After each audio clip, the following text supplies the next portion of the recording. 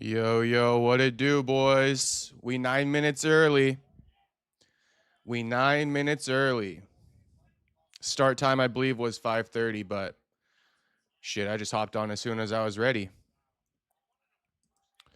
What's poppin', boys? Shout out to everybody who tuning in.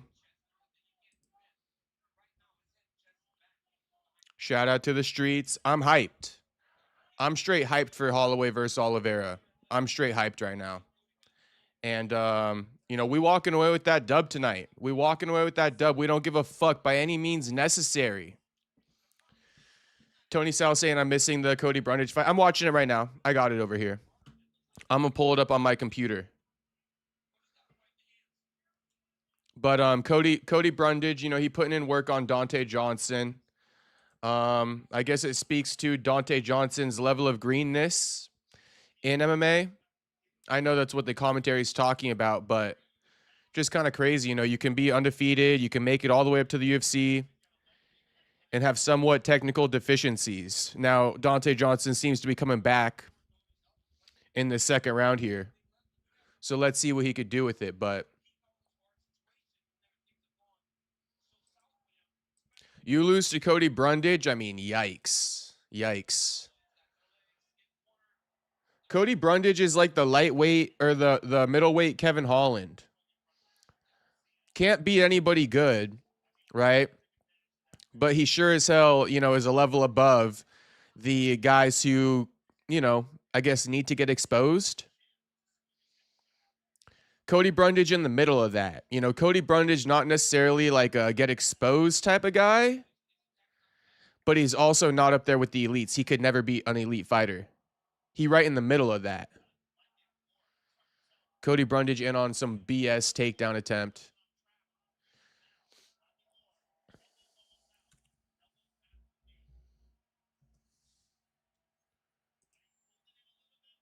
Where does he come from? Fortis MMA or something?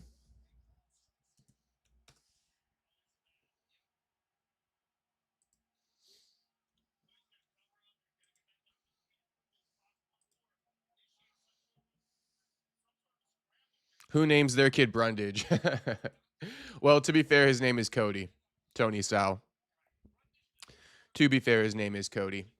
Run up the likes on the stream, boys. Pretty please. Do me that solid.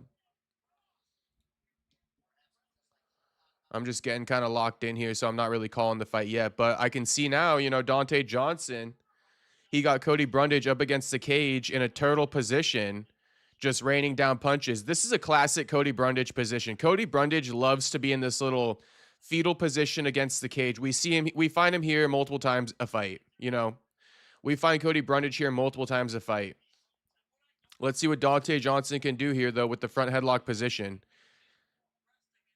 Daughter, what's poppin', big dog? What's poppin', homie? Good to see you in the chat. Thanks for stopping in.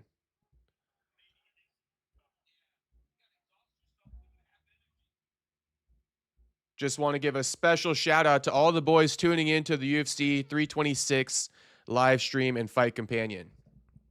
Special shout out to you boys.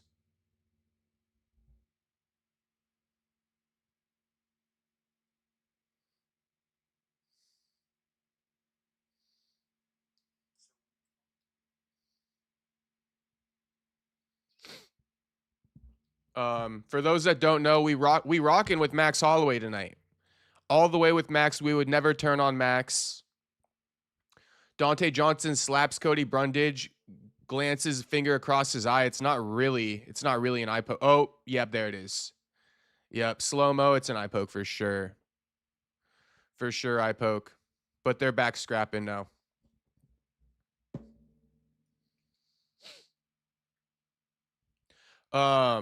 Also, how about this whole, like, you got Dante Johnson, you got Cody Brundage, you got like SD Dumas, you got like Zach Reese, you got Jackson McVeigh, right? All these guys seem to be in this like little entanglement. They're all like in their own little league. They're all fighting each other. If I'm not mistaken, who's Cody Durden fought?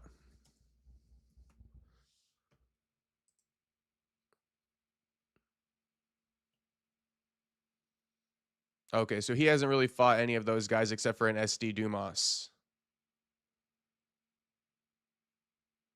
Wait, Cody Durden didn't even fight SD Dumas?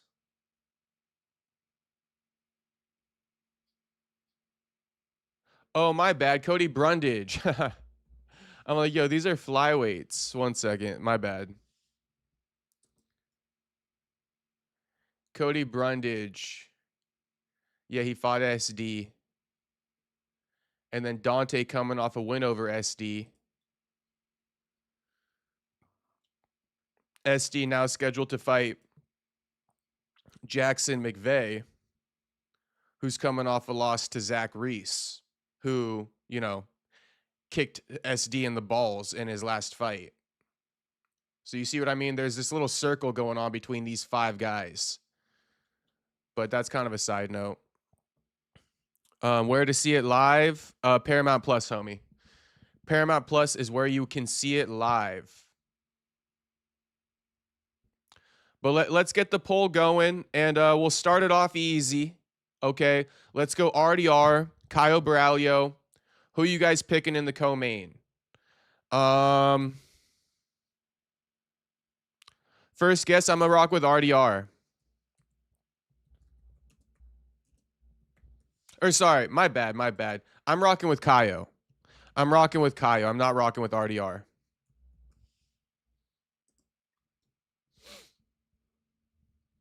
So round 3, they got about they're a minute down.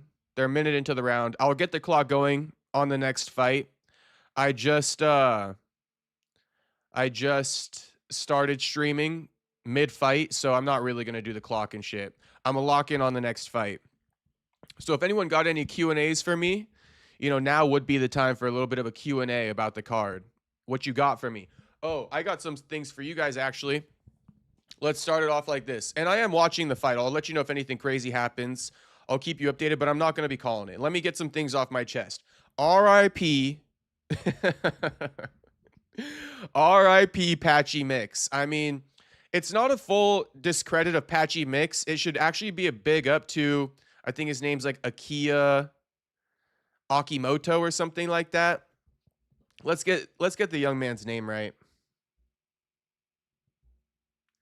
Yeah, Kiyoma Akimoto. You know, Kiyoma Akimoto, 19-year-old from Rizin. He's a seasoned vet at 19 years old. But he stops Patchy Mix in that second round at Rizin 52 last night. I mean, Patchy Mix had about all of like 1 minute of fight in him. After the first minute of that fight, you knew it was all downhill for Patchy Mix. It was just a matter of time. It got to a point where Patchy, like, well, first off, homie never shot on like one takedown pretty much. But it got to a point where Patchy's like, you know what? Delete me. Get me up out of here. Knock my ass out. I mean, in the second round, homie lands like a 1-2, right? And then Patchy gets stunned, but he doesn't move because he's like, knock me out, homie. I don't want to be in here anymore. I don't got it in me tonight. And so homie just hits him with another left hand. He goes 1-2, right? And then looks at Patchy stunned. Patchy just stands there, literally just like does nothing. He literally waited to get knocked out. One of the sadder moments. And then come to find out, his girl, Tatiana Suarez, over at Power Slap with all the celebs and the streamers, I don't think so. I mean, I don't fucking think so. I think there's trouble in paradise. It doesn't take a rocket scientist to come up with that conclusion. But yeah, Tatiana Suarez didn't even travel with him, her lover. Crazy work. Homie got knocked out, had no fight in him after the first minute, and it's all she wrote. Akimoto got better hands than 90% of the UFC roster, I promise you. Promise you. At 19 years old, he got better hands than both these guys combined. You combine Cody Brundage and Dante Johnson's hands, right? Their skills on the feet, you combine it. Akimoto got better stand-up than the both of them put together. 19 years old, by the way. 19 years old, he got better stand-up than these two clowns put together. No offense. I actually think Dante Johnson has some potential, but we'll see. You know, the thing for me is like, bro, you're just too big. You're just too big for you're just too small for middleweight. You need to get some discipline. You need to drop down to welterweight. The story has been written a million times. I don't care who you beat. You know, beat SD all you want, beat Cody Brundage all you want. You're completely undersized for middleweight. It's only a matter of time before you get got. And don't mean to throw shade on Dante Johnson. I'm just saying I believe in the guy, but he's in the wrong weight class. Point blank period, he's in the wrong weight class. Apparently he came down from heavyweight. So, I mean, he got some potential. He can still drop down one more. He needs to take the Jared Cannonier approach, though. He's still one weight class up too high. And so, yeah, RIP Patchy Mix, right? RIP Patchy. I'm actually not going to celebrate it because I feel bad for him. I actually legit feel bad for him. When I was watching him last night, I was like, oh, man, he got a long night ahead of him after the 5 minutes. And then rightfully so, you know, he just fucking calls it quits, stands there, and gets himself deleted. Fight's over, by the way. But, yeah, I felt for Patchy going into that second round before he got knocked out. Now I don't got anything to say about whether or not he's a fraud and this and that, so whatever. I don't know. True Silence goes, I don't know what's up with Patchy. He got to lock in. I mean, he got to lock in. Maybe he should tune into one of these live streams over the next 90 days so he can get an idea of what a lock-in really is. You feel me? Because we in the midst of a 90-day lock-in, and I'm just saying, you know, homie not locked in, talking about Patchy Mix. He not locked in. I'm locked in. Tune into the 90 days straight of live streaming to find out how locked in I really am. We on day 10. 80 more to go. Not even worried about it. Not even worried about it. I'm too locked in to be worried about it. Let's see who won. I think Dante Johnson could have potentially got the dub. I see Fortis MMA. I see Safe Saud there. You guys watched my interview with Jacoby Smith. Jacoby aired out all the dirty laundry about why he left Fortis MMA. You know, go listen to it. But now I view Fortis with a whole nother lens. I view it with a whole nother lens. Jacoby Smith told me that fucking they're not even allowed to train without a shirt at Fortis. Not even allowed to cross-train at other gyms. At least Jacoby wasn't. Pinning Jacoby against his day one boys, Kyle Crutchmer, Nick Piccinini. I mean, this is Fortis MMA. Then you look at a guy like Cody Brundage, and it's like, go figure.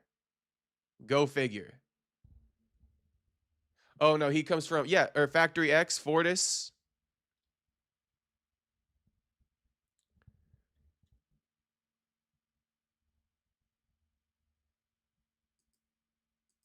Wrong gym. I think that's my bad. Wrong gym.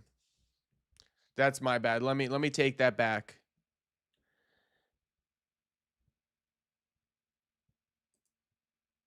Yeah, let me take that back. Wrong gym. Wrong gym. Wrong gym. Didn't mean to slander homie like that. Wrong gym.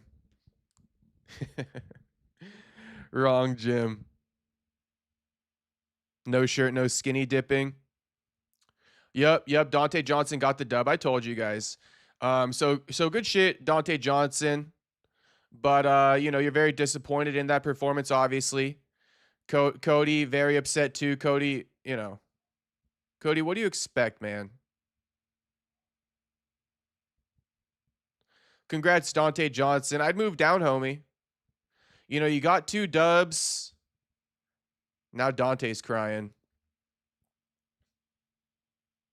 Someone cut DC's mic. Holy shit, bro's retarded all night. I heard him for those heavyweights. I heard him like basically jinx the other dude. He's like, this dude is like killing him, right? The white Russian guy or something. And then all of a sudden the other dude comes back on him. Right as DC jinxed him. Straight commentator diss or straight commentator jinx. LOL Dante crying. Dante crying now. Shit, everybody stop crying. Fight's over. I will be calling the next one Nick Sick Trainer of the Year. Oh my goodness gracious, America first. Please spare me. We got some good fights coming up though. We got RoboCop versus Bruno Ferreira.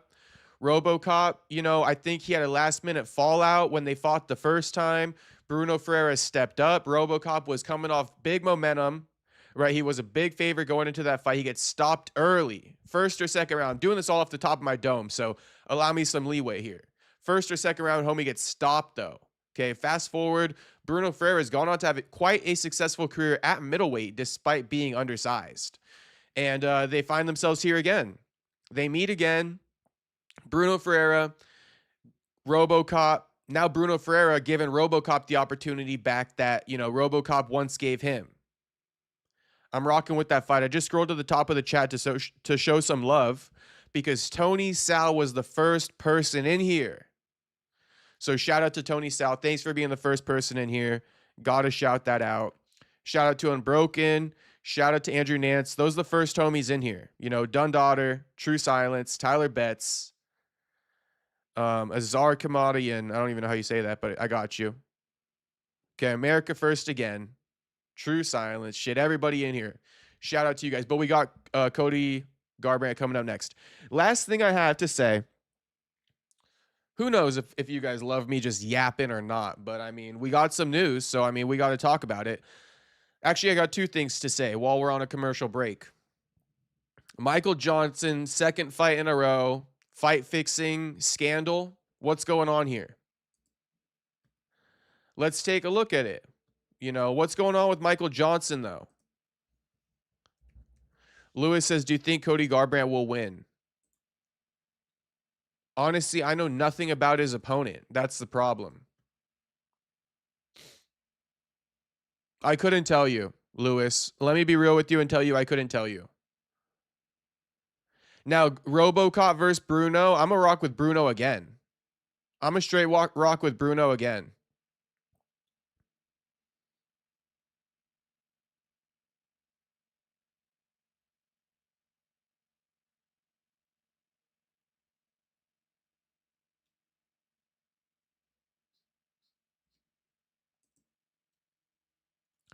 Perry, who's headlining the White House? Bro, I mean, I guess it's John Jones. Yeah, so in the last 8 hours, Drew Dober went from being an underdog to an almost 2-1 favorite in his fight against Michael Johnson. FanDuel has now pulled the fight from their platform. Second straight fight for Michael Johnson that involves strange betting line changes. I guess the fight's still on, though, or what? Fight is still on? Drew Dober went from a plus 122 to now a minus 190. However, that is over the course of, starting from February 26th. So, as of yesterday, he was sitting at about a minus 110. It was about a pick 'em. If we can keep it real, instead of sensationalizing it. Yesterday, Drew Dober was about a pick 'em. It looks like he was sitting about around minus 110. Then he drops down to minus a little bit above minus 120. Then he drops down drastically to 190, minus 190. So yesterday he was sitting at about a minus 110. Now he's at a 190. Seems normal to me. The odds can change. It's not as crazy as we've seen in the past. And if you look at the downtrend, it's not the worst. It's not the worst. Who do you think will win, Max or Charles? We rock with Max, homie. Max gonna win this shit. Max, I mean, he too good not to. Max too good not to. Max checks all the boxes. He could fight forward. He could fight going backward, right? Charles Oliveira don't got the takedown offense for a guy like Max. You feel me? That's Charles's best bet. Getting Max on the ground somehow. Good luck. Try it. Try it. Max got some of the best anti-wrestling in the entire promotion. Max got some of the best boxing in the entire promotion. One of the best chins in the entire promotion. But, Charles Oliveira can't fight going backwards. Charles Oliveira, not calling him mentally weak, but let's just be real. That's his history.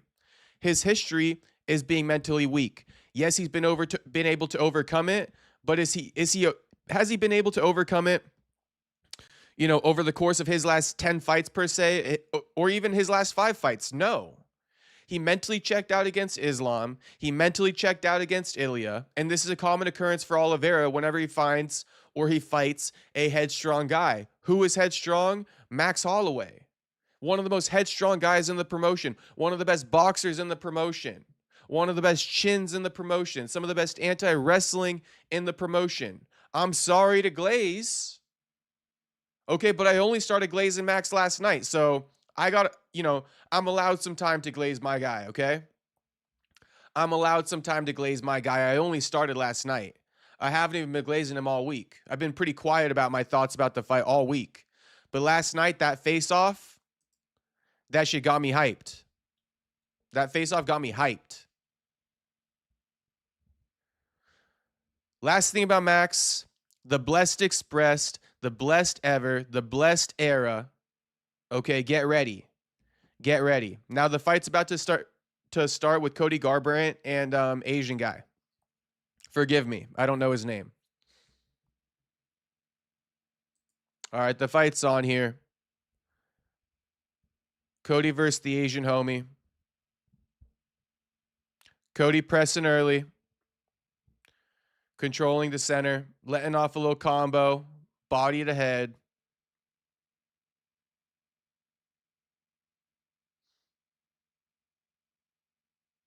True silence. Fair enough, homie. Fair enough. As long as it ain't no hate against Max. But shit, you could even hate on Max. I wouldn't care.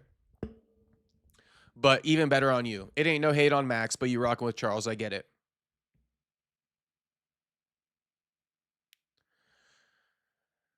Oh, big head kick by Zhao. Big head kick lands by Zhao. Cody looking a little bit wobbly on the feet. He trying to regather his composure. Zhao going for a big overhand right. Cody slips it. Jesus First. He lost all three of those guys. I love the name, by the way. Jesus First all the way. Shout out to Jesus. All right. We love Jesus. Shout out to the Juice Man. Shout out to Kevin from Chicago. Kevin from Chicago asking, when's the last time you went and got a rub and tug at the massage parlor? That's a great question. That's a great question, homie. That's a great question. Shit, today. Today, Kevin. How'd you know? How did you know, Kevin? I went and got one today. I'm playing, Kevin. Kevin killing me. Coming in hot. Jesus is the King of Kings. Yes, he is. Jesus First. 100,000%. 100,000%. Okay, so Cody backing up a bit now. Hey, by the way, ain't nothing wrong with a rub and tug. All right, ain't nothing wrong with it.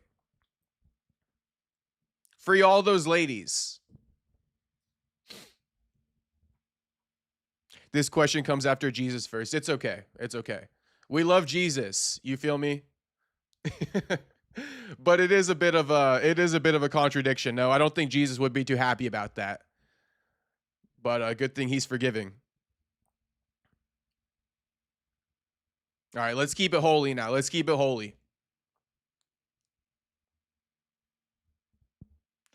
Zhao, he pressed in Cody. Let's see what's going to happen. Sorry for getting distracted.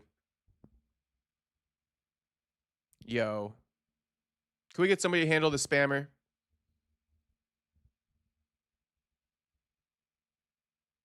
Ooh, spinning back elbow from Cody. Maybe landed, maybe didn't.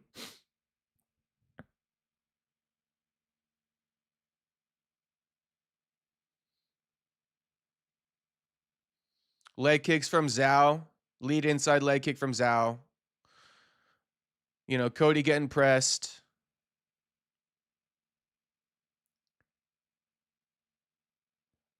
Cody going with a 2-3. Hanging with the boys. Shout out to the boys. Shout out to Cody.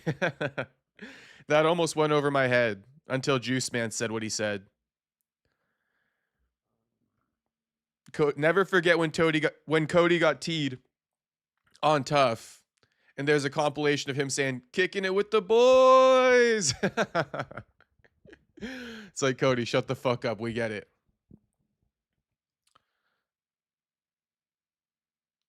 Do you think Charles faked his injury in his first fight against Max? I mean, I think it goes right in line with that narrative of Charles. I think it had to do more with the mental than not. I mean, I don't mean to be insensitive. I get that Charles says that he could have lost his life and shit. So I guess I should just probably take his word for it. But it's like, come on, bro. Charles had a history of doing shit like that. And let's not act like Max Holloway wasn't mentally strong as fuck, and he always has been. You know, that's the type of shit that breaks Charles. It's not even how good you are. It's like if Charles senses that this guy doesn't want to lose more than him, Charles will start to just let him have the win. That's the notorious, Charles for you.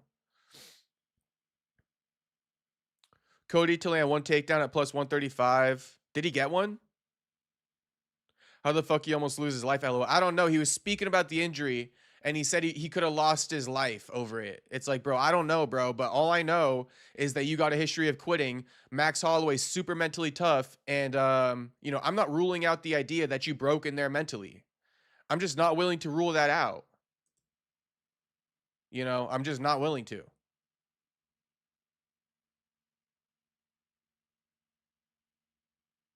And can we get a medical record? Can we get some type of doctor's report if we're going to make claims that, Charles could have died over this injury?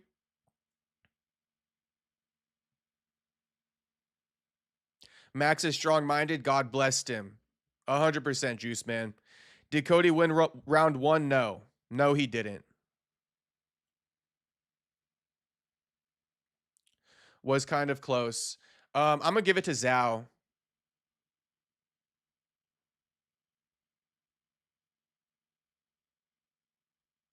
Damn, Cody did drop Zhao, though. But Zhao lands a knee on Cody.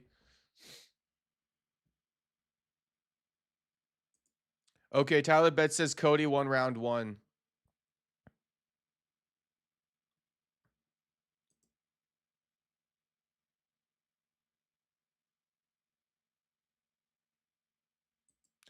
All right, round, what is this, round two? Yeah, round two starting. Shout out to everybody in the chat, by the way. Run up the likes on the stream for me. Just for the one time, everybody go ahead and hit that like button. Let's get a lot of people in here. Run up the likes would definitely, boost up the amount of people watching right now for sure. So do me that one solid. Shit, let's get it up to like, I don't know. 25 likes? I don't even know what it's at now, but 25 likes sounds good to me.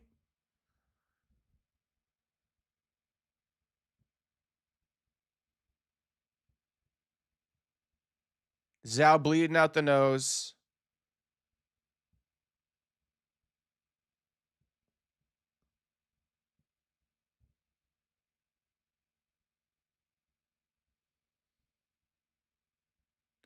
Cody backing up doesn't necessarily mean he's losing, but let's see what he could do. Cody notorious for getting a knockout off that cage, so.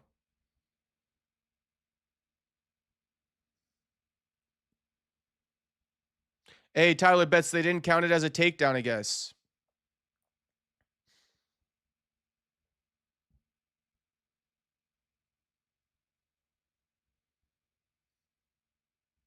John Anik's laugh. That can't be a real laugh. That absolutely cannot be a real laugh. It's like a fake TV laugh. A lot of nothing going on, to be honest with you guys, in this second round so far. Big body kick, though, from Zhao, but it's a lot of Cody backing up, looking for a shot. Zhao being cautious about entering. Lead inside leg kick from Zhao. 2 lands from Zhao. Another 2 lands from Zhao, followed by a head kick. So now we turning it up a bit more on Cody. Cody goes 1-2, misses with both, then gets his lead leg kicked out. Rough. Or his rear leg. Might have been his rear leg.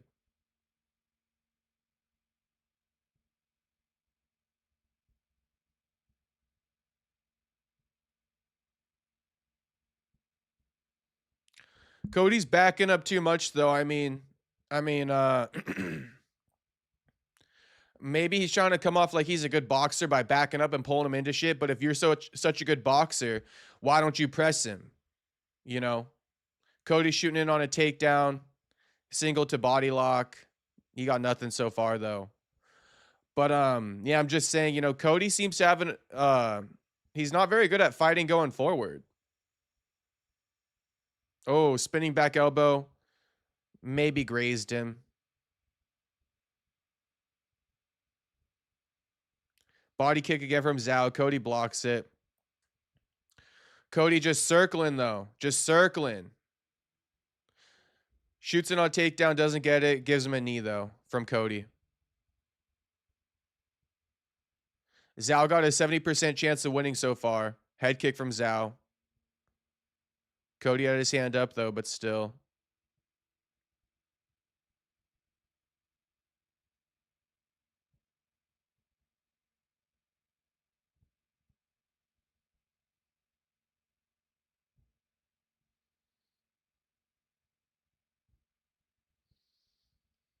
Cody's only a counter puncher. It's kind of sad.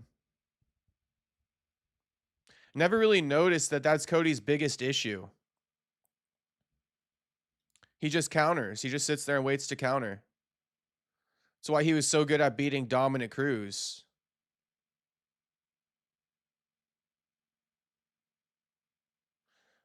Yeah, Zhao got the better of that exchange.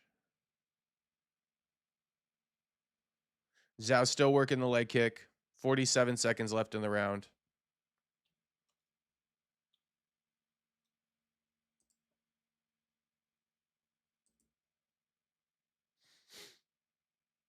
He just doesn't know how to lead a fight. Joe Rogan saying analysis by paralysis. Analysising what? He just doesn't know how to lead. He not analyzing shit. He lost. And even the fight that he's trying to pull homie into, it's not working for him. Ooh, nasty headbutt. Nasty headbutt. Dropped him.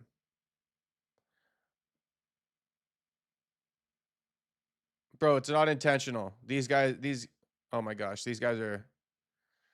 Asian dude was like pointing at Cody like he did that shit intentional. Cody's like, bro, it's not intentional. I shot him for a takedown. You sprawled. Homie thinks he did it on purpose though.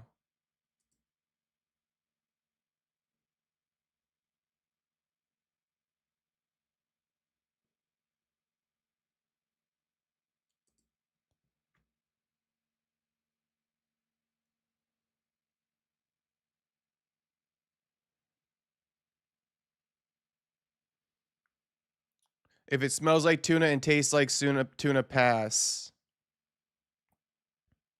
What's poppin', Mike Co? Good says, this is my first time to watch UFC fight. Well, homie, I think you picked a good one. If you want to become a UFC fan, there's one person you tune in to watch, and it's Max Holloway. So good.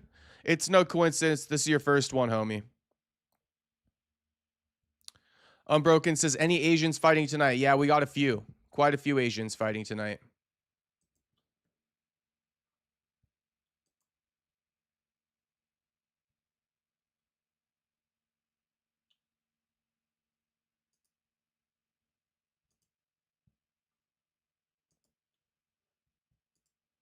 All right, fight's back on.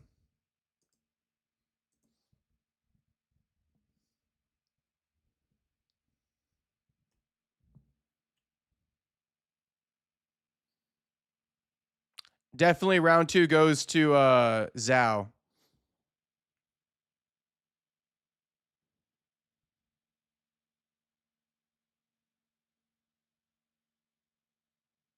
Unbroken says, Perry, how come other channels do sound but not here? I don't think you could do sound. I'd have to take a look at that, but I don't think you could do sound. Nut shot. Is Tatsuro fighting tonight? No. Juice Man says Cody KO incoming. Let's see it.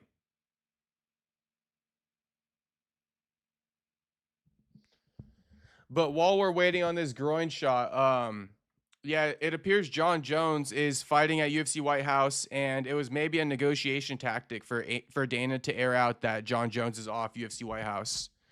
Might have been a negotiation tactic. Okay, action's back on.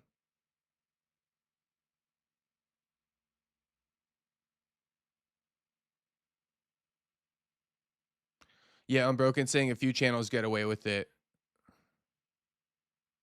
Oh, another nut shot. Damn. That one hurting Cody. Is homie being cheap because Cody like headbutted him or what? Homie slapping himself in the face. Well,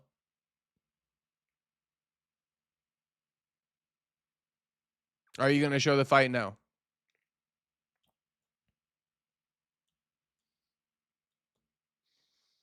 Oh, Cody looks like he's going to barf.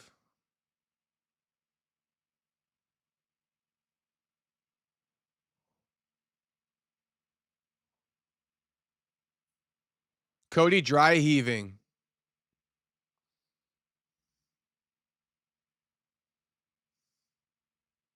93 octane. What's popping, homie? We analyzing Cody's nut shot right now.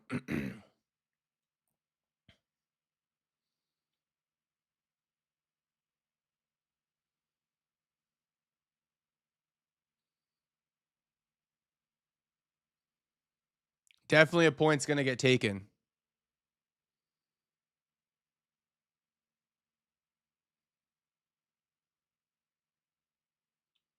Mert dropping the Brazilian flag. Shit. I wish there was a Hawaiian flag to drop. Round just starting for me. True silence. Your stream is super behind.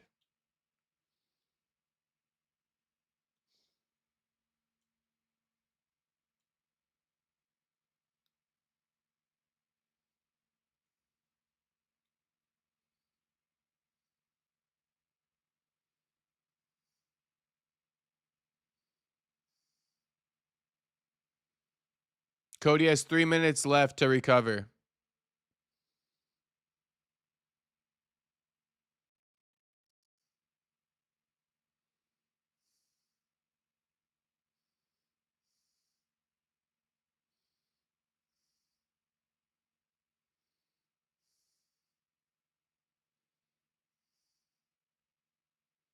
Cody's pissed at him. Cody's dogging him. Cody's dogging him. He's ready to go now. But still got 2.5 minutes. Yeah, Cody pointing at him. And homie matching the energy. He's going, what? Yeah, we could fight in the middle. Fuck you. He's saying, we could fight in the middle. Fuck you. Herb Dean stealing a point from Zhao.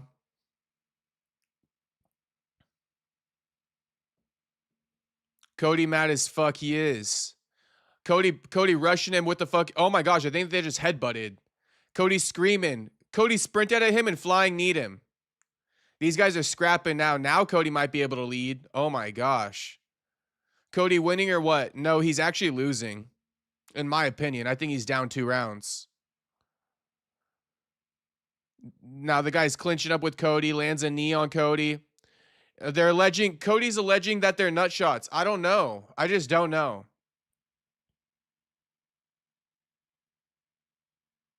I mean, homie's fighting. It's not like he doesn't know what's happening. He knows they're nut shots, but like, I don't think he's trying to. You know, the first 2 of the round, I think he was trying to, but now I don't think he is.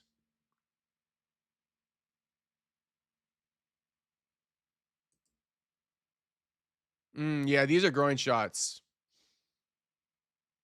Cody goes, bro. I mean, it's grazing. It's a grazing groin shot. Let's be real.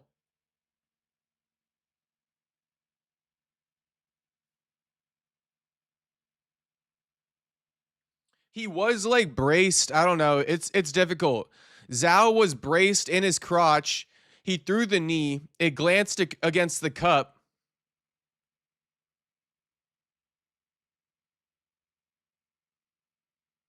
Yeah, Herb Dean taking another point from Zhao.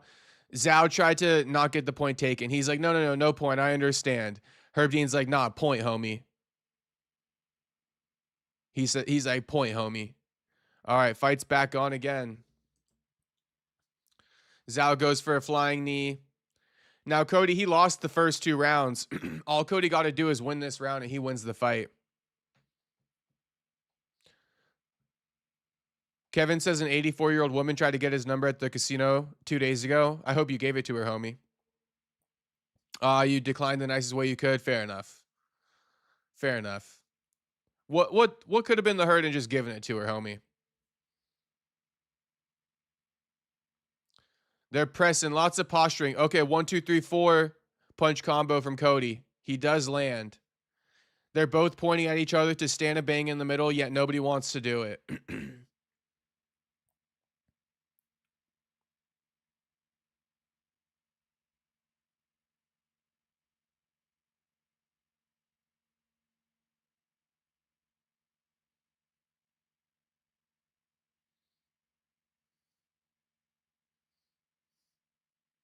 Okay, so now it's getting to a point where Cody, because he knows he's down, because homie got 2 points taken away from him, now Cody's corner is telling him don't fight, just essentially run away, and that's what Cody's doing. Disgusting. Disgusting.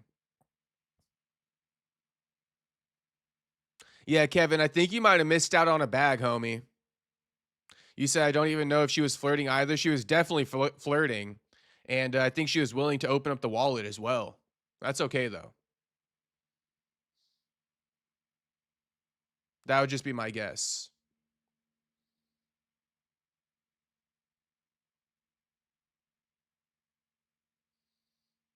Literally, these guys want to fight. It's so funny. So funny. People get pissed as fuck, aka Cody, after the nut shot. You know, Zhao gets pissed as fuck too. They're like, let's fight, let's fight, let's fight. I'm gonna beat your ass, let's fight. Referee steps out of the way from in between them, and they don't fight at all. It's crazy. This is like Mokaya versus Minal Cop all over again. Cody is landing some combos though. Zhao showboating on Cody. Now Cody grappling Zhao. Commentary team saying Cody's protecting the win. He literally lost a fight and he still won. Lost a fight and still won. Oh, head kick from Zhao. Goes right across Cody's mouth and chin. Cody shooting in on a takedown. Zhao sprawls. Front headlock, knee to the head. Cody goes downed opponent. Zhao beating on Cody, now on the ground. Cody standing up. Cody landing a knee on Zhao.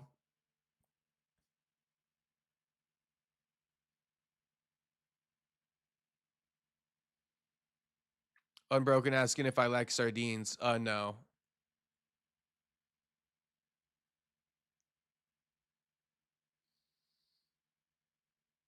Yeah, Zhao grappling Cody up against the cage here.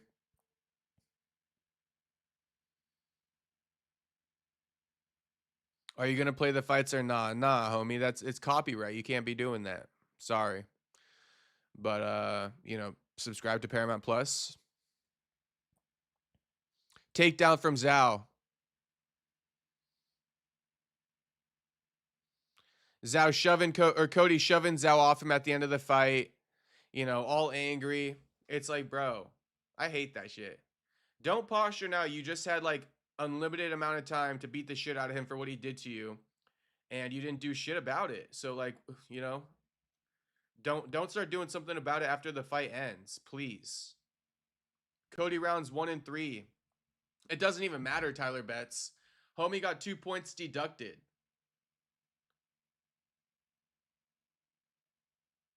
And did Cody really win that 3rd round? I mean, did he really? I know that he got 2 points deducted, so I guess I don't know. But if you scratch those 2 deducted points, he lost that round.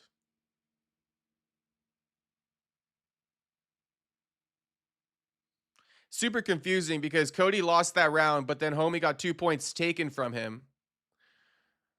So I don't know what to say about that. I don't even know how you score that. They're talking now after the fight.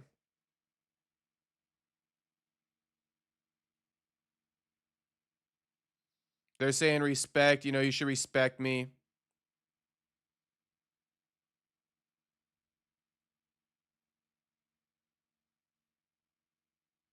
I guess they squashed the beef, but Xiaolong speaks zero English.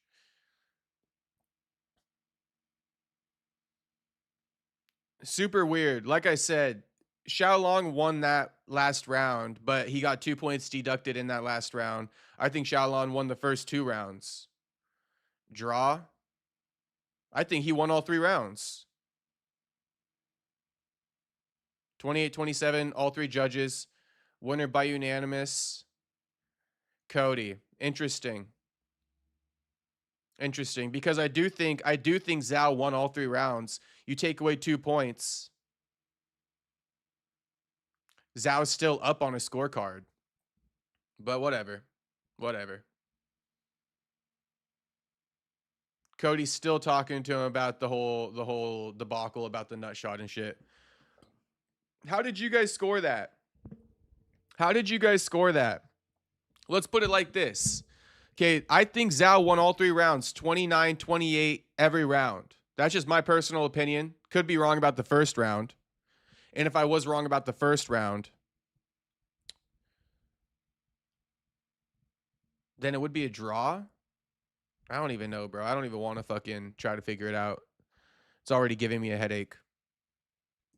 Who did you guys score that one for, though?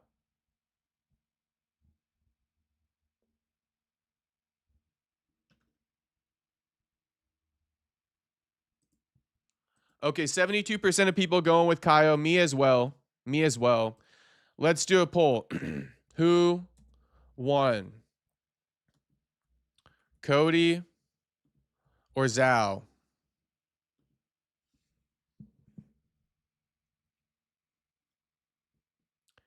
Kevin from Chicago says, let's put it this way. I'm only watching you. Shit, hell yeah, Kevin. Hell yeah, my man. Thank you for only watching me, dog. I appreciate it. I do not take that lightly, Kevin from Chicago. Just so you know. I never knew the dude that narrates Hellboy narrates. Never knew the dude that plays Hellboy narrates those promos. I don't even know.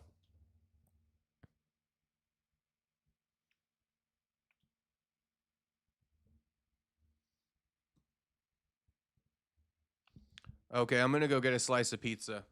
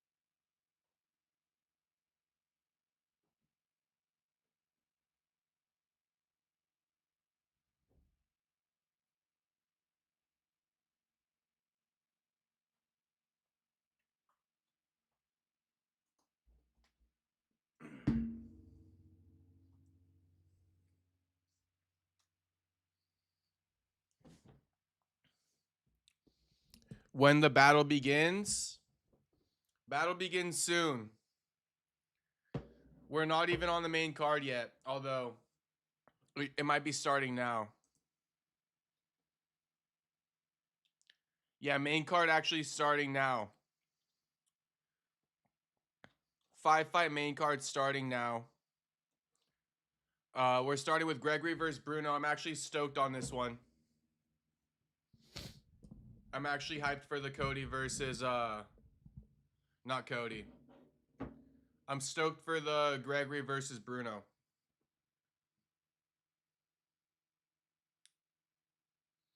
%71% of people saying Cody won, so okay, fair enough.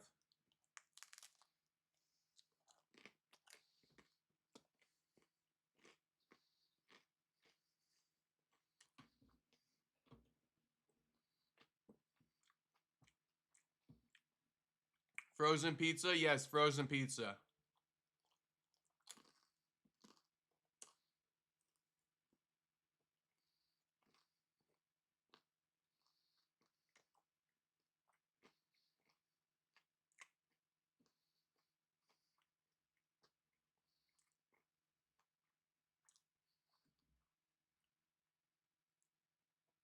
I'm going to do a poll for who wins, Max or Charles, in a minute.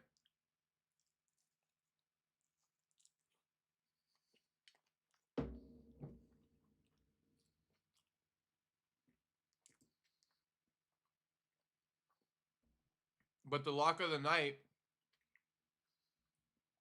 appears to be Kaio over RDR.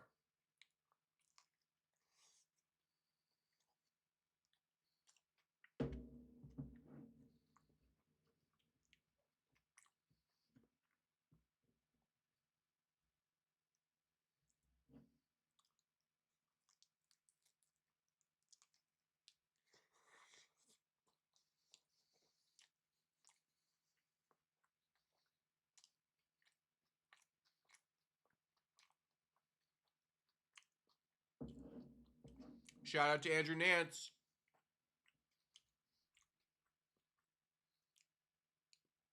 Member for 1 month. Shout out to Andrew.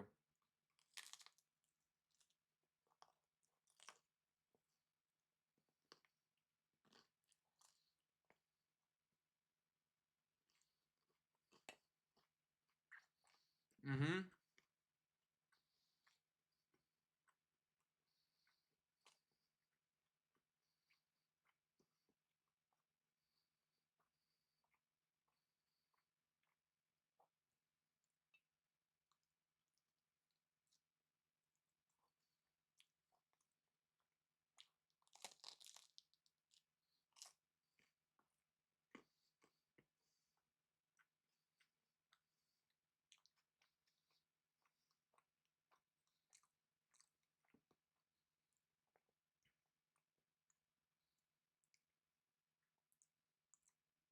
Facts. W Andrew. Always W Andrew.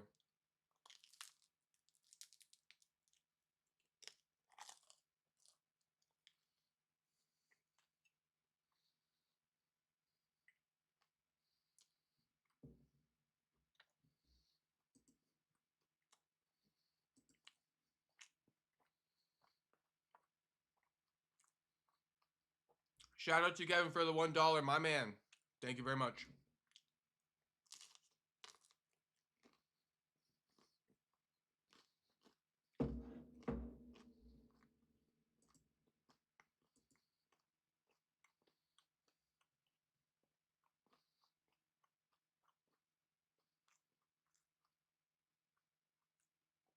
Shout out to Andrew for dropping the 20 ball. Much appreciated, homie. Thank you very much.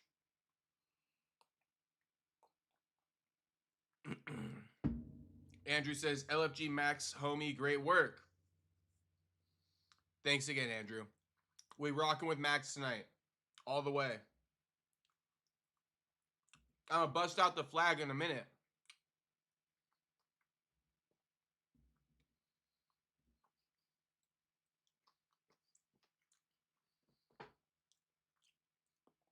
You burnt your pizza, says I'm broken. Maybe. The crust seemed a bit hollow. I don't know why. And then Kevin from Chicago saying, I got over 5 racks in my glove compartment. I was running 5 hands in Baccarat, sweating balls. Soldier up. Shit, that is crazy. 5 hands in Baccarat? You got the sniffles? Maybe a little, but I don't feel sick at all. 500 a hand, 5 hands of Baccarat. Damn, bro. 2,500 bucks on the table. Him is asking, what happened in the Cody fight? Well, him, I could tell you. I mean, I think some of the boys in the chat think that Cody won the first round, so I'll give it to him. Apparently, Cody won the first round, but it was slightly close. And he proceeded to lose the second round, pretty obviously. And then in the third round, Nurden Beck, I think he landed like 3 groin shots, something along those lines. And the second and third groin shots, you know, they were point deductions. So Norden Beck got 2 points deducted in the third. However, I think he won the third round. I think he won the second round. Apparently, he lost the first. So that's what happened. And then Cody got, you know, unanimously, I think 28-27 on the judges' scorecards across all 3. So that's the story. That's what happened.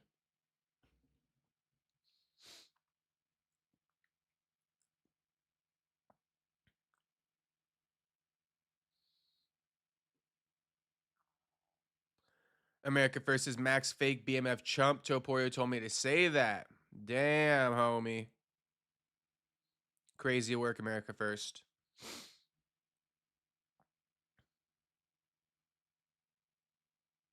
Him saying Team Oliveira. All right. Bust out the flag right now. Don't be scared, homie. I will bust out the flag. I just don't want to get pizza grease on it. I'm going to have another slice of pizza. That's the Jones sniffles. I got the Jones sniffles tonight. Kevin says, no, 500, one hand. No, I feel you, homie. That's what I thought it was. I said 2,500 on the table. That means that's 5 hands, $500 each. Balls of steel, homie. I would be sweating that like crazy. Octane saying Charles by submission is plus 330. That can't be correct. I mean, sounds like a fair odd to me. Sounds like fair odds to me, bro. Zhao got robbed. Soda Pop, that's what I'm kind of saying. I mean, I thought Zhao won all 3 rounds, but the boys in the chat disagree. No grease on the flag, no doubt, respect. Facts, Juice Man, but I'm going to bust out the flag soon. We're still in a commercial break, so I guess I might as well eat another slice of pizza. Pizza or chips? Sounds like pizza chips. Yeah, they do sound, it does sound like chips, I'm not going to lie. Damn, him says Max is overrated. Yeah, he beat Gaethje, but Gaethje sucks. He's not an elite fighter at all. What the hell, him, are you talking about? He beat Poirier in his last one, homie. Him, that's some crazy disrespect on my boy Max. That's okay. Shit, you could say whatever you want, but damn.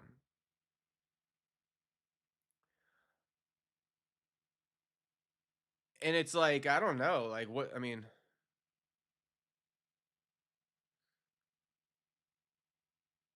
I don't know him. Max got knockout power. Or sorry, Charles got knockout power, but it's like, what do you, okay, then what would you say about Charles? Is Charles some like world beater?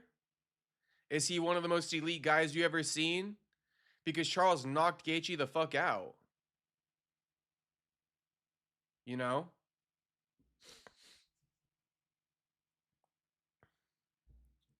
Poirier is weak and washed too. I mean, I get it, I guess. Soda Pop says Hulk Ferrer KO will save my night. Please, Hulk. I don't know about KO, but I'm rocking with Hulk to win it.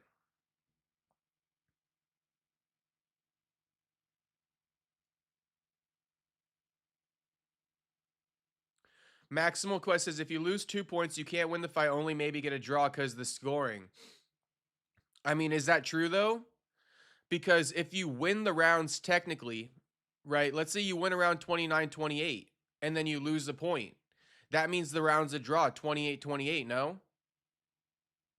And let's say you win all 3 rounds, 29-28, but you get 2 points deducted. That would be 28-28, 28-28, and then you win the last round by 1 point.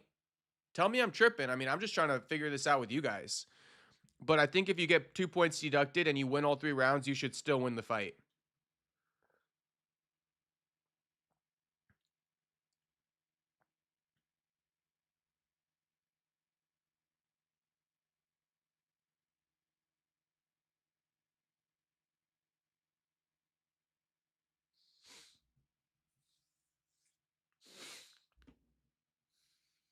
Kevin from Chicago saying him has an absurd take about Max. I think that's fair.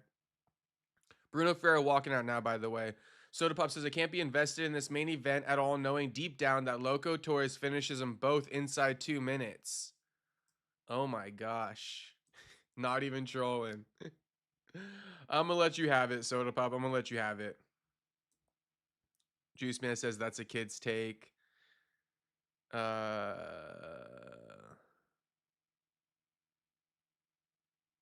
Bro forgot to eat his Cocoa Puffs with that take. Him says, I'm comparing to Ilya, Islam, and Arman. They are the real best. Max has a mediocre record, and he doesn't stand a chance against any of those fighters. Okay, him. I mean, that is a fair argument. The one thing I would say back to you is that, Ilya and Max was a lot closer. Ilya and Max was a lot closer until Max got rocked. But Max was in there with Ilya. Like, Max was not getting outclassed until he got knocked out. And yes, he did get knocked out, but if he doesn't get rocked, I think that fight plays out differently. But I'll let you. I see what you're saying, him, and I can respect it. I just don't think that Max deserves to be like brought down. But shit, we'll see. We're also in a different era now. Max has been doing this for a long time. Max was a champ for a long time before Islam became champ. Max is from essentially Habib's generation. So now Max is fighting in a new generation of guys. And,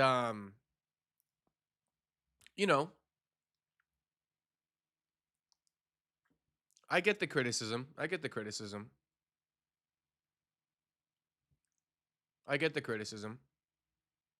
Max lost to 55-pound Dustin when he was in that generation in that point in time. He probably would have lost to Khabib in that generation in that point in time.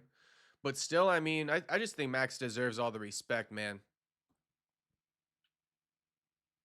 But I'm willing to keep hearing out him's takes on this. It's a good conversation to have. Yeah, Soda Pop saying same thing as me. Nah, if you lose 2 points and win every round, it should be 28-27. I scored at 28-27 Zhao Long. So did I, Soda Pop. But we're ending the poll now because 73% of people picked Cody to win that.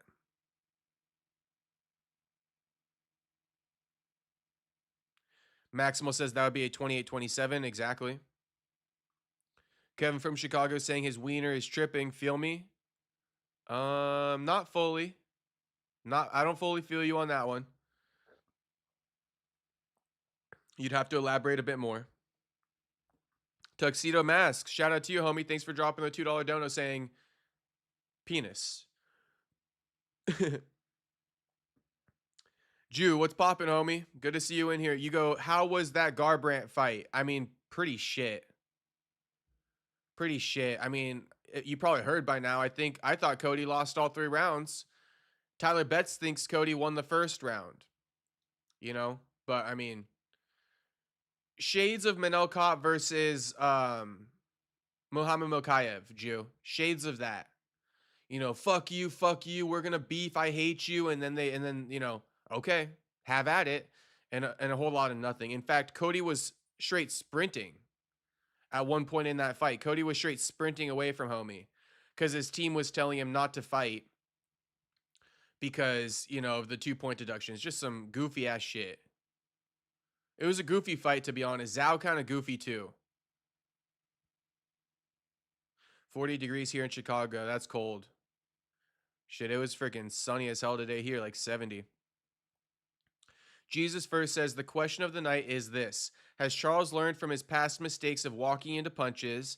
If so, Max is fish out of water. Otherwise, Charles could get knocked out for sure. Jesus first, I have an answer for your question of the night. The answer is no, he hasn't. And he's not going to. Charles has not learned from his past mistakes of walking into punches. Absolutely no, he hasn't. Absolutely no, he hasn't. He only knows how to fight going backwards. And it's a very Thai style. What is the Thai style? Like zero head movement, essentially. And God forbid Charles starts fighting backing up. That's not going to be good for him either. Has he fixed that one, Jesus? He got multiple things to fix. He got to not walk into punches, and he also got to learn how to fight going backwards. Has he fixed any of this? Bruno Ferrer getting announced now. Maximo says, I am not saying he didn't win, though. I'm just what the judges are scoring. Well, I want to know what you think, Maximo. Should Cody have won that fight or not, homie? That's the real question here. We don't listen to no judges. We fuck it. This is the streets over here. You know, the judges, you know, and then there's us, the official record keepers. You know, the Perry Punch Athletic Commission, essentially. Where can I watch the fight for free? Buffstreams.plus. Are you showing the fight or just talking? Just talking.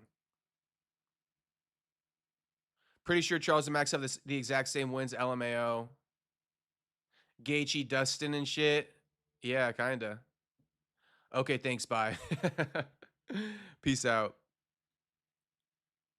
Peace out. Yeah, homie. Good riddance. Okay, fights on. Fights on with Bruno and Gregory. Sorry to anybody whose chats I missed. Charles mogs Max. Well, Max already mogged Charles him.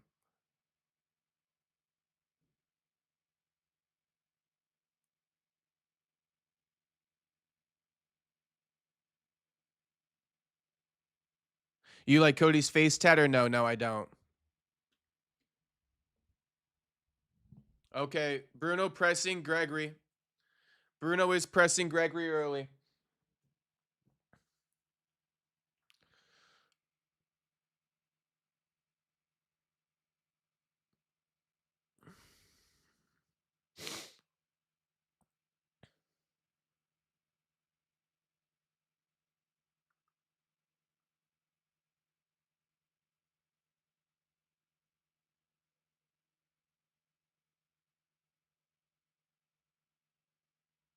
It's a lot of feeling out early.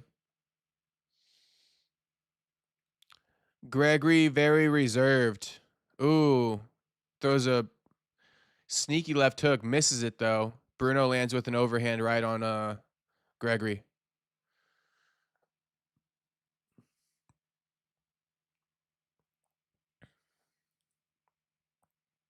Leg kick from Bruno.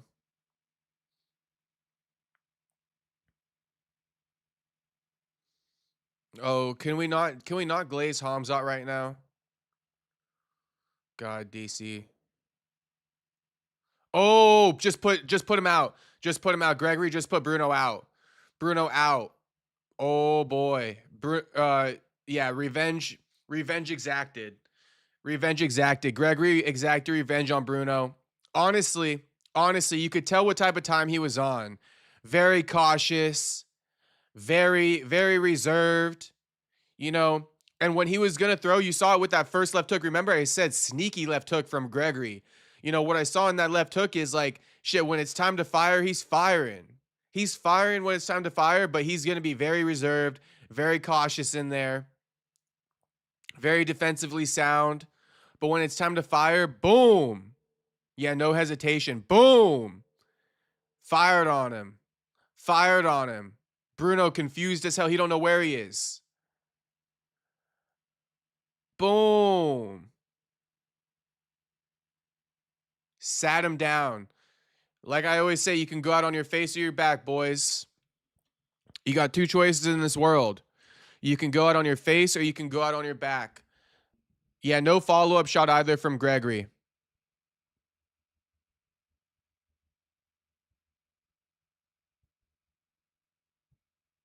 No hesitation from Gregory. Homie shredded as fuck. No hesitation from Gregory whatsoever. Good shit. Hey, Tuxedo, thank you for the $2 donut once again, homie. Much appreciated, brother. I miss Fight Fairy. What does that even mean, Tux? These boys were talking shit before the fight, too. I don't know why they were beefing, but Gregory was pissed at Bruno before the fight. Now it's even 1-1. Both guys knocked each other out. 1-1. Both guys got the knockout on the other. All right, on to the next one.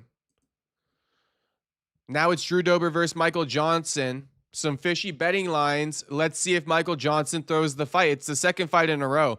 I don't think the changing in the odds was as crazy as the last one with Alexander Hernandez, but still. While we're on a commercial break, let me say something. It's a bit of a side note, but let me just get it off my chest now. And if you guys want to say something about it, then drop it in the chat to keep the conversation going. But, you know, obviously the topic is going to get changed as soon as Gregory Rodriguez does his post-fight interview. So that's what I'm saying. Drop something in the chat if you wanted to keep going. All right. Jon Jones. Apparently, he is headlining UFC White House. Like I said earlier in the stream, but I'm going to say it again. I guess Dana White announcing that he fell off the card was like a negotiation tactic. Jon Jones's manager, Malky Kawa, says today, you know, an all-night negotiation took place, and he finally got the deal done, signed and delivered. So I guess nobody's injured. A fight fell off because of negotiations, and that was a play by Dana, you know, a final play by Dana. Basically showing that he's willing to walk, right? The fight's off. And Malky called him and worked out a negotiation. Looks like Jon is headlining UFC White House, probably against Pereira. But, you know, Jon went on live. They said, Jon, are you headlining UFC White House? And he goes like, I am. And then the live cut off. So teasing it, joking around. I think Jon's going to headline UFC White House now. And the fight that fell through, it didn't really fall through. It's back on. If you guys didn't catch that, you know, the fight is back on. Shout out to Jesus. Shout out to Jesus. Tuxedo says, I don't want Jones repping America. I mean, I can understand that. I can totally understand that. We don't really claim him or what, Tux? We don't really claim him or what? OMG is just going to take Pereira down and sub him in round 1. It's going to be so anticlimactic. It might be. It might be anticlimactic, to be honest with you. But how climactic would it be, Tux, if Alex Pereira knocked the fuck out of Jon Jones? Shit, we'd honestly probably claim Pereira more than we claim Jon Jones. Jax, what's poppin', homie? Good to see you in the chat. I mean, congrats to Gregory Rodriguez. We're just celebrating the win for Gregory, but we're also talking about Jon Jones, apparently, you know, slated to headline UFC White House. Jesus died on the cross for our sins. He did. He did. And he's coming back. And he's coming back, Jesus first. And we waiting on him. We waiting on him. Tuxedo saying, shout out Jesus. Unbroken says, Jones is not main event material. I mean, I get it. I get it. Totally get it. Dana trying to lowball Jon Jones too, just like he treats all his other fighters poorly. I mean, yeah. Yeah, let's be real. I'm glad you see through the bullshit, him. He's trying to low blow or low ball. Low blow is crazy. He's trying to low ball Jon Jones. Yo, get that whore out of the fucking video. You know, with Uriah Faber and her tongue piercing.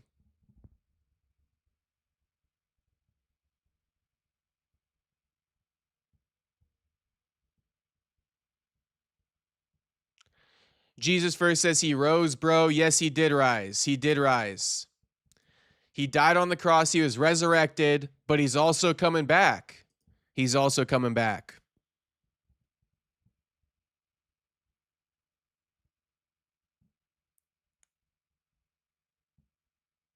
If Jones wins White House, his charges get expunged.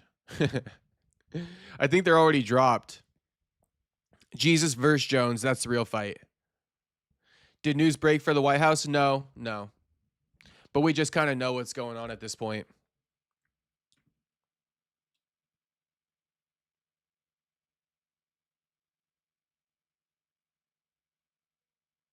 I think Ferrer versus Jones is a good fight, the only good fight they've made so far. Let's hope the rest of the fights are like this. Him, you're not even a fan of this fight, homie? I'm a fan of this fight. Amen. They're showing a little Lerone Murphy, Movistar Evloev preview right now. What's with the Catholic stuff? They're showing a lot of Catholic stuff for Lerone for some reason. I mean, I like it. I fuck with it. But they're showing a lot of Catholic stuff for Lerone. Did you guys notice that just now? Heavy on the Catholic promo for Lerone. You guys noticed that or what? They just went heavy on the Catholic promo for Lerone. I would love to know, like, why. They usually don't go that heavy with any religion. I mean, take any Muslim fighter. They've just done more for, like, Christian fighter Lerone Murphy than they ever did for a Muslim fighter.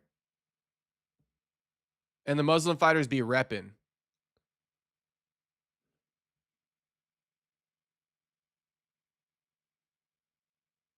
What fight is going on currently? We got Michael Johnson versus Drew Dober. You know, Drew Dober, he on a mission to beat all the black guys on the UFC roster. So let's see if he can get one more. I'm playing. If you guys know the lore, you know the lore. You know, Drew Dober pulled up on Michael Johnson, and he's like, that shit really bothers me. I hate that rumor. So that's why I'm trolling.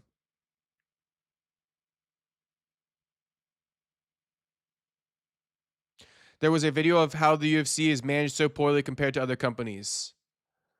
I mean, yeah.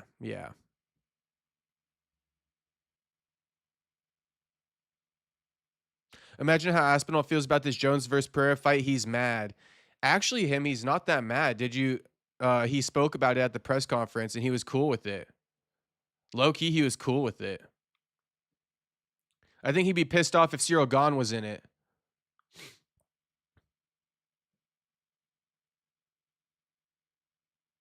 Jew says, yeah, that was weird with the whole Catholic thing. It's kind of interesting. London is a Catholic heavy place, maybe? I mean, yeah. But it's like, is Lerone the first fighter from London? You know?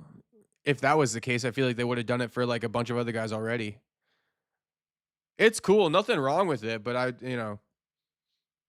just not really the norm. Him says, I think Armand should have fought Max instead of Charles, but it's a decent fight. Nothing too interesting to me. I like the best versus best, not WWE fights like this. Okay. All right, him. I do get it. But him, let me just kind of throw another option your way. Something to maybe open up your perspective. If not, it's totally fine. But I would say him, the reason why I like Max versus Charles is because, you know, to some degree, I like the even versus even. I like guys who are of an equal skill level going up against each other. I think that's what Max versus Charles is. So that's what makes this fight intriguing. It actually, to some degree, sometimes in some categories, it makes it more intriguing than an Armand versus Max fight, because I'll give it to you. Armand's a tough matchup for Max. You know, I think this is a more even fight for Max, which I like to tune in for. You know, that's why I wouldn't really be opposed, Mr. Him. I wouldn't really be opposed to Nate versus Conor 3. I would rather see Nate versus Conor 3 than Conor versus Carlos Prates, by example. Because Conor versus Carlos Prates, I mean, okay. If one result happens, it's like foregone conclusion. It's kind of a, you know, it's like a nothing happened. It's like a nothing burger. Carlos Prates knocks out Conor. Here comes the Conor McGregor disrespect. Here comes the old head. He never belonged. Here comes all that stuff. You know, I like to have a fight where once it concludes, there's not a lot of excuses. It was an even bout. It was competitive.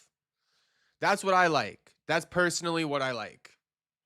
Not to say, though, that I don't like elite versus elite. I'm just saying if it's not elite versus elite, I'm okay with it as long as it's competitive.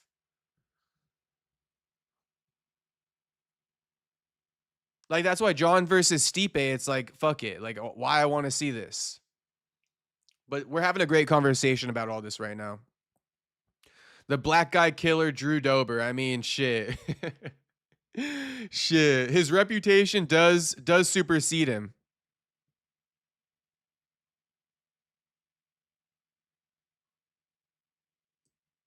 Him says he saw the lore on X about Drew Dober, I think.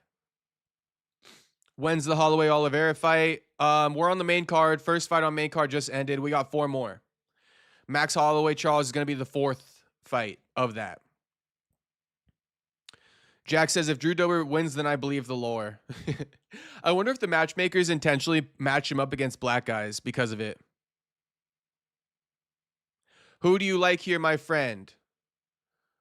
You're asking about Michael Johnson versus Drew Dober. I'm going to go with Drew Dober on this one. I know it's crazy work, but I like Drew Dober in this one. I'm Dober. Yeah, Robert Holmes says I'm Dober. I'm Dober too. I'm Dober too. Kayla Harrison versus Nunes, White House headliner. America first. You almost got me there. You almost got me there. Good effort, America first. I know. You know I hate that shit, America first. I could go off about it, but I'm not going to. All I'm going to say is Kayla Harrison versus Amanda Nunes in no world needs to be a fucking UFC White House headliner. But that would just, you know, whatever. Get it over with. That fight full of elites. You know, you do something like that, I'm probably not even going to watch the damn thing.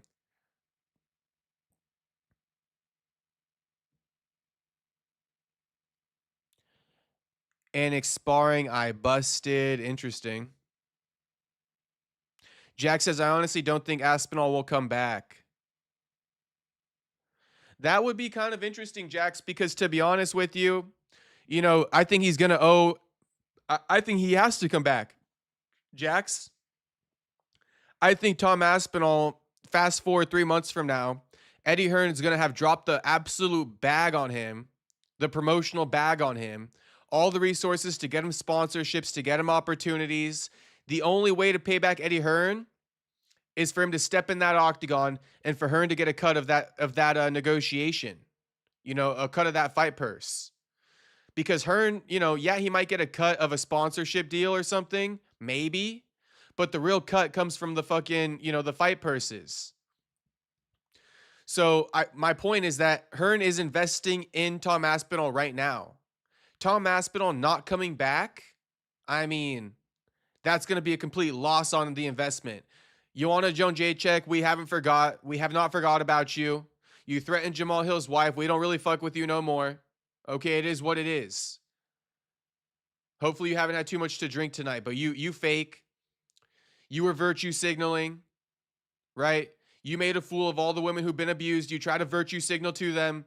We don't really fuck with you, Joanna. You fake as hell. You fake as hell.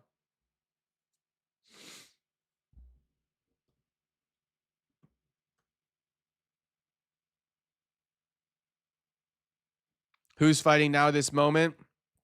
Michael Johnson versus Drew Dober. Damn, Tyler Betts says I'm jumping ships. The champ has a name and it's Charles Oliveira. Shit, the champ's name is Max Holloway tonight. Also, Charles Oliveira with that cheap-ass fucking 156 pounds at the weigh-ins. Was Max made aware of that? Because Max was under. All aboard the Do Bronx Express submission. You're crazy. You're absolutely crazy, Tyler Betts. I can't believe you changed your mind. Did you watch RAF 06? I did, homie. We got coverage of it on the channel, Jesus First. You should be subscribed already, but if not, subscribe now. But Jesus First. We interviewed Giorgio Paulus before the match. We predicted the fight was going to take place. It did. You know, we interviewed Pat Downey after the match. We gave our reaction to the brawl. We got lots of REF06 coverage on the channel. All the videos are up. We just released another one today. Pat Downey speaking about, whether or not Giorgio Paulus clubs and collar ties on Arman were legal or illegal. So, yeah, homie, we definitely watched Raf and we covered the shit out of it. We covered the absolute shit out of Raf. Bronx is terrible. Try going there. I've been there one time unbroken. Didn't like it. Anik popping eye blood vessels from his reactions. Tom Cyril gone rematch. That's what we need, Rimbo. That's what we need. It's going to happen. Robert says, boring, bye. Peace out, homie. Did Charles really miss weight? LOL. I mean, they didn't say he missed weight, but he weighed in at 156 pounds for a quote-unquote championship bout, And what are we going to do? Okay, it's a championship bout, so it needs to be 5 5-minute rounds, but it's a championship bout, so you don't need to weigh in at championship weight. All I'm saying is, did Max Holloway know that you can weigh in at 156? Because Max weighed in below 156. What are your thoughts on how things went down with Arman? I will sub and check it out. Thank you, Jesus First. Welcome to the channel, homie. We live every day. We live every day for the next 90 days. We live every day. But even before the 90-day streak, we're always live. I might take off 1 day a week, but right now, no days off for the next 90. So you're in luck. My thoughts on how things went down with Arman. I mean, it would behoove you to watch all the content over the last week, Jesus. There's so much content about this. Look at my live stream tab. Look at the interview tab. I mean, I've done a lot of content on this. But to answer your question, Jesus First, I mean, bro, there's so much to it. How am I supposed to say, like, my thoughts on it? On what? The slaps? Whether or not Giorgio got taken down? You feel me? The brawl that took place after? Like, what would you like to get my thoughts on? I'll give it to you simple. Arman did not take down Giorgio in any capacity, under the freestyle rules or in the streets. That's just my opinion. Now, there might be one way to get me off of it. I need to speak to another expert, and I'll talk about it maybe at another time. I'll just say it now. Arman, he did take Giorgio out of bounds, and that's fine. You can take him down out of bounds, but the thing is Giorgio, he went belly down. He had the whizzer, and if you go belly down with the whizzer, even if you land out of bounds, there's still no control for 2 points. Now, here's the one thing that doesn't work in Giorgio's favor. Before the referee blew the whistle, there's a chance that Giorgio rolled over to his back. And I believe that if the referee has not blown the whistle yet, you must keep wrestling. But it's just a confusing little middle ground, because do you really got to keep wrestling when both of you know you fell out of bounds? But I'm going to say it's no takedown in the streets or in freestyle rules. No takedown. I'm going to say, too, that the collar ties and stuff and the clubbing, I thought it was all fine up until the slap from Arman. Once Arman slapped him, then Giorgio started, throwing collar ties and clubs that would have been cautioned in real freestyle. But Arman opened it up, and I think that all the slaps leading up to that, they were warranted. It was legal. Coming from Giorgio. All the way up until that slap, it was legal. Once he slapped Giorgio, then they became illegal from Giorgio. They didn't give Giorgio penalty points when Arman slapped him, but they gave Arman penalty points for Giorgio's aggressive collar tying. Not fair. They missed a point for Arman when Giorgio fell out of bounds off that first takedown in the third period. When he secured that first takedown in the third period, he went to turn Arman. He fell out of bounds, and Arman wasn't awarded a point. That's the whole thing. That's the whole breakdown of everything.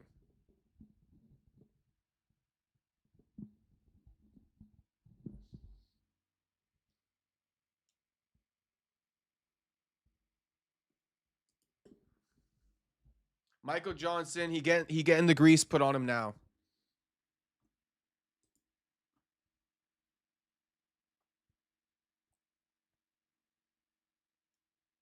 Shout out to everybody watching once again. Run up the likes for me one more time.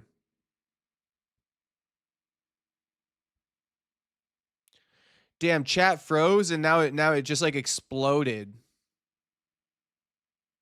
So let me get caught up.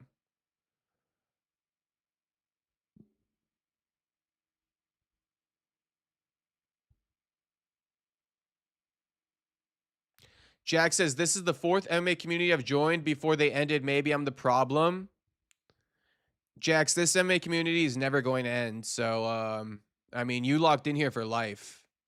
You could come back here 10 years from now. This shit's still going to be popping, Jax. But what the fuck? How the fuck you be joining these MMA communities and then they end? What the hell does that even mean? Soda Pop, why are you upset, homie? Did I slander one of your favorite fighters? I'm upset.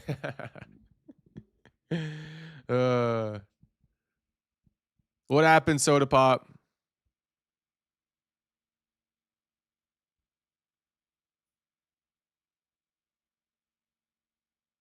Jesus first asking, do you do any martial arts / MMA? Not at the moment. Not at the moment, homie. We too locked in, really. But I have trained in the past, you know. I'm like, I honestly hate saying all this shit. But since you ask, I got the blue belt in jiu-jitsu. And I also wrestled in high school. So that's my accrement. I actually, speaking of Max Holloway, when I went to Hawaii back when I was training jiu-jitsu, I went over to Max Holloway's gym, Gracie Technics. I took all the classes. Took like a striking class, I took a jiu-jitsu class, then I took like a no-gi class, I think. So, yeah, that's my training. I guess you could say I'm more of a grappler than a striker for sure. But I've done some striking classes at jiu-jitsu gyms. Did Giorgio get taken down? No. Jesus first, he didn't. That's my opinion.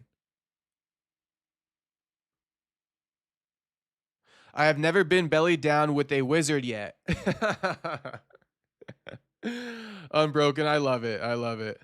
Shout out to Unbroken. These terms gotta sound funny as hell for Unbroken when he like honestly probably doesn't really know what's going on. And then you hear me just drop like he went belly down with the wizard. You're like, dude, what the fuck is he saying? Shit. Dana White told me that the White House card will be announced soon. Apparently, it's getting announced today. Dober mogging the crowd. W walkout. Hulk Ferrer got cold inside 2 minutes, man. Oh, yeah, that's true. That's true.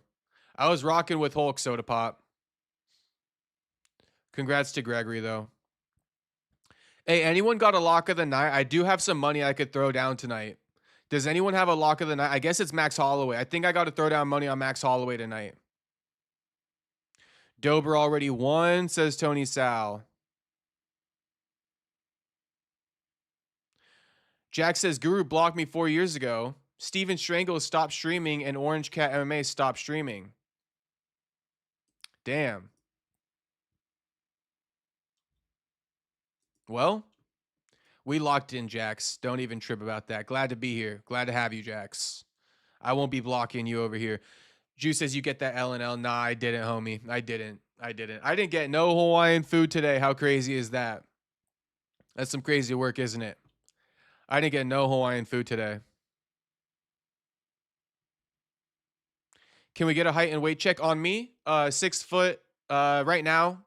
Like I woke up like 204 this morning. Right now, like I woke up 204. Maybe not 204. Maybe like 202. 6 foot 202. All right, the fight is on though.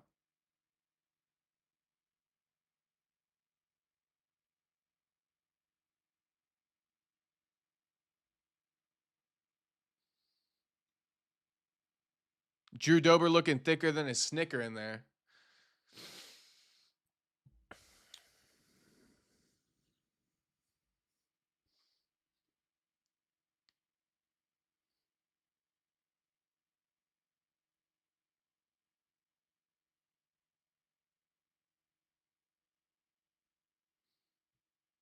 Damn, Tyler Betts says I got the Loco Moco and chicken katsu with pork cabbage. Oh my goodness gracious, Tyler Betts. It couldn't get more Hawaiian than that. Loco Moco with the chicken katsu and pork cabbage. The only thing that could make it more Hawaiian is a mac salad on the side. That's the only thing that could make it more Hawaiian. Mac salad on the side. You come home, you put your own furikake on top. I mean, that is the most as Hawaiian as it gets right there. You got to have the furikake at home. And if you don't know what that is, that's like crushed up seaweed and like sesame seeds. It's like a flavoring you put on top, like a seasoning.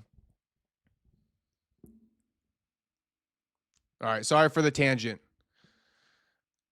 These boys are very measured, though, to start off the fight. I haven't seen any big strikes landed so far through a minute and a half.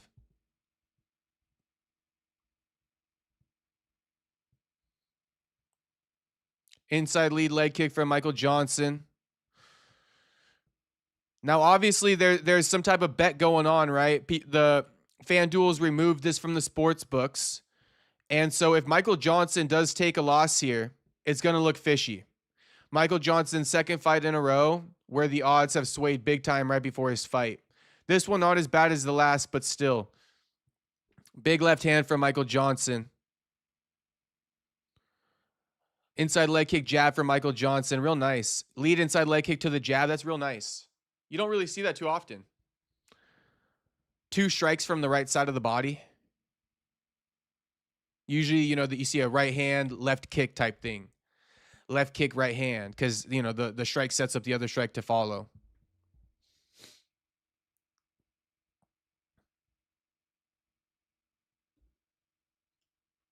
Tyler Betts, I can't believe you got that fucking Hawaiian food though, homie, and you switched over. I just can't believe it.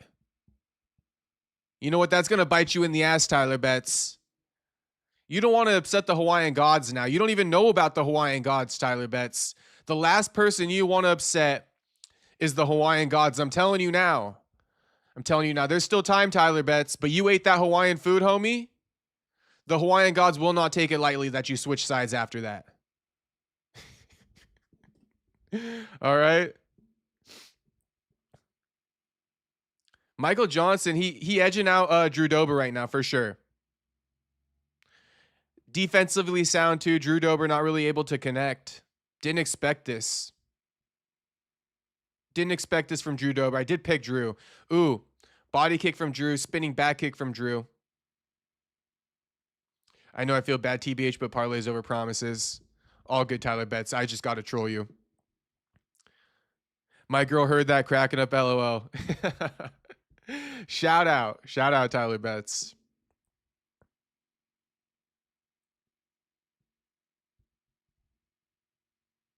Ooh, Drew Dober looking to take off Michael Johnson's head now.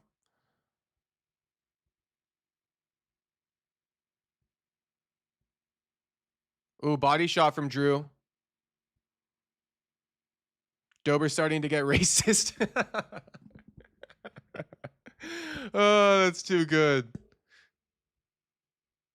Oh, I was looking at chat, but I think Michael just kind of caught Drew.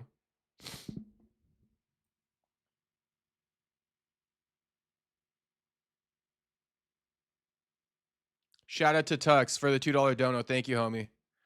Saying Johnson doing it for the ancestors. I mean, this is on behalf of all the Black Americans worldwide. Drew Dober's been on a crazy run for too long. It must end tonight.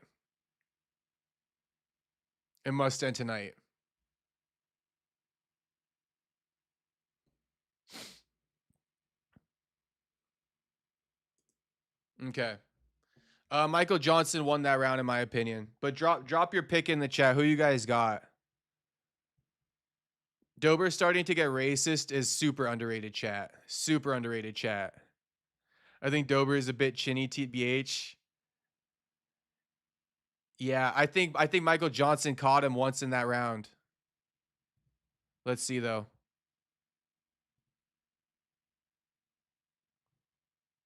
Let's see it. Let me read some more chats. Oh, Unbroken saying, is poise still a thing? That stuff you eat with your hands. You don't have to eat poi with your hands, homie. But yeah, poi is still a thing that's big in Hawaii. And for those of you who don't know what poi is, it's basically just like a carbohydrate. It's like rice. It's like the Hawaiian carbohydrate. You know how Asians, they fuck with rice? Hawaiians fuck with poi.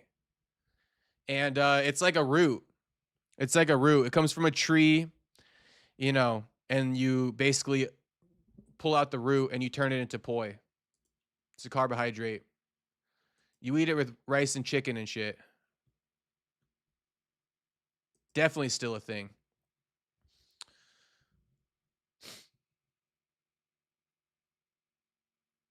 Somebody knocked out Dober recently. Yeah, I remember. I forget who though. Oh, big right hand from Michael Johnson. Now Michael working that jab. Michael got real nice hands. Don't forget Michael Johnson knocked out Dustin Poirier. Who names their kid Michael Johnson? Sounds like a famous name. There had to have been a Michael Johnson before this Michael Johnson. Damn, Drew Dober getting real racist with that spinning back kick. I don't like that. He needs to cut that out. Will Johnson break the curse? He absolutely needs to.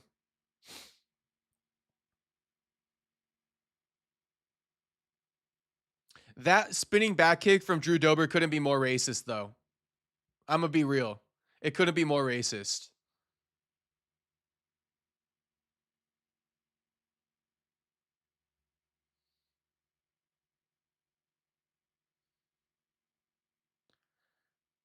Oh, every time I look down at the chat, I fucking miss it, bro. Yeah, Michael Johnson was an Olympic sprinter. It's the same thing as when people have the last name Jackson and they name their kid Michael Jackson. It's like, bro, don't do that. Don't fucking do that. Oh, again with that lead inside leg kick to a jab. I like that shit. Lead inside leg kick, jab. Oh shit. Oh shit. Oh shit. Michael Johnson got knocked the fuck out. Oh my gosh. Oh my gosh. Racism written all over it too. Oh my gosh. Oh my goodness gracious. Oh my goodness gracious. Oh my goodness gracious. Oh my goodness gracious. It doesn't get more racist than that, boys. I mean, end this man Drew Dober at all costs. Someone needs to knock out Drew Dober again. Oh my gosh, bro. Oh my gosh. Oh, dirty. He followed it up too. Okay, he's never beating the allegations. He's absolutely never beating the allegations. The follow-up? Oh my God. And he had the stank face too. Michael Johnson's face was stanky. Meaning, you should just look at it. Look at it and, the definition of stanky face. Look at his face. Stanky. Stanky. Ooh, it's stank in here. Boom. Oh my gosh, bro. I cannot believe Drew Dober. He's never beating these allegations. He's absolutely never beating these allegations. Punching Michael Johnson on the floor with the stank face is crazy work.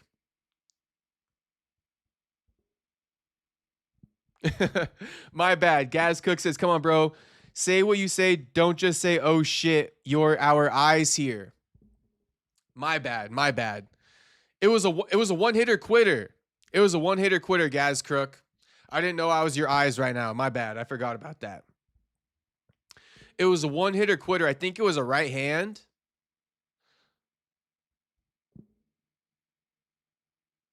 Michael Jackson innocent. That is the word on the street. Tuxedo, thank you again for the $2 dono, homie. Bro lit the tiki torch and went full white power. I mean, whew. If I ever seen it.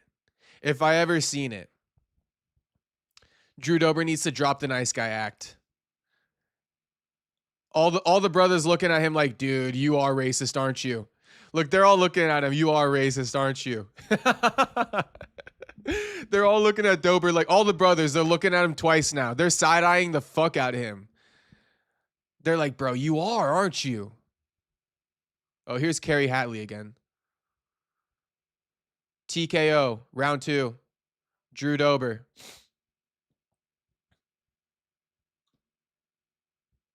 Bring on the memes. Facts, though.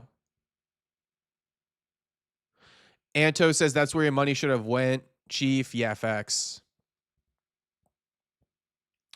Juice says this is the first stream I'm a couple seconds ahead of him. Well, good. Good. I should be the one ahead. So good. He will never escape the allegations. Never. Never. Brady Bunch Visit Hawaii is a classic. That's a good show.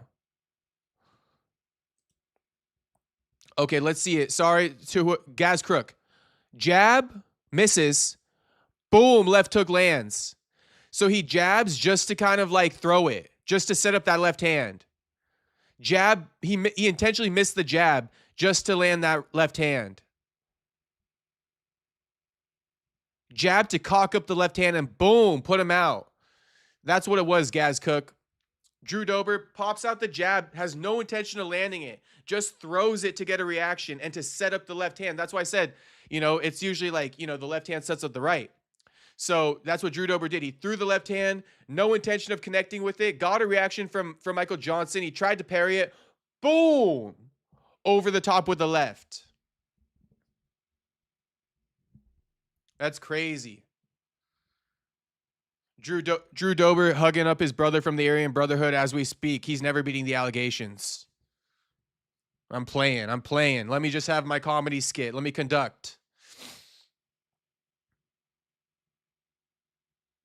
Yes, some of us not watching. Details are good. Okay, I got you. I forgot about that. Oh, shit. Mario Lopez in the building. Homie looks like he's 30 still. What the hell?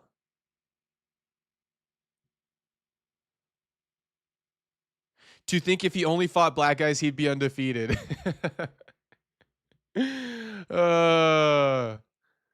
Terrible. I bet Dober hates Michael Chandler.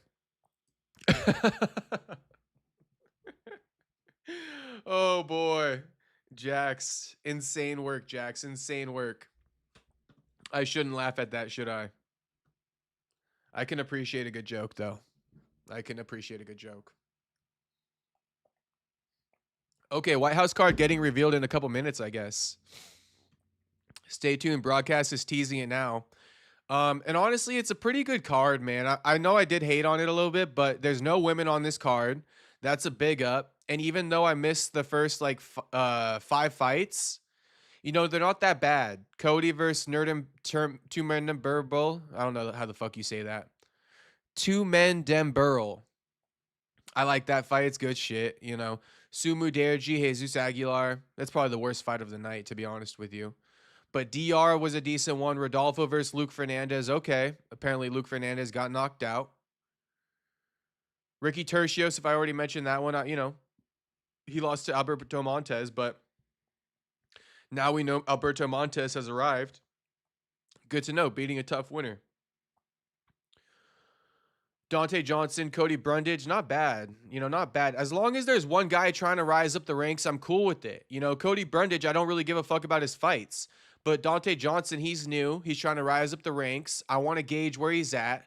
I thought it was a good fight. Same thing with Ricky and Alberto Montes, As long as there's fights with some stake on it, I like it. And they all have that.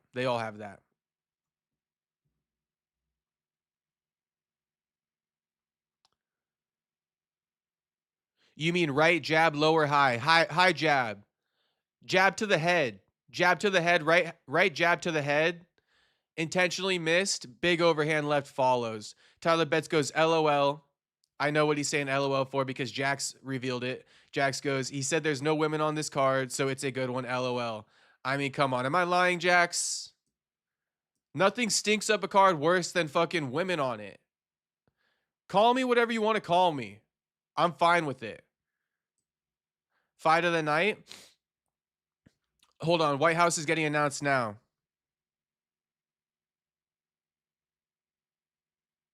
Cody versus Zhao was exciting, but not necessarily good. Probably one of the worser fights on the card, Tyler Betts, to be honest. But that says something, right? If Cody versus Zhao is one of the worst fights on the card, then the card might be, pretty decent.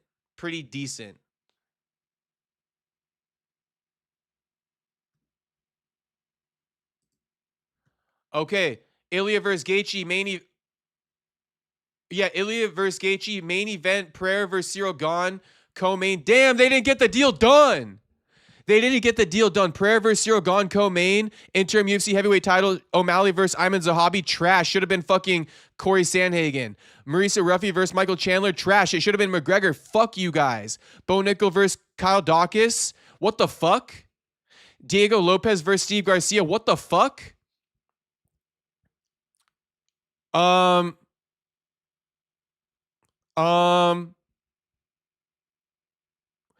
Nickel, Kyle Dawkins, Diego Lopez, Steve Garcia, Marisa Ruffy, Michael Chandler, Sean O'Malley, Ayman Zahabi, Alex Pereira, Cyril Gahn. Oh boy. Oh boy. Oh boy. To be honest, we didn't even want to see Ilya Gaethje. They couldn't even deliver Pereira versus John Jones. Cyril Gahn is getting a fucking interim title opportunity off of that. I could fucking I could explode right now. Cyril Gahn getting the title opportunity off of being the most egregious, dirtiest fighter on the roster. He's getting the opportunity.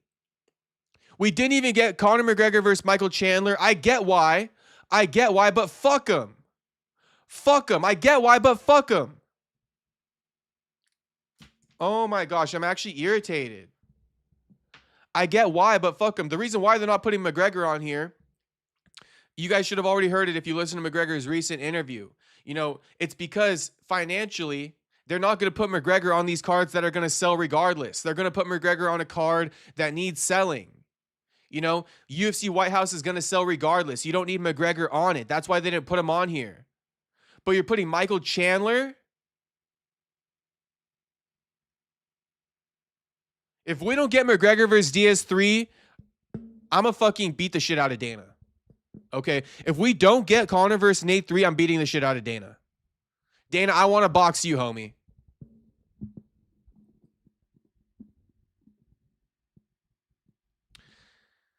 Kevin says trash. Tony says I like it. Jew says this is mid, cooked. Kevin says trash, up and down. Definitely not living up to the hype. Main and co-main are good, but what the fuck is the rest? Tyler Betts. Well, I guess being French is now American. Making Pereira vacate for an interim is crazy. Yeah, it is crazy. Flat Club Soda, facts. Why are they cooking Chandler, bro? I took out my headphone. So Conor lied again. Yeah, kinda. Although he did come out and say he's not going to be on the White House. Ruffy versus Chandler is disgusting. It's just like, bro, are you kidding me?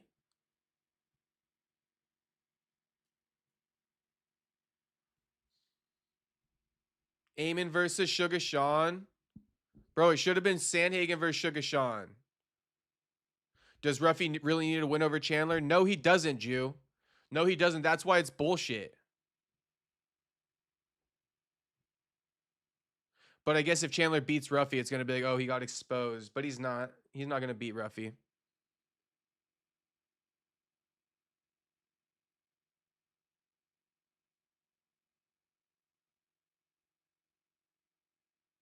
Who's fighting Sugar? Ayman Zahabi, bro.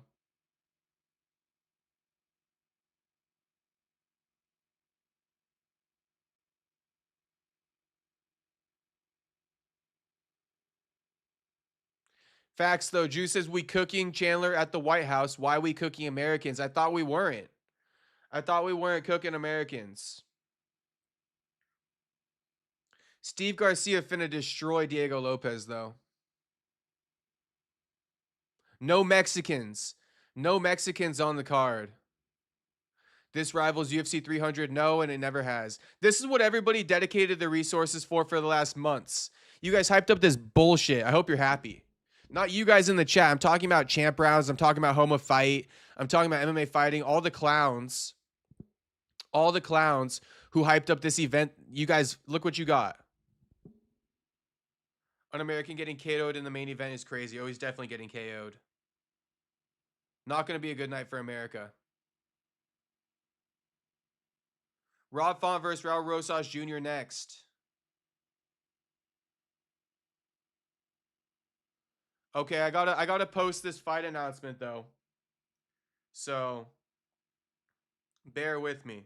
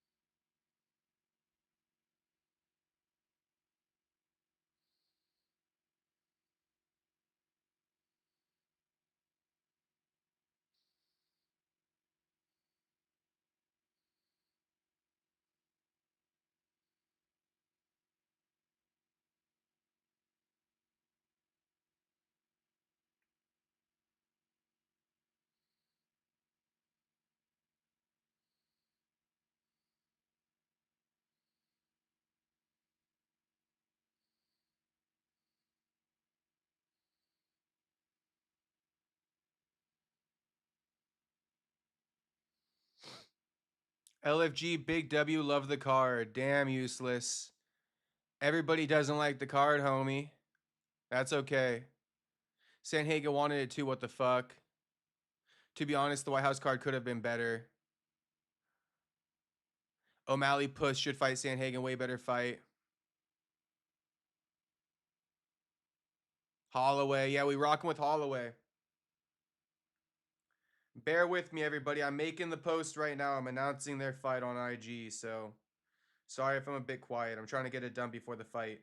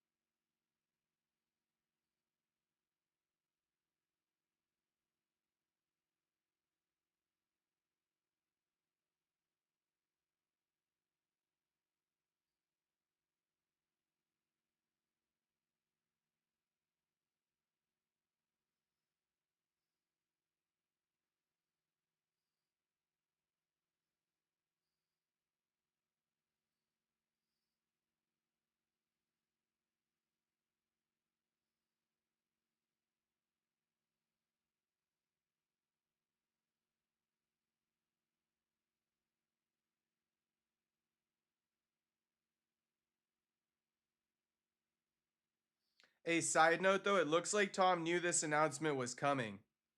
I think the champion should know if his belt is gonna be contested for on the interim level, right? Fuck Cyril Gahn though. It should have been John Jones versus Pereira. Fuck Cyril Gahn. I fucking hate Cyril Gahn. I'll never like the guy. He's a scumbag, and I don't care if anyone likes him or not. He's a piece of shit, and he should have been suspended and fined years ago. He should be serving a suspension as we speak. He should have been paid a fine for doing what he did to Tom, and he should be getting fucked out of this fight too. That's what you get when you're a dirty little cheating prick. Cyril Gahn.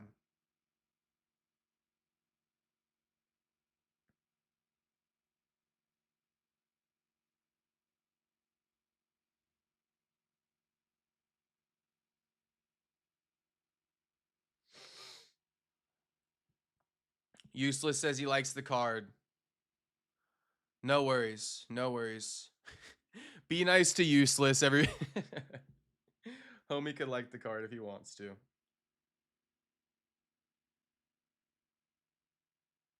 I'm just glad a lot of you guys also don't fuck with the card because, you know, as you guys know, I always be talking my shit. So at least I know that I'm not just like some Debbie Downer. You guys all agree with me.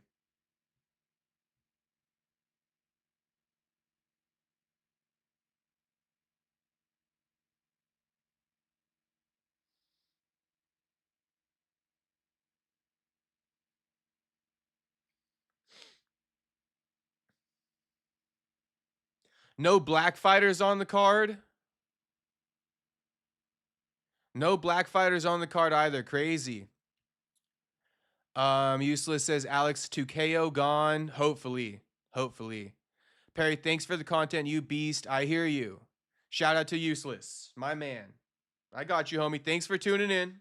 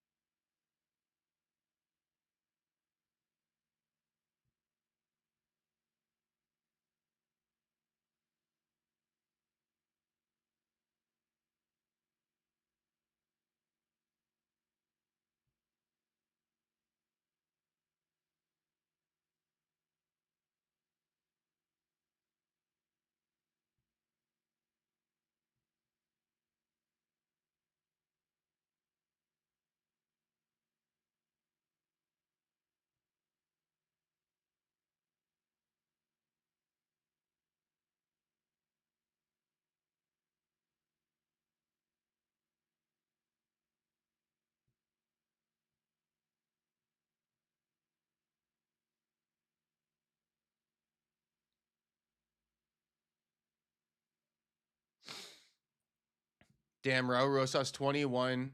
Rob Font 38 years old. Crazy.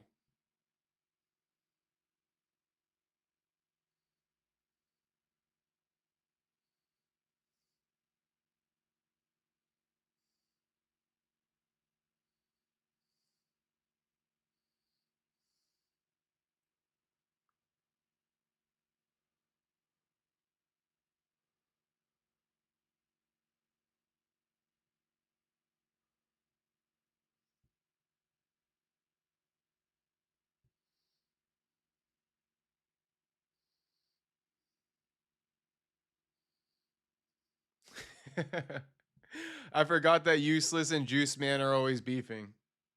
I completely forgot about that.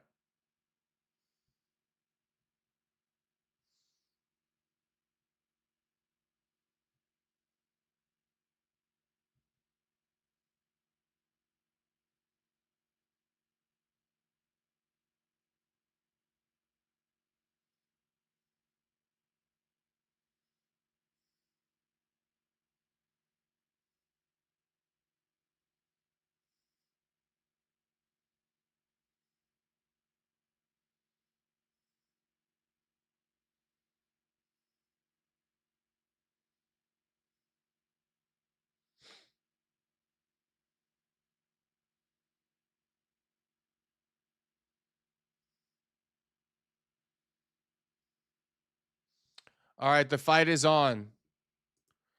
The fight is on. Raul Rosas. Let's see if he got them hands. Rob Font, known for his boxing. Rob Font got real nice hands. Why the fuck is Gone fighting Pereira? Jew. I don't know, homie. Hopefully you heard me just go off on Cyril Gone a second ago. Ron Font keeping a low stance probably to prevent a takedown attempt.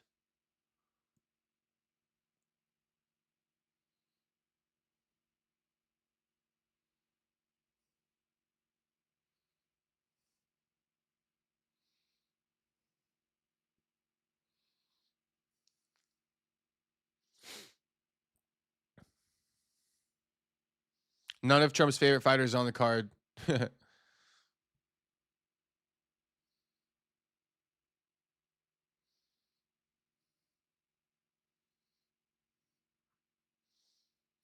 Raul Rosas, he's striking, but he's not really landing anything.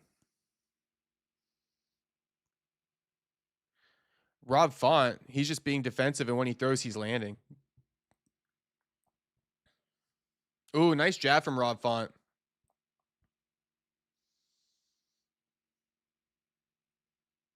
Kyle Dawkins is crazy. Honestly, it is. Kyle Dawkins on the UFC White House. Like, what? That's the best opponent you could get for Bo Nickel. I guess that's supposed to be a gimme matchup. Bo Nickel, hey, I don't know who needs to hear this, but Bo Nickel finna die at UFC White House. Bo Nickel finna die again. Bo Nickel fucking resurrected after the RDR loss just to be killed by fucking Kyle Dawkins at UFC White House. And you think I'm kidding?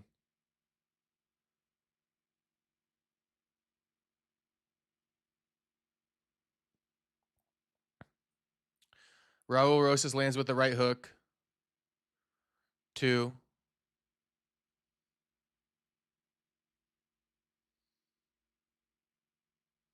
Rob Font walking down Raul now. Rob Font just walking down Raul now. I told you guys from the first minute of this fight, you could see it. It was very apparent. You know, Raul throwing and striking, but he not landing shit. Then as soon as Rob Font wants to go, he can land whenever he wants to. Okay. Raul Rosas gets a takedown attempt, and literally, dude, it's just like so sad to see guys go down. It's so sad to see a martial artist go down off of the first takedown attempt like that. It's actually disgusting to me. It's actually disgusting to me. 38 years old, right? Been training in this game for a hot minute. He's been in the UFC for about a decade, and he's getting taken down by a 21-year-old off of one fucking single leg attempt. Not even forcing a reshot, not even forcing a scramble, like nothing. Just goes down. Get the fuck up. And don't go down again off the first attempt. I'm disgusted. This is the big 26, motherfucker. We don't go down off the first attempt no more. 30 years in the UFC, we still have fighters going down off the first attempt. Another takedown.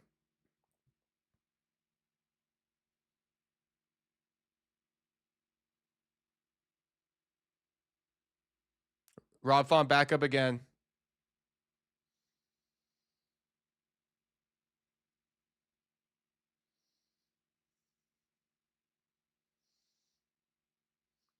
Raul gonna grapple him for his life. Here's Daddy Dana on the side. Probably hating every second of this. Dana, your White House card was shit, homie. Fuck your announcement. I hope, yeah, Dana, go check your phone. Dana's reading comments right now. He's seeing everybody talking shit. You see Dana looking down? He reading comments about UFC White House. Everybody pissed as fuck. Viva la raza. Yeah, Raul just body locking.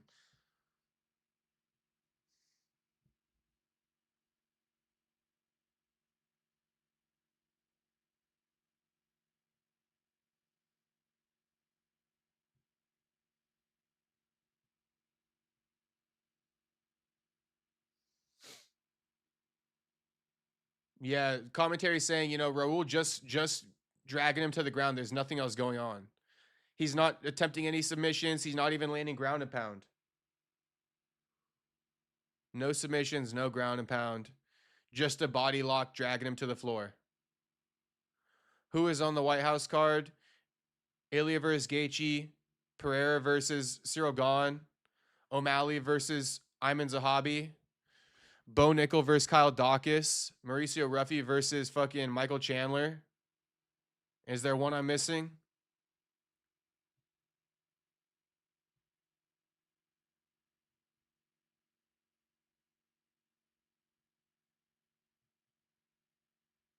Oh, Diego Lopez, Steve Garcia.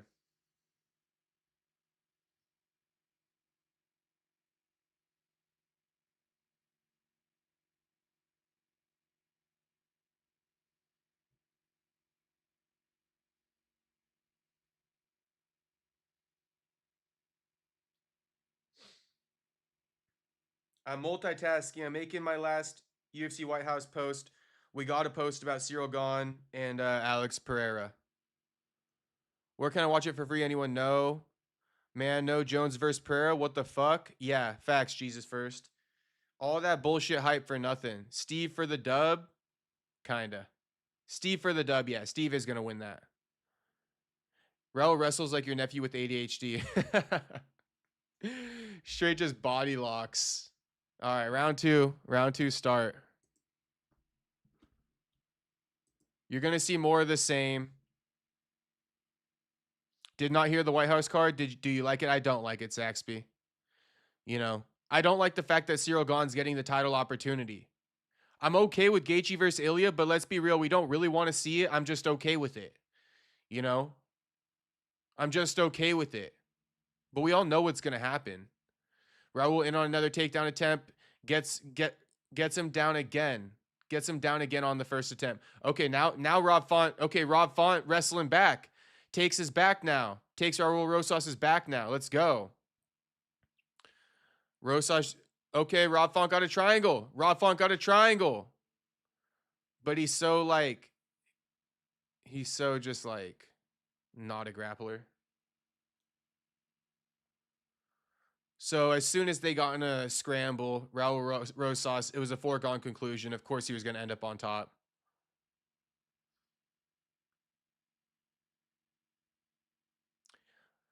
But back to complaining about UFC White House until I need to say something else about this fight. You know, O'Malley fighting Ayman, he should have fought Corey Sandhagen.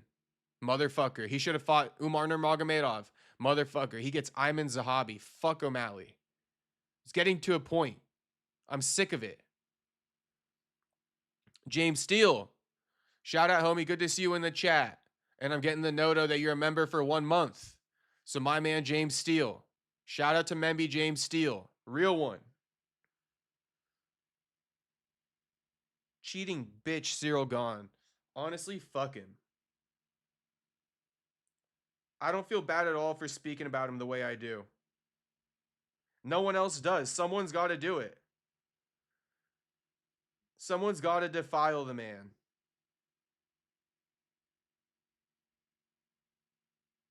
Defile might not be the word. Yeah, Rob Font trying to bullshit rubber guard attempt. It's more of a stand-up attempt, though. More of an attempt for a stand-up.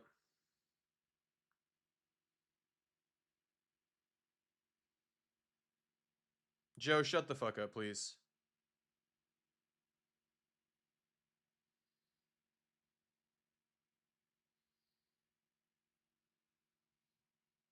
Raul Rosas got Rob Font's back now.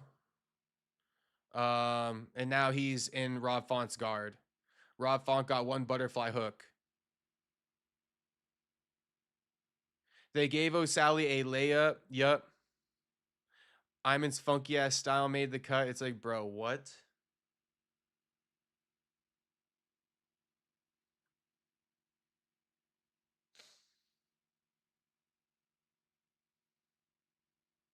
I forget who talked shit about Hunter Campbell yesterday on last night's live stream, but whoever did,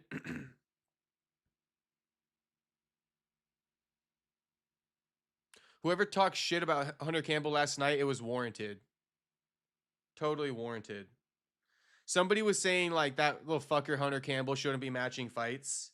I mean, you turned out to be completely right.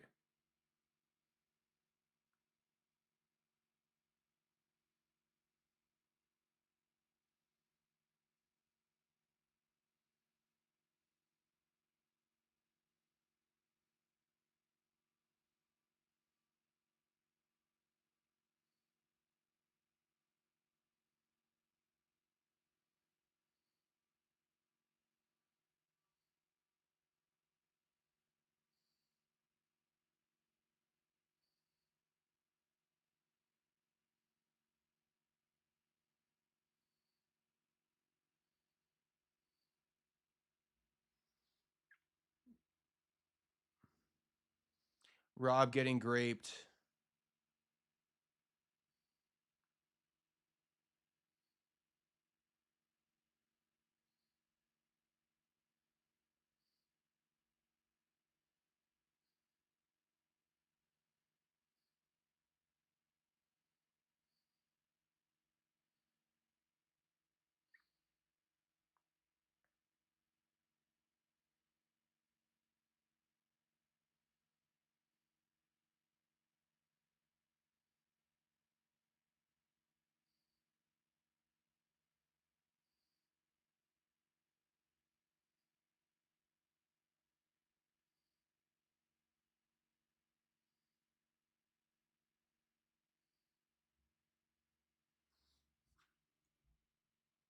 Sorry, I'm still working on the fucking post. I'm posting it up now on IG though, so I'll be back calling the fights. My apologies. But shit, duty calls, boys. Duty calls.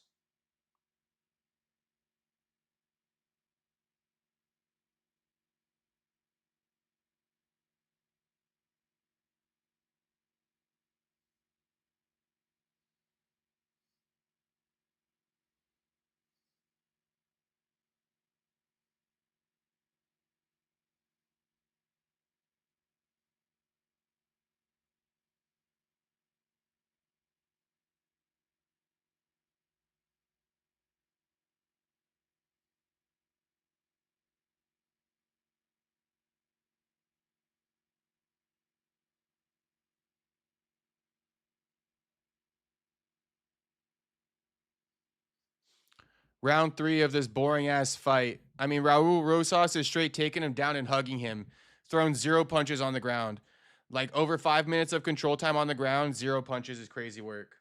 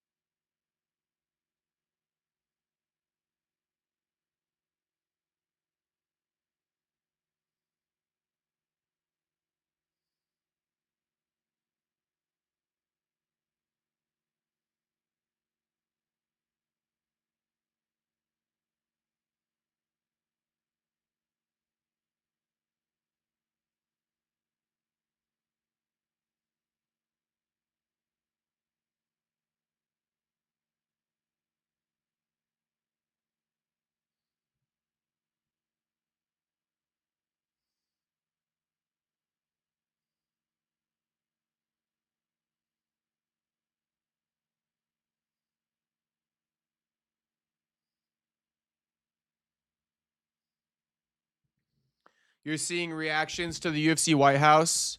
What up, Perfecto? 93 Octane says any interest for Zuffa boxing? I mean, maybe like a Jai Opatai, you know, but not really. 93 Octane, not really. Not really any interest in Zuffa boxing. Let's see. I'm not just gonna watch it because Daddy Dana owns it. I think that's one of the gayest things ever. You know, just fucking supporting the shit because Daddy Dana owns it, like super gay. Super gay. You know, Daddy Dana to me gets the same treatment as PFL. If it ain't a good product, then fuck you. I ain't watching it. I ain't no Daddy Dana apologist.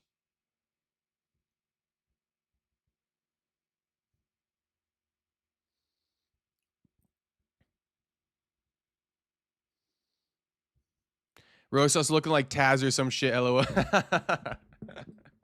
No, I feel you. I feel you. Pretty Ricky. I don't know what Pretty Ricky looks like, but I got a good idea of the Taz reference for sure. All right, so I made the post. So now I'm back on. Now I'm back on chopping it up with you guys. Sorry for the lag. Honestly, what I'm gonna call for this fight? Another body lock takedown from Raul Rosas. Like you guys don't even want to hear that shit. You can deal with the updates every 3 minutes or so. Mm, can Rosas do damage? What the fuck? No, he doesn't know how. He's too scared to he's too scared to punch because he doesn't want to stand up with Rob Font. It's actually disgusting. By letting go to punch, it means Rob Font will be able to stand up, and he doesn't want that. So he's resorted to fighting a boring ass fight.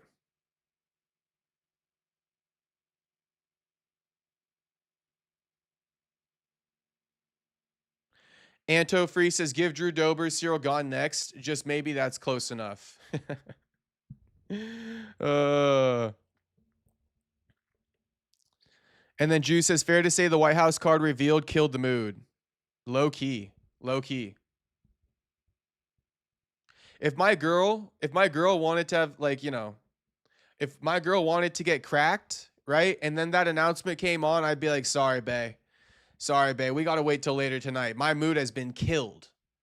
I'm not in the mood no more.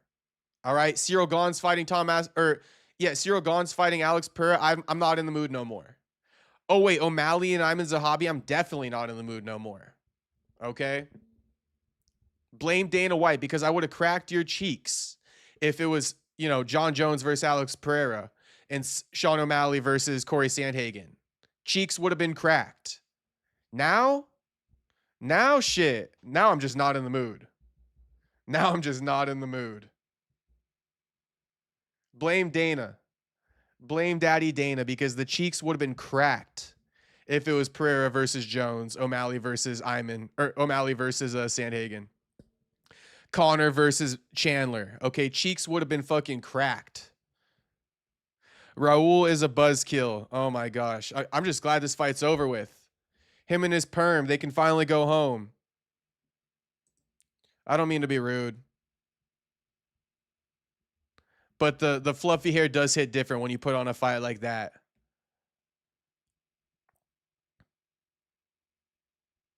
Both of them should lose shit fight.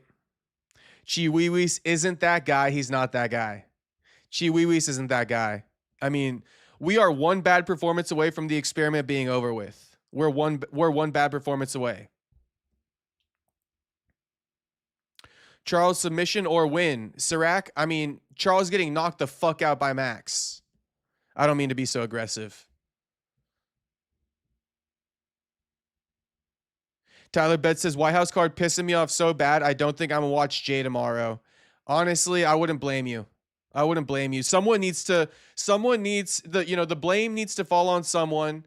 And if it means that Zuffa boxing viewership takes a plummet tomorrow because we're all striking against Dana, something needs to happen. Something needs to happen. We need a strike against Dana. It's getting out of hand. He thinks he could feed us any old bullshit and we're going to take it.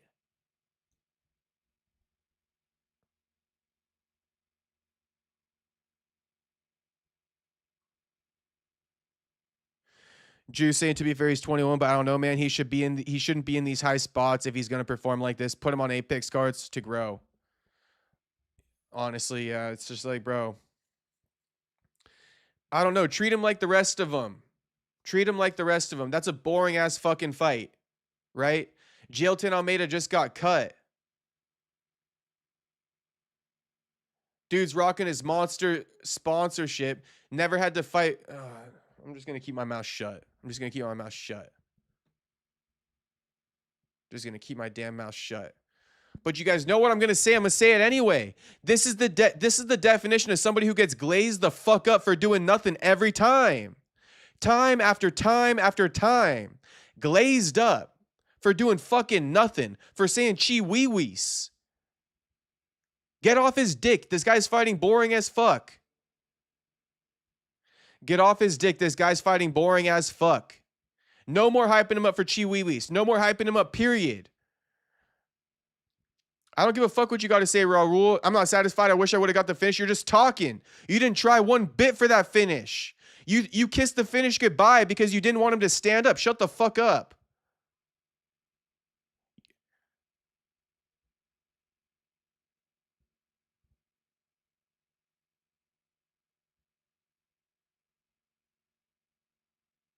Oh my God. Spit it out.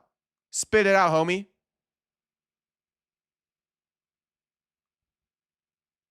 We don't give a fuck about what you're doing for your mom. Honestly.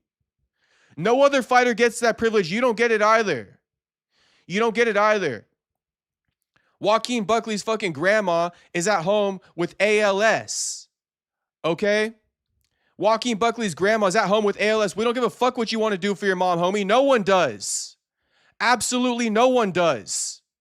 If no one else cares about nobody's mom, we don't give a fuck about yours either. You come in here and you put on a performance or you get the fuck out. I'm talking of the promotion. No more fights for your mom. Back to the drawing board. This is what happens when you kiss somebody's ass for saying chiwiwis, bro. This is what happens. This is what happens when you kiss someone's ass for saying chiwiwis. Honestly. Glazing this dude the fuck up 24/7. Look what happens. Never had to innovate nothing. Never had to innovate nothing. Why? Because he gets glazed up for saying chi-wee-wees. Just like, bro, put this guy in a shed somewhere. Put him in the dark. I'll let you know when we're taking the shadow off of him. You know, but right now he needs to be in the shadows. Not talked about. Not on a main card. Not having a monster sponsorship. This is the kid who gets a monster sponsorship because he's fucking young. Please. Oh my gosh. Enough. I'll chill now. I'll chill now. Let me read the chat though, because I know you boys were loving it.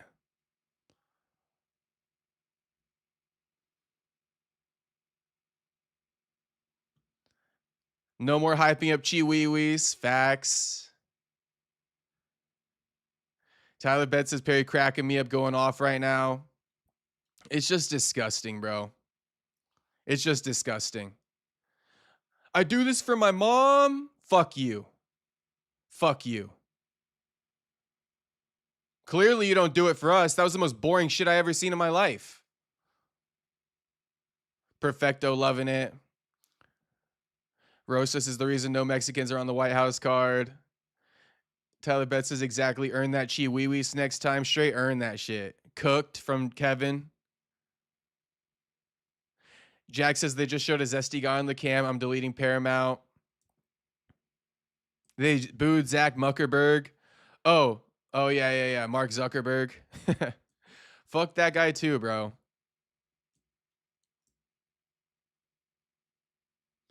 Yeah, I'm watching ads. Neighbor's going to love tonight, haha. Speaking of my neighbor, bro, she must have been pissed off about last night's late night stream because I woke up at like 8 a.m. this morning. This bitch is like literally taking a hammer to the floor. That's what it sounded like. Literally like doof, doof, doof, doof, doof for like 30 minutes, bro. I'd never met a pettier bitch in my life than my upstairs neighbor. Last night I run the late night stream. This morning she gets her get back. Doof, doof, doof, doof. You can just hear it. I actually recorded it. I got a recording on my phone of it.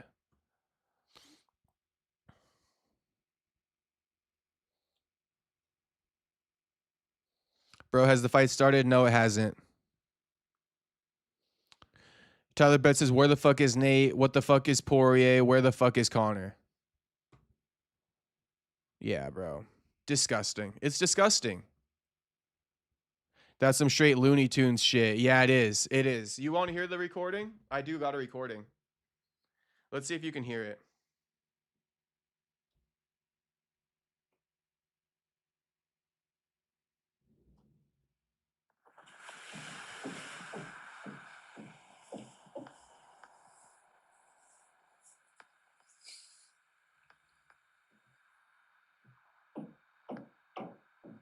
You hear that?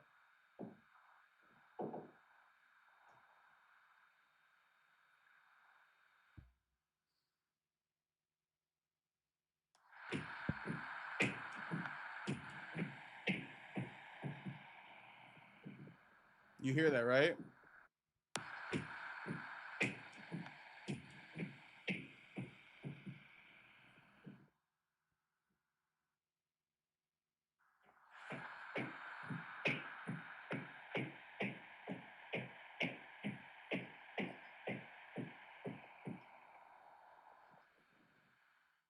It's just like, dude, this is like, what time did I wake up this morning? This was me in bed, 9:15 a.m.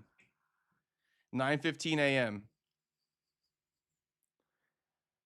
Bro, she was just tap dancing. Yeah, it's crazy. Tap dancing at 9 a.m. because I was running a stream last night on a Friday night. Hold on.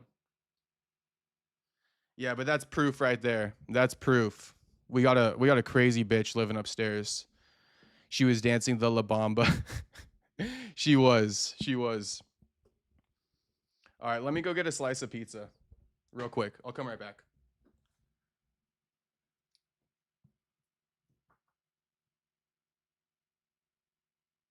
You should just scream, "Dear God, help, I'm getting eaten alive." See how she likes that.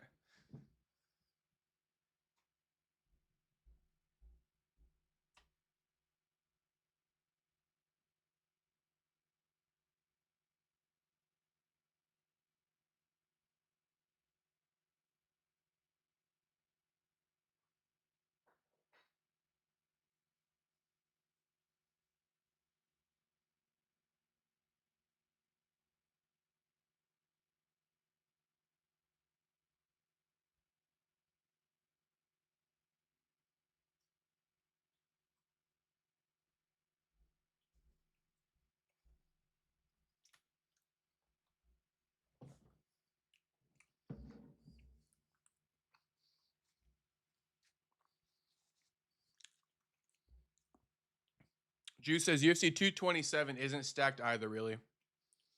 Last time I checked, I thought it was stacked, but I got to look at it. Yeah, not 227, 327. I got to look at it again. Okay, Max versus Charles poll.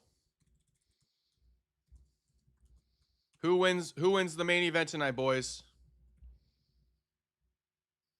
No, 227. I went back to the past. Now I'm confused. You mean 227 or 327?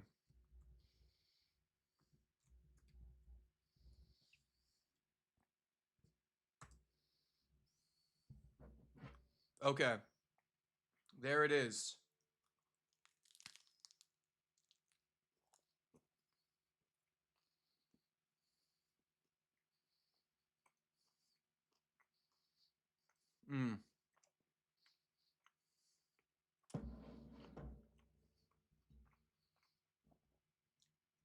Let me look. Let me look at 327.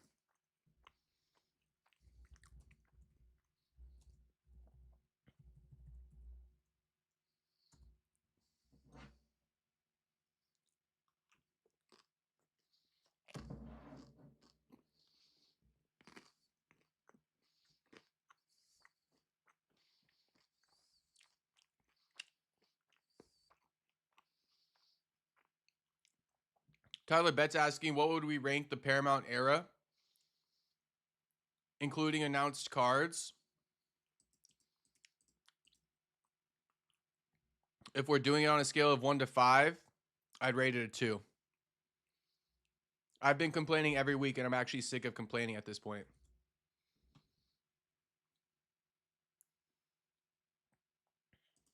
Been complaining every week. I'm actually sick of complaining.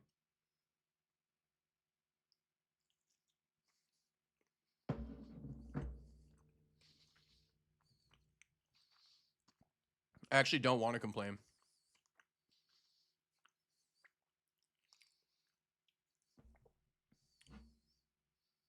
Yeah, I mean,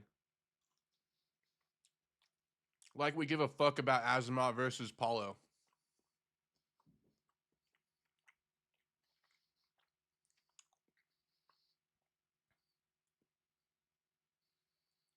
Kevin versus Randy Brown's a good fight, though.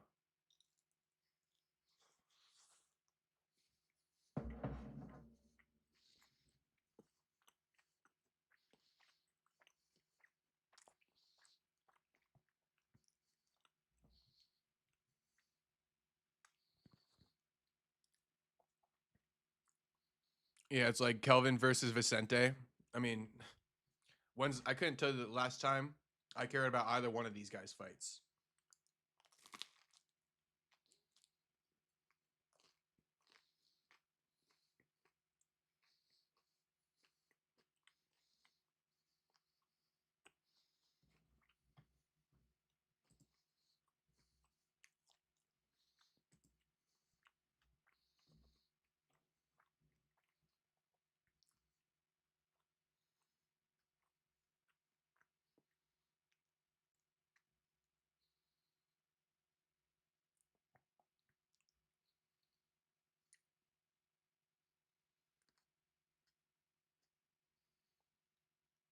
Yeah, I wouldn't say 327 is stacked by any means. You guys are right.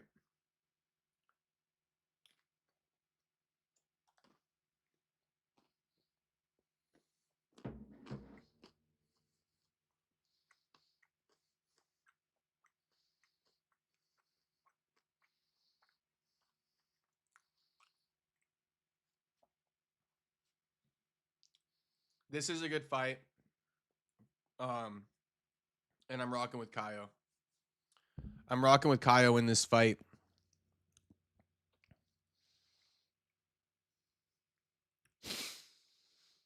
Kevin from Chicago says she's messing with your bread. I know. Well, she's actually not, because I won't let her, but she's trying to. That's actually the more accurate thing to say. That bitch is trying to mess with my bread. But you not finna.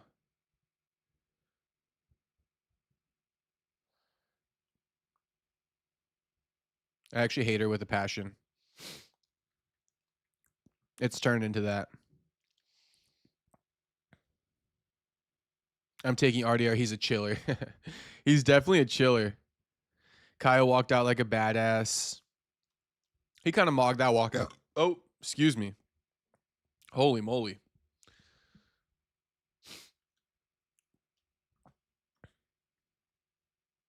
Who you got, Topuria or Gaethje on Sunday? On Sunday, homie. What the fuck?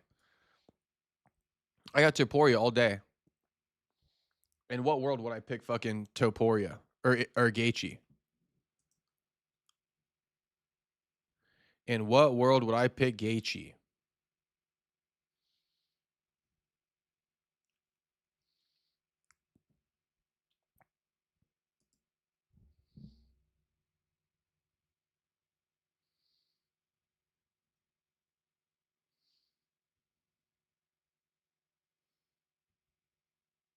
Juice Man says no hate, dislike or despise. Okay. All right, fine. I forget who I said I hate or what I said I hate, but I'll despise it. Shout out to South Park. I've been watching this nonstop. Where fight? Wasn't Armand supposed to fight today? No. Armand was not supposed to fight today.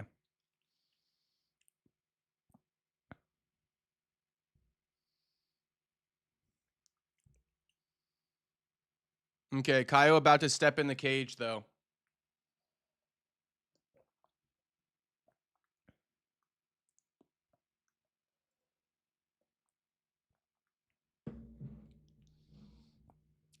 What time? Well, Max Holloway's coming up next. Max Holloway versus Charles is coming up next. Let me bust out the flag now. Hold on, let me bust out the flag now.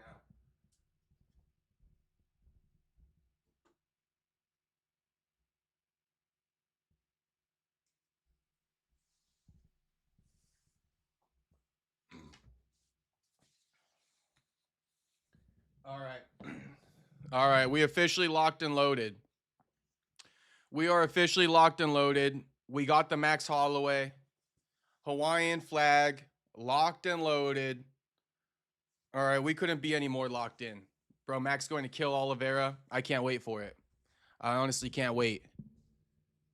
Charles Oliveira got two options tonight. He can go out on his face or his back.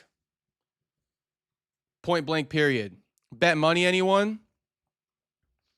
Who wants to bet me on Max Holloway? Dono for push-ups. Who wants to bet me? Dono for push-ups. I'm taking a bet for Max Holloway. 2 push-ups on the dollar. 2 push-ups on the dollar. Oh, Hawaiian kickboxer. Come on now. I don't know the rest of the words. But $2 or 2 push-ups on the dollar. 2 push-ups on the dollar. Who wants to put their money where their mouth is? I got Max Holloway. 2 push-ups on the dollar. Put your money where your mouth is. Anybody. Anybody put your money where your mouth is. I'm going to put some bread on it, probably. I think I'm going to put some bread on it. What's the odds?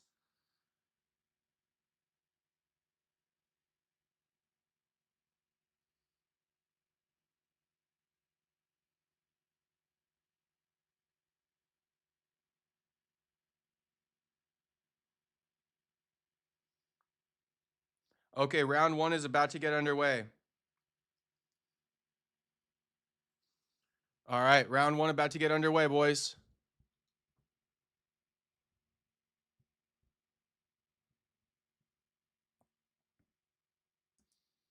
Okay. Yeah, Kaio just came out blitzing. He just like teleported across the octagon. And Kaio is having more success on the feet right now.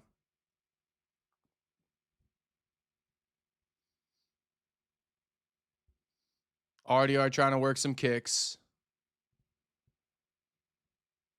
Kaio working some big calf kicks early. RDR already looking like it's bothering him, oddly enough. Max going to win, no doubt. We locking in on Max. Co-main event, Max Holloway versus Charles Oliveira coming up. BMF title fight coming up.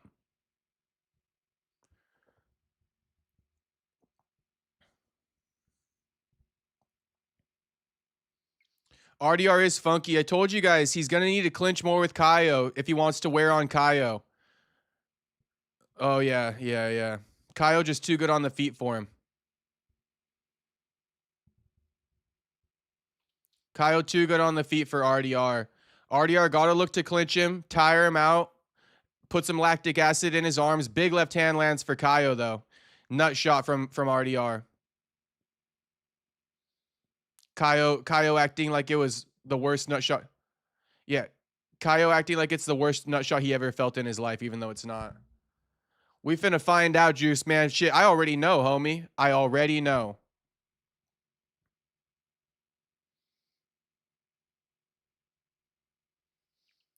Kaio's acting like it's the worst nut shot in the world is crazy.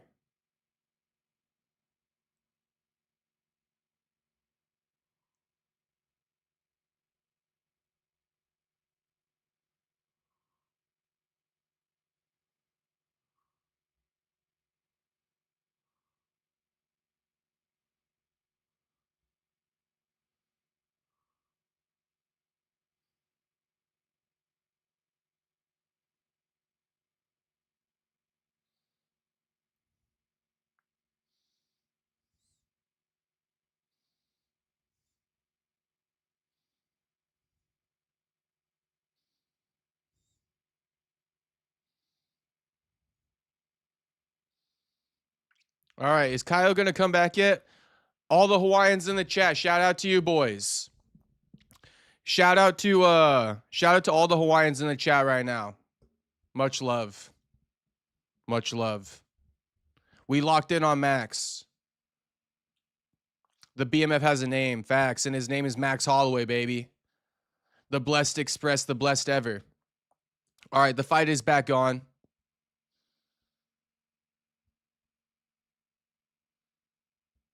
I want to place a bet on Max. If I can do it, I will.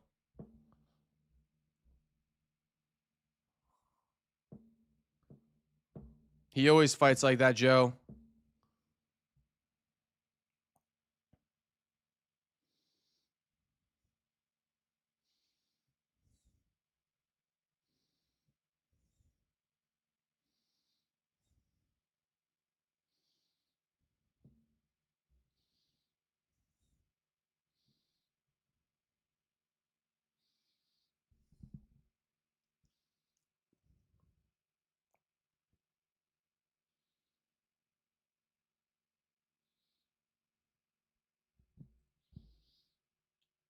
Oh, Carlos asking if I'll be at the White House. No, I won't. Bro, what the fuck? I ain't no government elite. Mark Zuckerberg will be there, though. Left hand from Caio Baralho. Right hook, left hand from Caio. Jab to the body. Calf kick from Caio. Oh. Oh, big overhand right from Caio. Spins around RDR. Axe says, nah, he don't got it like that. I don't got it like that. I do not got it like that.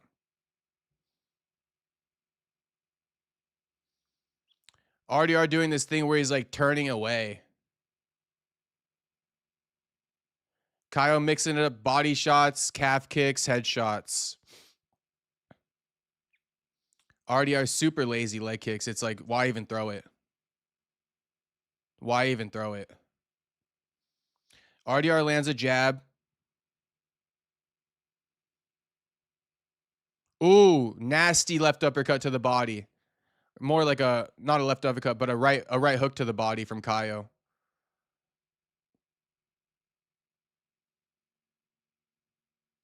DeRitter shoots in on Caio. Caio sprawls, but RDR is able to get him down for a split second. Caio working back up to his feet while RDR is trying to secure a back take. Caio using the cage to keep him up, though. As a bit of a third leg, no diddy.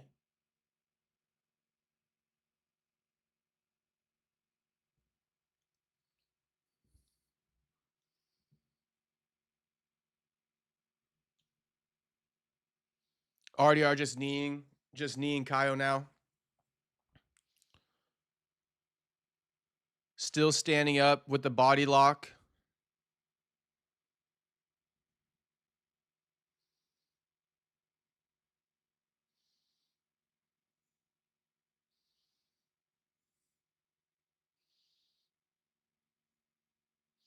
Still working on this takedown. Body lock takedown from RDR. Caio privy. Caio, you know, he doing the right defense, even though it looks super goofy. But he's doing the right defenses here. Perry oil up. Shit, tell Dana to oil up. RDR goes single leg. Caio uses the butt scoot to kind of knock him off balance, keep the scramble going. Back up to the feet they go. Round over. Round over. I'm trying to get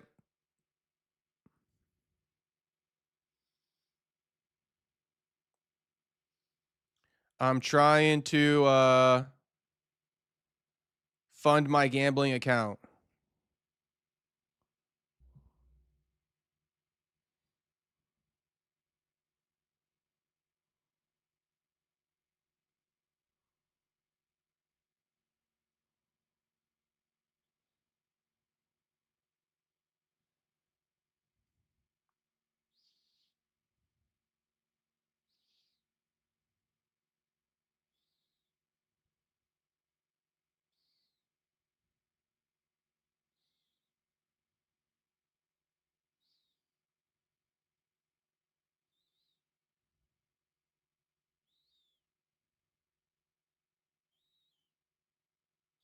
Definitely a win. Caio won the first round. Definitely. Definitely Caio won the first round. Round 2 starting now, though.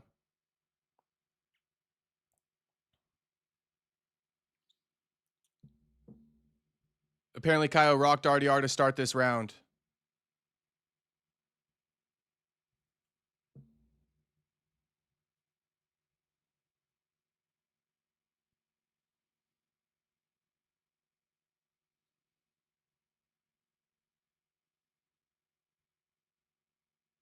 Leg kicks from Caio working.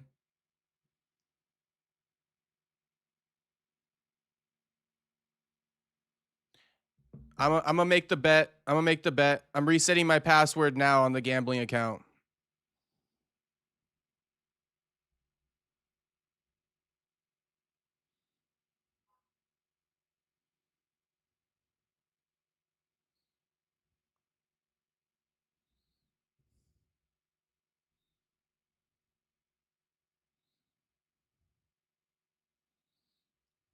Okay.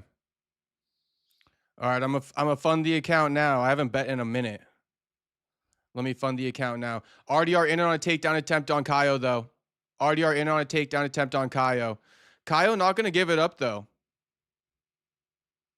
Because Caio, he's the more well-rounded fighter. You know, RDR is the specialist, and that's why it was going to always be a tough fight for RDR, because Caio can mix it up. RDR needs the fight to take place on the ground, and even if he does get it to the ground, good luck. You can't even take him down, you know, let alone get it to the ground.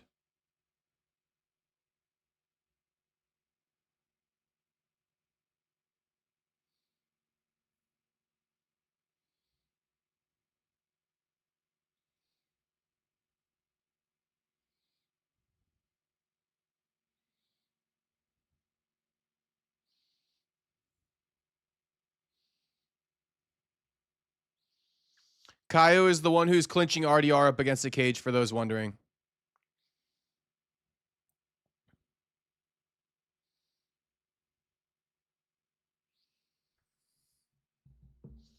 RDR now clinching Caio up against the cage. Juice Man saying Caio holding the cage too much. I hear the commentary speaking about it. I do hear the commentary speaking about it.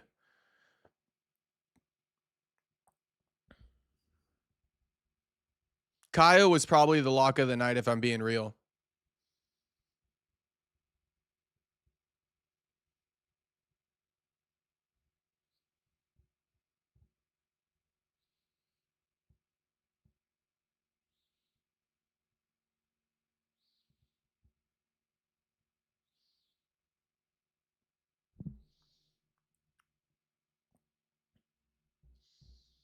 Again, you know, RDR clinching Caio up against the cage. No takedowns for anyone, and they've been clinching all round. Unfortunately, we're getting 2 duds, you know, before this BMF title fight, but that's all right. Kaio lands a calf kick while RDR lands a couple jabs. They are back at striking range in the center of the octagon.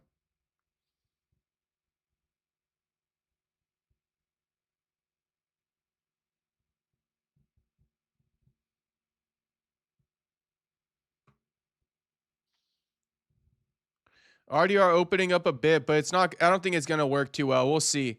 Kaio knows his range too well, though. He won't let the momentum go on RDR's side necessarily. He can sense the range. He can sense when the attack's coming. He's patient. Talking about Kaio. Calf kick from Kaio. Kaio working a nice little shoulder roll.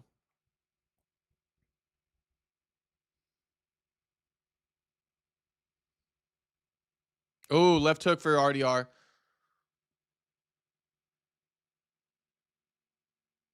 Commentary saying it's a good round for RDR. Is it?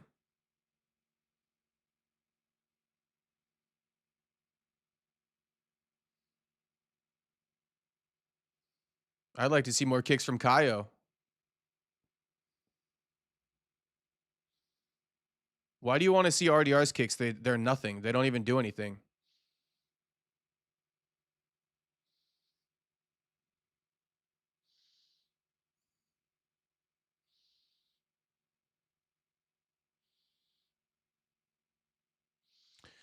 Do I think Arman is fighting anytime soon?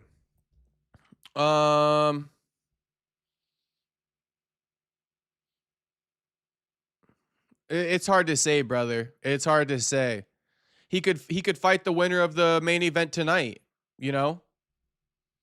He could easily fight the winner of the main event tonight. So, but that wouldn't be for another 6 months. For the record.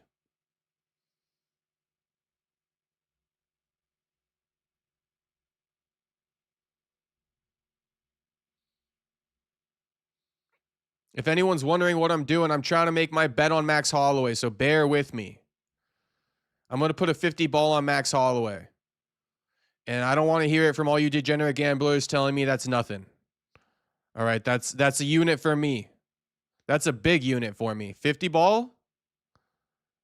Shit, that's a big unit.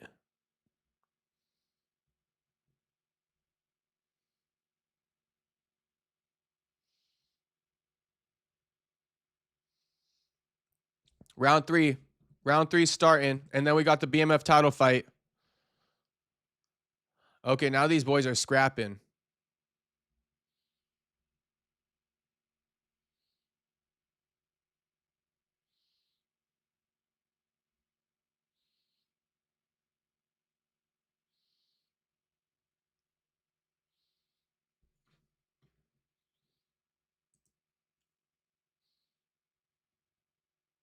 Add the over to make it better money. Okay. That's actually a good suggestion.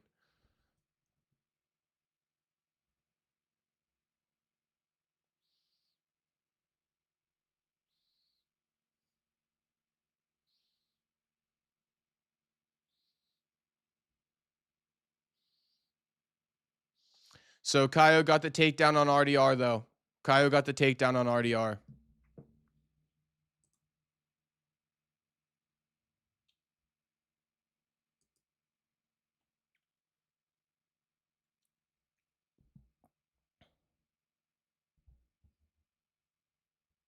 A safe over, whatever you feel is safe. Okay. I'll put half a unit. I'll put 25 on the over, 50 on the money line for Max. And shit, I'm still taking bets. I'm still taking bets. Two push-ups on the dollar. Anyone want to bet me? We rock with Max Holloway. Kaio still he in half guard right now, hanging out. RDR, he working some elbows. Shanley, what's popping, homie? Kaio bagged this already. It's over with. It's like a foregone conclusion. I really want to make a coffee so I can have the caffeine flowing through my veins for the Max Holloway fight. So you know what? I'm not going to step away. I'm going to be running back here. But all you motherfuckers in the stream, don't leave once I stand up, okay? I'm gonna be right back, motherfuckers. But I'm gonna go get my wallet so I can make my bet official. But yeah, this shit is just like, you know, Kaio, he grappling him on the floor right now, inside control, and not much is going on. But shit, take us with you, bro. I know I need that portable camera, or else I would. But how funny, RDR getting out grappled on the ground. I told you guys last night too in the breakdown. I was like, RDR is a lazy ass grappler. There's a definite chance that Kaio can out grapple him. You know, the only thing Kyle needs to do is have more urgency on the ground, and he's gonna out grapple RDR. And look what he did. He took him down. RDR on his back, not doing shit.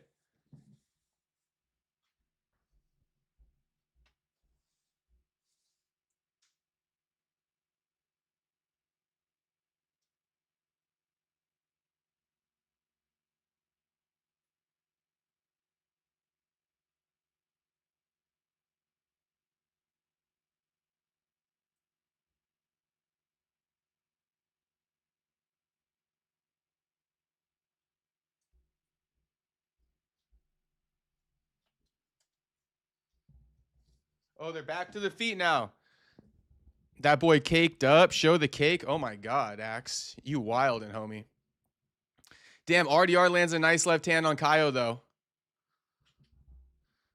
RDR looking like he's about to get knocked out. Cake King, you guys are crazy. That's crazy work. RDR, he popping that jab on Baralio. 46-46 significant strikes, and RDR is piecing up Kaio now. Piecing him up. Who would have thought? 1 minute left to go. My clock is a little bit behind. There's a minute to go now. 1 minute on the clock. 1 minute on the clock. Kaio's fighting back now. He might have got his energy back or his wits, but he's fighting back now. RDR takes a knee.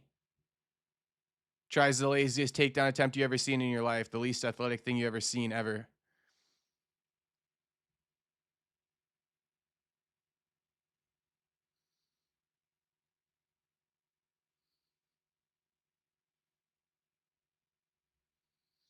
These boys are swinging now. They should have been fighting like this, you know, for a minute.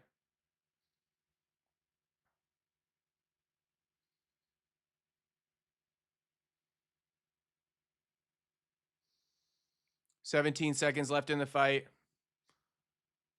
Who's going to point down? Anyone finna point down? 10 seconds left. They missed it. I like turtles in olive oil. Shot ski time coming up. Let's go, Tyler Betts.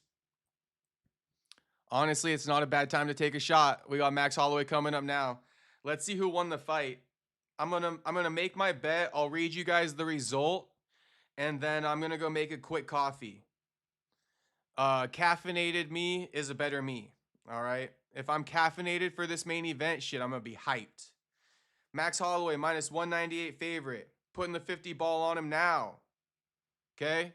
We putting the 50 ball on him now. Can you see it? I guess you can't see it. We putting the 50 ball on Max right now, though. Unfortunately, it's $50 to win 25 plus my money back on the bet. So, but profit 25. You feel me? Whatever. We running it. We running it. Who's rocking with me? Who rocking with me? Motherfucker, 90 or 59% of you guys are picking Max? I mean, why? Or picking Charles, why? You got me all out of sorts with that. 90% of you picking Charles for what? For what, bro? Because you love him? Because he comes from the favelas? Shit, Max Holloway come from the hood of Hawaii. It's called Waianae. Okay? Not many make it out from the west side. Lots of champions been built in Waianae too, just like the favelas in Brazil. They're the same damn thing, so I get it if you guys don't want to pick a side. Juice Man says, next week is my 1 year of being sober from alcohol. Thank you, Jesus. Congratulations, Juice Man. That's a big feat, brother. Definitely not an easy feat as well, so proud of you, homie. Congratulations on that. Keep up the good work. Okay. I did lock in my bet though. So the bet's locked in. For those of you who haven't liked the stream, just run up the likes on the stream. I mean, if we could get up to 100 likes on the stream, that would be wonderful. But I would like to have 100 likes on the stream. I would like to have 100 concurrent by the time the main event starts. So run it up, boys. Run up the numbers for me. Caio Borralho just won, though. I mean, let's hear. Let's hear. Decision for Caio. Let's hear a call out. Let's hear something. Caio was a bit vicious towards RDR in the buildup, and RDR don't want to hear it now. He's like, dude, you weren't cool to me. I never said shit to you. But he's saying he respects him. But RDR is like, dude, why did you talk shit to me, though? I never said shit to you. That's what I would, if I was RDR, that's what I would say. I'd be like, bro, I never said shit to you. And you were talking all that shit to me.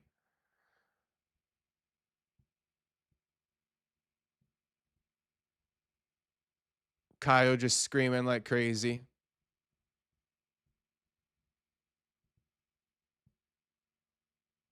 Ritter looks disappointed. Haha, you did fuck all, bro. Shout out to Caio Borralho. Shout out to RDR. Comeback season for Caio. No one's gonna stop the fighting nerds.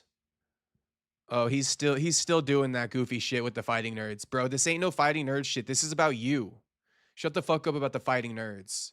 No one trying to stop them. Okay, no one's trying to stop the fighting nerds, but you guys are the ones who built this narrative that your team is the best. I mean, bro, maybe one of you are. He's still on that goofy shit. The fighting nerds coming for everybody. Oh, please. Oh, please. I thought we already were done with that.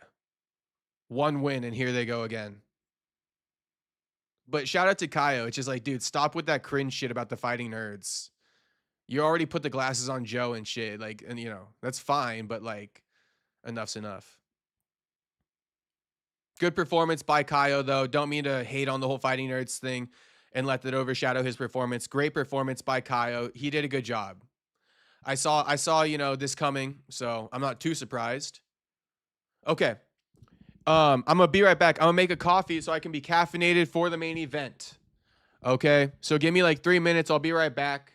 Shout out to everybody watching. We got this shit coming up next. So let me get locked in.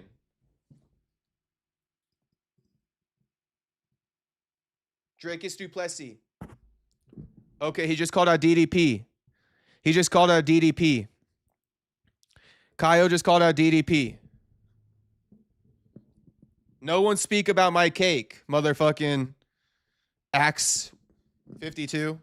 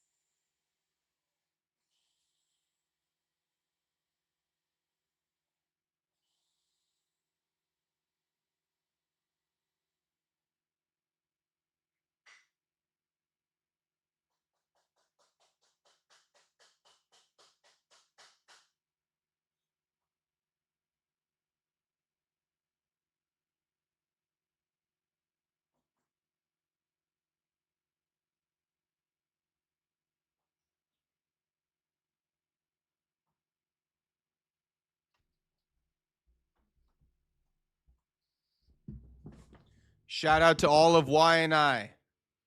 Shout out to all of Y and I know they're watching right now. I know they're watching right now. Is the flag touching the floor? No, absolutely not. Shout out to all of Y and I.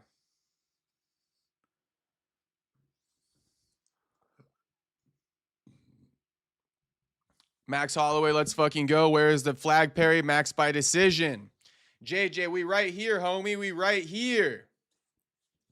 We right here. We got the flag. We right here, homie.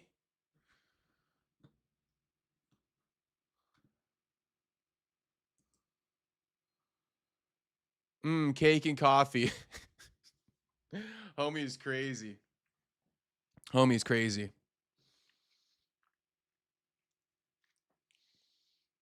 I hear something whacking. Probably my chair.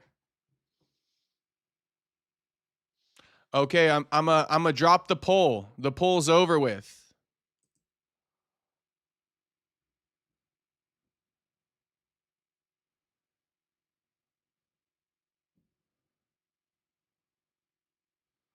Axe says, bro, got that wagon, that dump truck. Crazy work, homie. Are you showing the fight? No, I'm not showing the fight. It's on Paramount Plus, homie.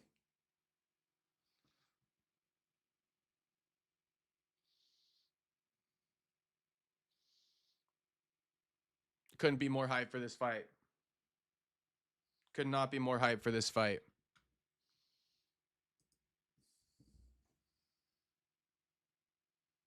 They're just doing the promo package right now.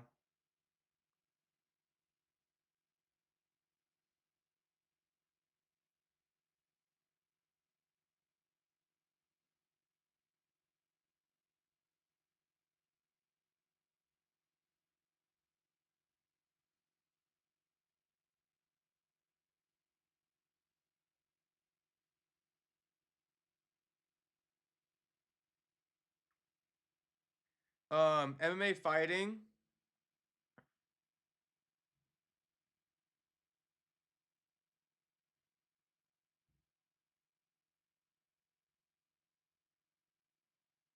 MMA fighting posted some reactions to the announcement of the White House card, and here's what people said.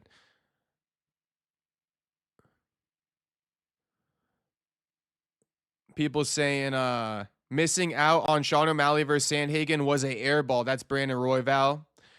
Terrence McKinney says, damn, not the Connor he wanted. RIP Michael Chandler. Tom Lawler says, LOL, that's it. Bo Nickel, of course, the shill that he is, says, see you at the White House. Fuck you, Bo. You finna get your ass beat by Kyle Dawkins.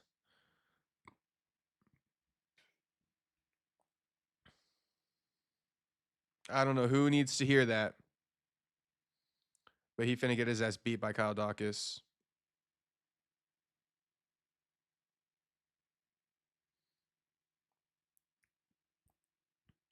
What's your favorite 90s sitcom?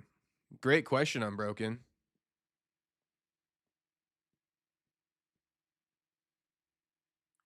Favorite 90s sitcom? Honestly, probably like Seinfeld. Is that from the 90s?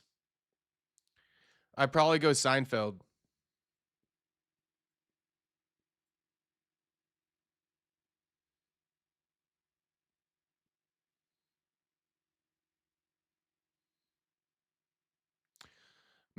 Charles Oliveira is walking out now. So everybody lock in. Charles Oliveira is walking out now. We got a 50 ball against him. Chief 009 says, let's go. Charles walking out to some Christian rock. Yeah, he is. He is. He is. You know, for Max Holloway, for his name to be blessed, he keeps his faith super under wraps, does he not? Like, Max rarely actually pays homage to Jesus and stuff. But, you know, his name is blessed. But I'm just saying, you know, he definitely keeps his faith under wraps a little bit. The champ has a name and it's Max fucking Holloway, baby. What's your fave 90s British sitcom? I don't know British sitcoms. Charles says David Andrade. Fuck no. Fuck no, not Charles.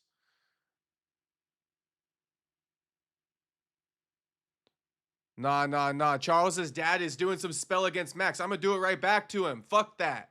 Fuck that. We channeling God and Jesus too.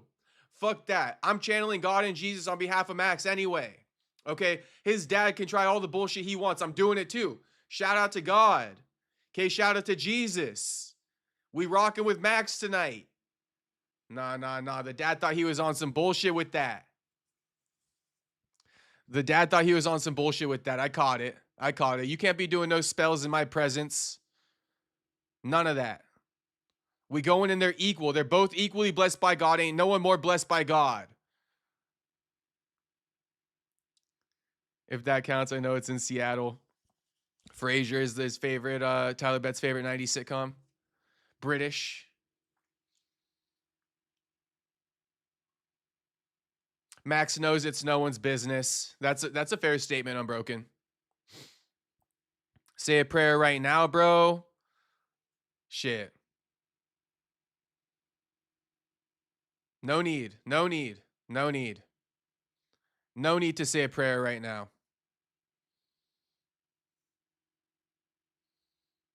I will not pray for either one. God will not choose a side here. That's why there's no need for a prayer. They're both equally blessed by God. Lord have mercy. Let's go Hawaiian. That's it right there. That's all you got to say. Lord have mercy on both of these men's souls. May they both walk out of the cage in one piece and return to their families. You know, the way they stepped into the octagon, and that's it. You feel me? God gives them both free will to do what they want. All the preparation going into this fight is what will settle it. That's what's going to settle this. Pray for me because you're cake. Yeah. Insane, homie. All right, Max Holloway walking out right now. Max walking out right now.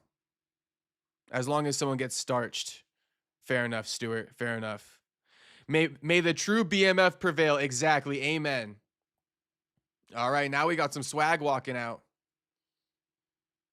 So a little Jamaican stuff by Max Holloway.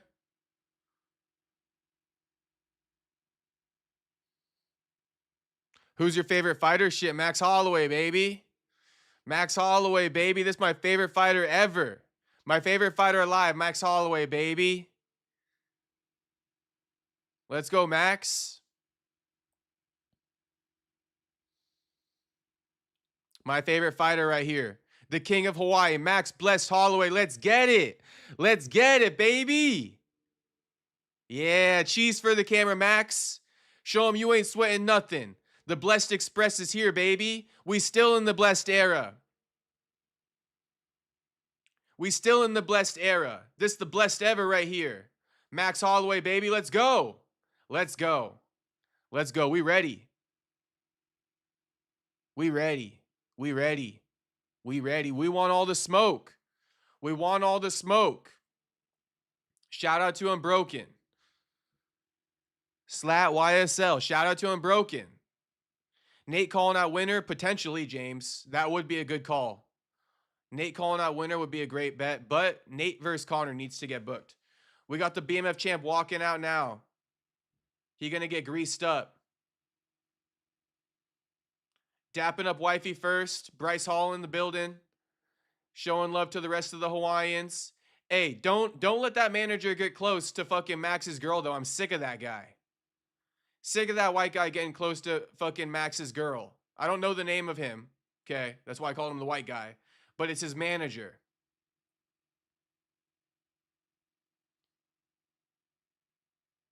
Love how the BMF is strictly the OGs. Has the UFC increased fighters' pay yet? No. No, they haven't. Oh, Hawaiian kickboxer.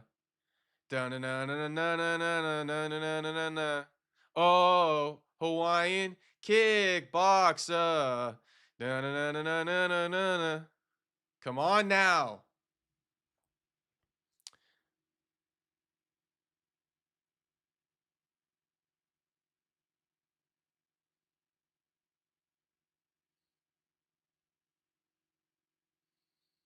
Hawaiian kickboxer.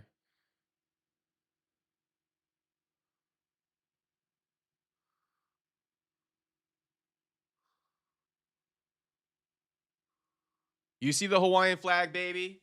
You see the Hawaiian flag, baby. Let's go. Let's get it. Do not commercial break as Max enters the octagon, you motherfuckers. All right, Max entering the octagon. No dap. No fucking dap. No fucking dap. Beat that up, twin. Shit, let's go, Max. Max walkouts are legendary. No fucking dap. No dap. Let me pour my coffee.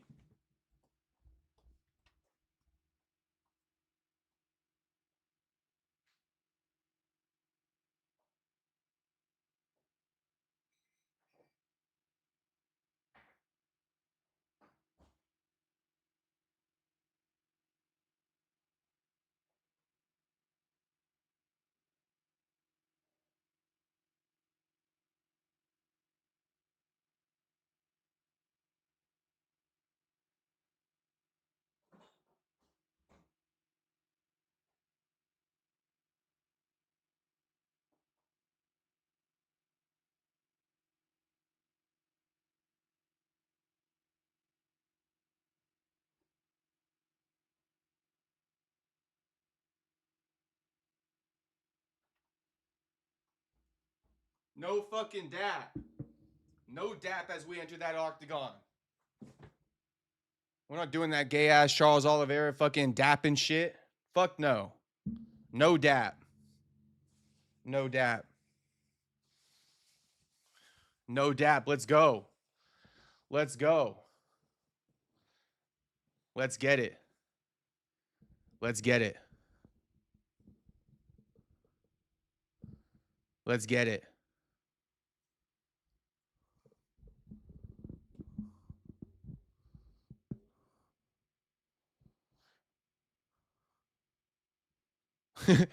Drew says, "Damn, bro, chill on Charles." I'm not sure what I said about Charles.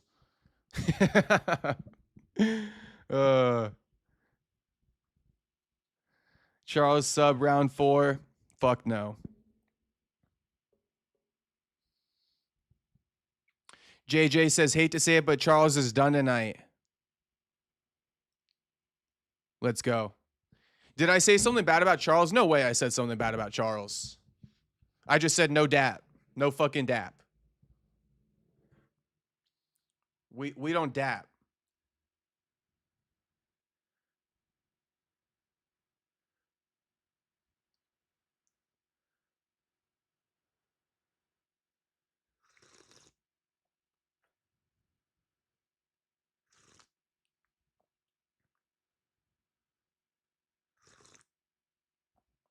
Everybody run up the likes on the stream before this main event gets started. My favorite fighter of all time about to get this dub. About to get this dub. Mm-hmm.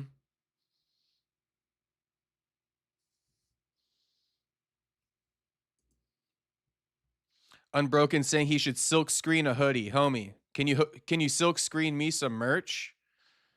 Charles retired tonight? I don't know. I don't know. Everybody run up the likes one more time. Max Holloway getting announced right now. You see it? Out of Waianae, Hawaii, baby. Out of Waianae, Hawaii. Out of Waianae, Hawaii, baby. Let's get it. Let's get it. Yup. West Side, baby. West Side. West Side. West Side. Let's go, Max. Let's go, Max. All of Hawaii rooting for you, big dog. All Hawaii rooting for you, big dog. And all the U.S. rooting for you, Jew included. Jew and Tyler Betts included. We all rooting for you, big dog. We all rooting for you, big dog. This is the man who made the special shorts popular. Don't ever forget that either. This the dude who made the shorts popular. This the dude who made the fucking, the flowered shorts and all that shit. He the one who started that. King Swag, Max Holloway. Let's go. Check out these legs too on Max. Homie has bulked up. It's in the legs. It's in the legs. And what I tell you guys not years ago, but a minute ago, I told you boys, whoever got the bigger bottom half, they tougher. They tougher. Let's go. Ooh, we ready to go. We ready to go. They did dap up in the center. Let's go. It's time, baby. It's time, baby. Let's get it, Max. We rocking with you, big dog. We rocking with you. I got a 50 ball on Charles Oliveira's head. Bryce started it, to be fair. Okay, you're right, Drew. You are right. You are right. But it really took off after Max did it. I think that's fair to say. Okay. Max is starting off strong. Jab to the body from Max. He already landed a right hand to the head for another 1, 2, 3 for Max. Oh, Max popping Charles. Max popping Charles. Charles is just walking forward. Broadcast is lagging. Oh, shit. Charles is popping Max too now. Charles gets a takedown on Max. Body lock takedown. Body lock takedown. Why did John Anik just say 2 points like this is a wrestling match? Yeah, Charles didn't back down. But Max was popping Charles. This is worst case scenario for Max. Let's be real.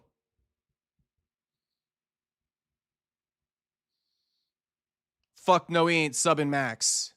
Fuck no, he ain't.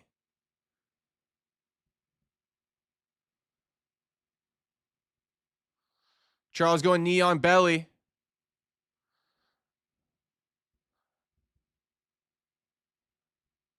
Max might be a little bit worried about where to move here. He doesn't want to get caught in a sub. He's best off not grappling back. Sounds crazy to say. Unless he's been really training the jits, but if not, he'd be best off just not even grappling back.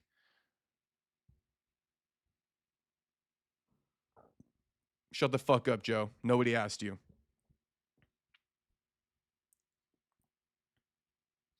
Charles taking Max's back. Max stands up.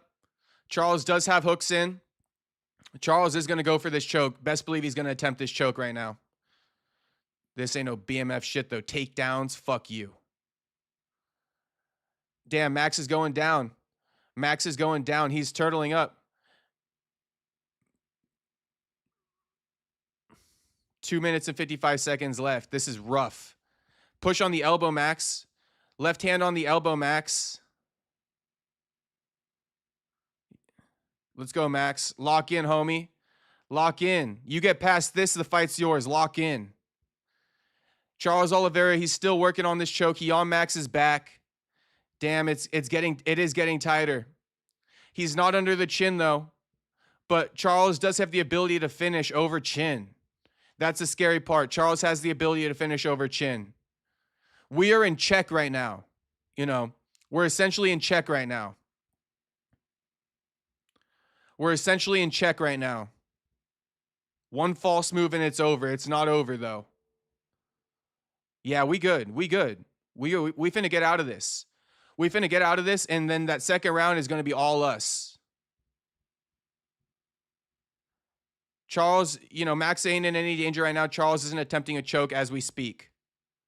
He's not attempting the choke as we speak. Max is best off just not moving. Charles trying to get him to bring up his chin by punches, though.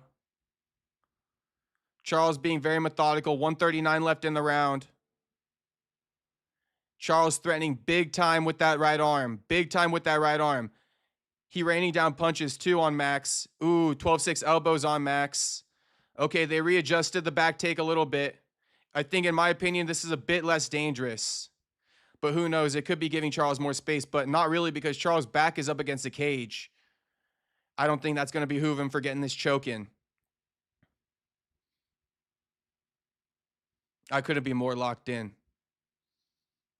Fuck no, we not getting tapped. Fuck no, ain't nothing happening here. Fuck no. We finna piece his ass up come this second round. Let's go, Max. Nah, nothing. Nothing. Nothing from Charles. Nothing from Charles. Nothing from Charles. Fuck you. Fuck you. Fuck you. 39 seconds left, bitch. Then we back up on the feet. If Max survives, it's legendary when he survives.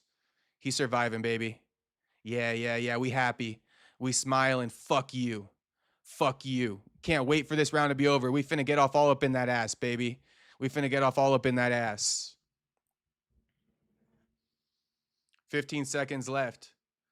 BMF. BMF. Yeah, we finna show you what a real BMF is after this round. We finna show you what a real BMF is after this round. We finna show you. We finna show you. We finna show you. We finna show you.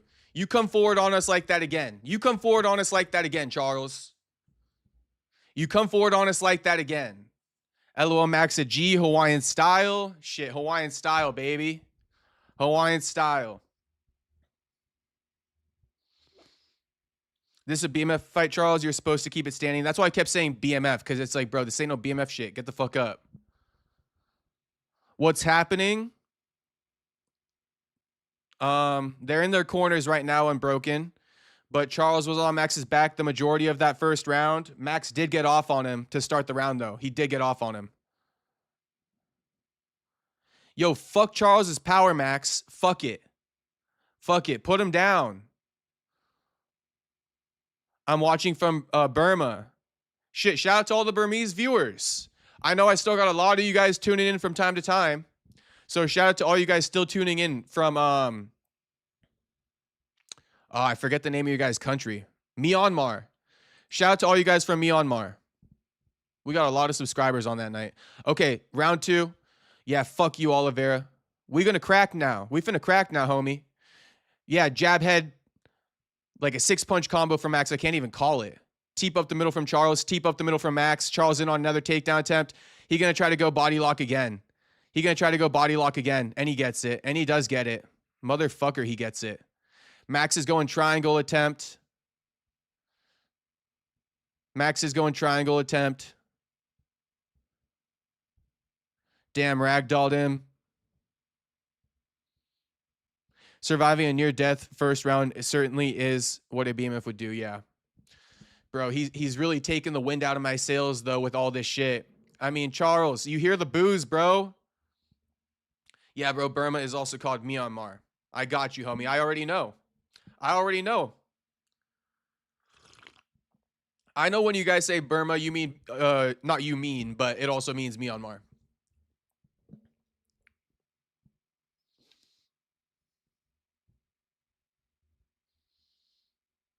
Charles still grappling Max. He in half guard. Max trying to roll to his belly for some reason. I don't know how much that's gonna help him. Charles going up. Yep, he going arm triangle. He finna get it, unfortunately. It looks like.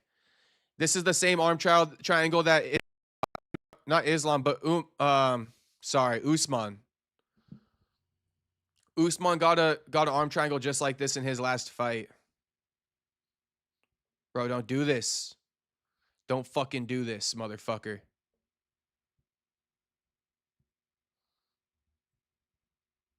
Burma fam, straight up. Charles too strong for him.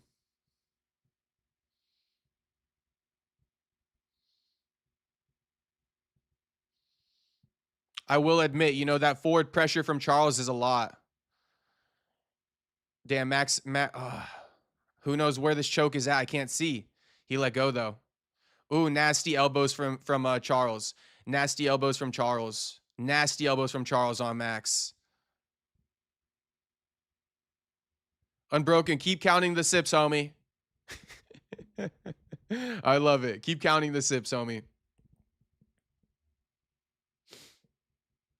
Bye-bye $50. Motherfucker, I forgot all about my 50 ball. I forgot all about my $50 bet.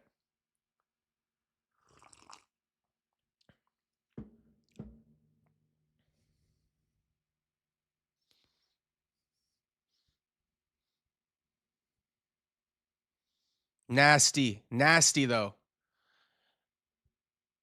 Max looks like he could be rocked.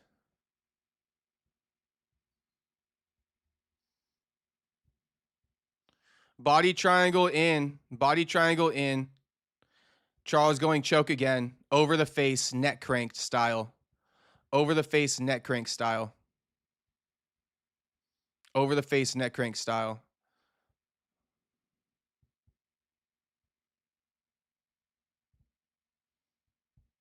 Lots of belly talk tonight. What does that mean? Unbroken.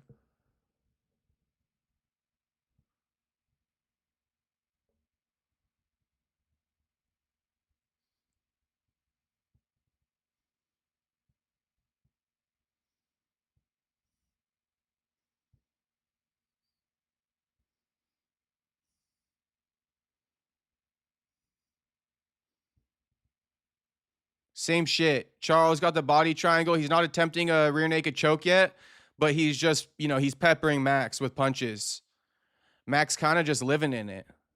Try coffee with cinnamon. Okay. I actually haven't tried that before. I'd be willing to. I don't put no sugar in it. I just put a little bit of a fucking half and half or like fucking fat-free milk, whatever I got on me.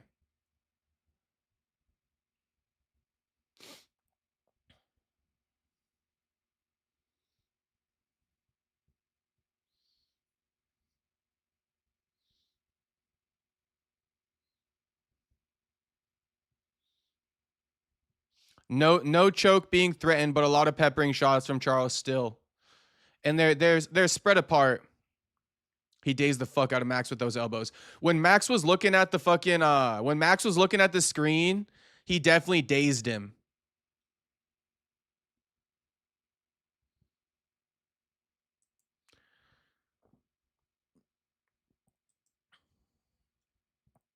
That's a fair criticism by 93 Octane.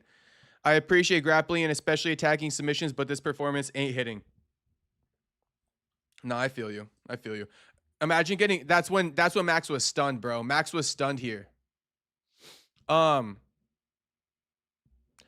would say imagine Charles getting announced as the BMF champ off a sub or something.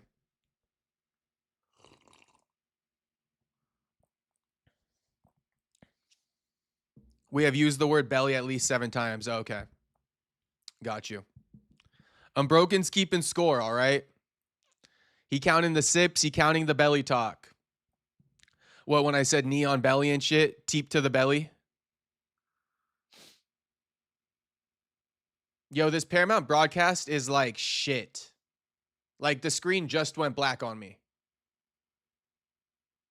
Just went black on me middle of Oliveira versus fucking Max Holloway. Are you kidding me right now? So Jew, let's carry out that whole thought. Jew goes, well, to be fair, did we expect Charles to only strike when making this matchup? No, not initially. But now that I'm seeing them strike on the feet, Jew, honestly, I mean, I would say there's a chance that Charles could knock out Max on the feet too, bro. There's definitely a chance that Charles could knock out Max on the feet, so maybe try it. Do a BMF thing and try it. Bro, I literally refreshed the feed and it's still black. I want my money back. I want my whole year's money back. You make one mistake, I want the whole year's money back. All right? I did not sign up for a year's subscription in advance for you to black screen me like this. Get the Paramount execs on the phone. I need to have a word with them. I need to have a word with them. Axe says this guy knows ball. Axe goes back and forth. Axe says I know ball, then I don't know ball. I'm not sure if you're talking to me, but I've seen Axe say I know ball and I don't know ball. Of course I know ball, homie. I wouldn't be sitting on here if I didn't know ball.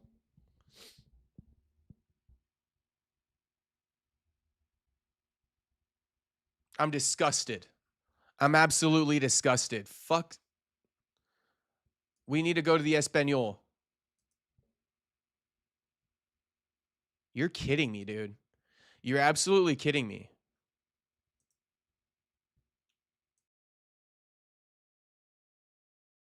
The regular broadcast is on. Max is on his back. Max is on his back right now. Takedown happened again. Don't know how, though. We need to rewind it. I'm rewinding to the beginning of this round. Fuck it. Fuck it. Fuck it. All right, third round starts. Charles is like, striking heavy with Max. He's striking heavy with Max, low key, to start off this third round. Pushing forward. Max the one backing up. 2 lands for Max, though. 1 lands for Max. Charles striking. Charles in on a takedown attempt. Body lock again. Body lock again. Dragging Max. Just dragging him. Just dragging him. Max stays up off the first attempt. At least he's able to stifle off the first attempt. Max stifles off the first takedown attempt in the third. Sorry about my clock. Sorry about my clock. Pineapple should never go on pizza. Actually, that's my favorite topping. I love pineapple on pizza. I get that I'm Hawaiian, but shit, I mean, I actually like it. Call it a coincidence. No one ever forced me to eat Hawaiian pizza, but I just like it. Damn, Charles got the takedown. Another body lock takedown on Max. Minute and 13 seconds into the third round. My clock is a minute behind, and my stream is actually a minute behind too, because of the fucking Paramount technical difficulty. I like it with bacon on pizza. Me too. I fuck with bacon on my pizza.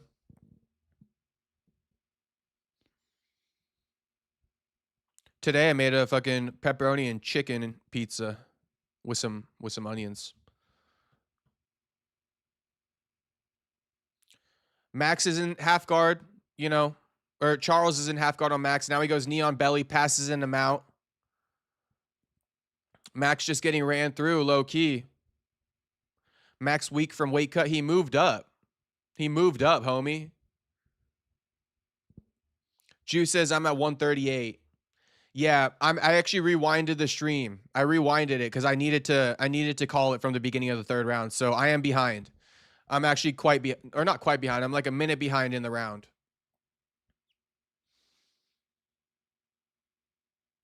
I will say if he wins the belt like this without a finish, will be crazy. Yeah. Yes, Max, get your ass up. Get your ass up, Max. Charles is still in mount, though. He's still in mount. Almost like Charles made a mental decision, like I'm not going to go for chokes anymore because I'm getting booed. So I guess I'll just, stay on top of Max and beat him up from above.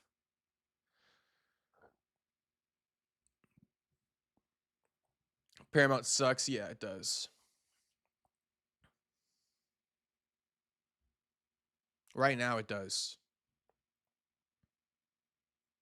Now it's giving not BMF. Now it is. Now it is giving not BMF.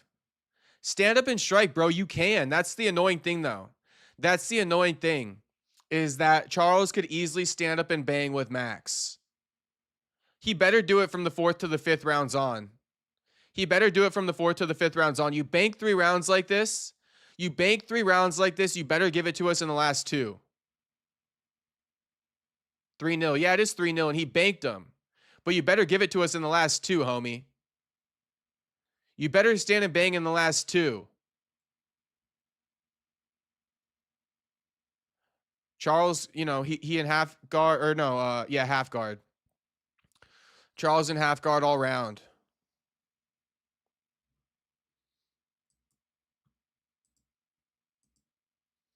Honestly, I just fast forwarded the last minute of the round because it's all the same thing.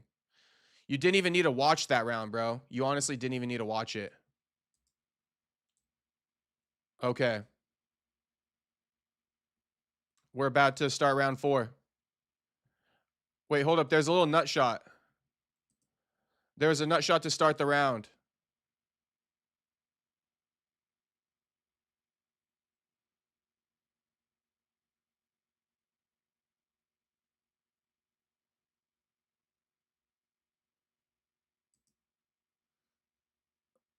All right, dap to start the round. Oh, teep to the nuts. But it's all good. Nah, Max just doesn't ever want to call a break. Max never wants to be soft and call a break. He's good, though. He's good. Shout out to Charles for being respectful. But fuck you for putting this beating on Max so far. Hate you. Okay, Charles is striking now to start off the 4th, and he's doing well. But Max is too. 1-2 down the middle for Max. Charles getting off a little bit too. I didn't call it, though. Jab for Max. Charles working that right hand. Charles in on takedown attempt again. He's going to go up to body. He's going to go up to body. Max would be better off with underhooks, I think. Max will be better off with underhooks. Charles trying to turn the corner on Max. Max won't let him. He's already privy to it. He done this to him 3 rounds in a row. Shout out to Max for evolving mid-fight. But Charles is in on this over-under, and he may or may not get it. We'll see. He's trying his damnedest, though, and he gets it. He gets it. Max got a little bit stuck there. He got a bit out-techniqued. Buyer seller says mahalo. Shout out to buyer seller. Mahalo, brother. Shit, that means thank you. So more like aloha.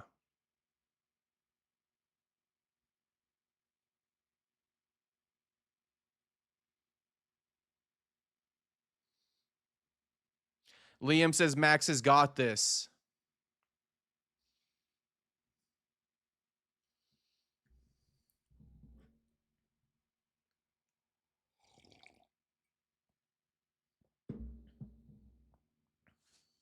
Unbroken, you still counting how many sips I've taken, homie? How many sips does it take to get to the bottom of a cup of coffee? Charles inside control. Just need Max.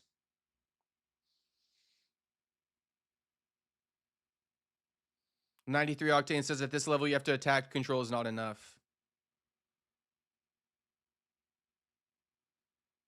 Shout out to everybody joining the chat though. Ali, shout out to you, homie. Liam says trust. Knock his ass out. Let's go.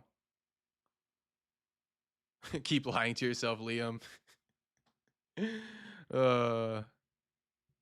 Stuart says Max ain't got shit so far. Wolfpack saying damn. Chief 09, rest in peace, Max. Max needs to bum rush, bro. If he could get up. Who would have thought that Charles was going to maraud him on the feet like that too, though? I got to give it to Charles. I mean, he's doing very well against Max on the feet too. Ooh, raining down elbows from above on Max. Max going belly down. Raining down elbows from above on Max. Max goes belly down. He's trying his best to survive here. Minute 57 left in the round. I know my clock's slightly ahead. My bad. Crazy work from Charles. I mean, it's crazy work from Charles elbowing Max like that from above.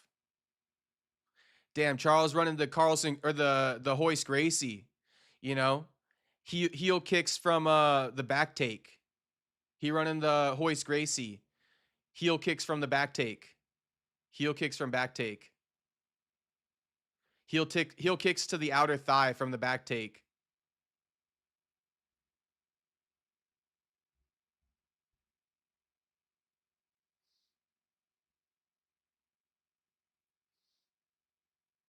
Wopak says he accepts that point down. It's over. Max got a sleep KO. If Charles would even honor that, he better honor that shit. Last 10 seconds, Charles, you better point that finger down and extend the opportunity to Max.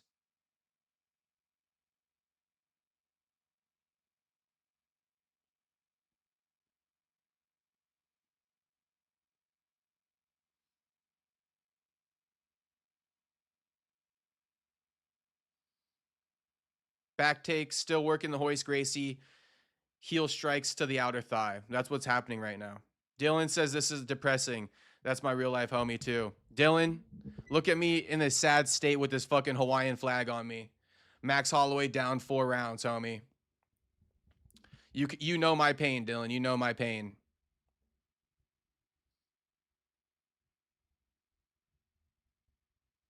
I pulled out the Max flag, but shit, we ride with Max no matter what. Win or loss, we ride with Max. This ain't helping Paramount. I would argue that it's hurting Paramount. What's the viewership right now? They should start posting the live viewer numbers, the live streaming numbers every time. I want to know the net views of every event. The net views and the you know, highest concurrent viewership that they reached and at what point in time of the card. I think we should know all of that by now. Total numbers. The peak concurrent live streaming numbers and when that occurred. I'm up 3-0, straight repping. I'm repping, Dylan. I'm repping. I dropped $50 on Max too. I ain't getting that money. Well, I mean, I won't count it out yet.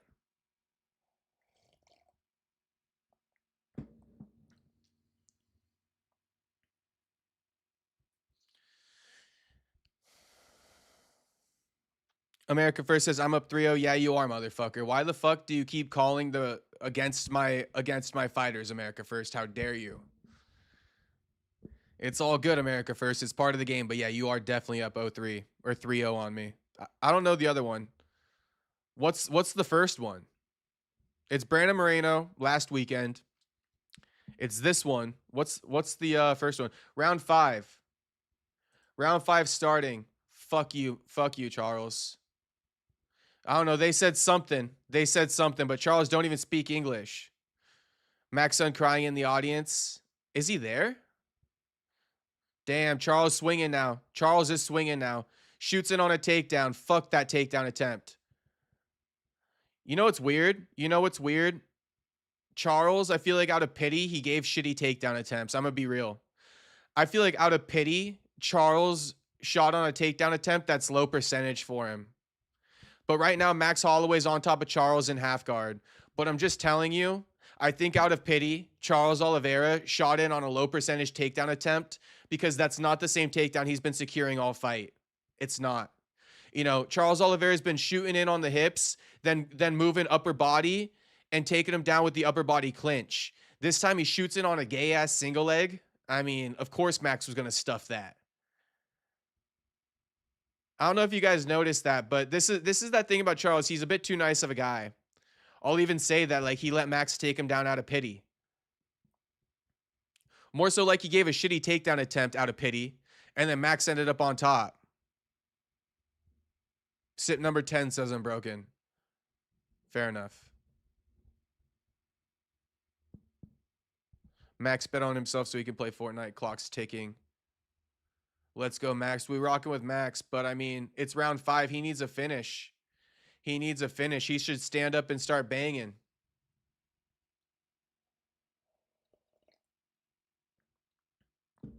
He down 4. He down 4, bro. Get up, Max. What the fuck? I know. 3 minutes left, homie. Are both these guys mailing it in? Seems like both are kind of sandbagging. Here's Charles in on another lame-ass takedown attempt. I'm telling you, it's not going to work. And it's the 5th round. Charles, stop wrestling. Damn, fucking Max going down on a single leg. It's just like, what the fuck is wrong with you guys? Didn't even get your shit on the outside either. I mean, if Kevin from Chicago is watching, Kevin, I mean, is this not egregious to you? Going down off a single leg takedown attempt, like, what the fuck? What the absolute fuck?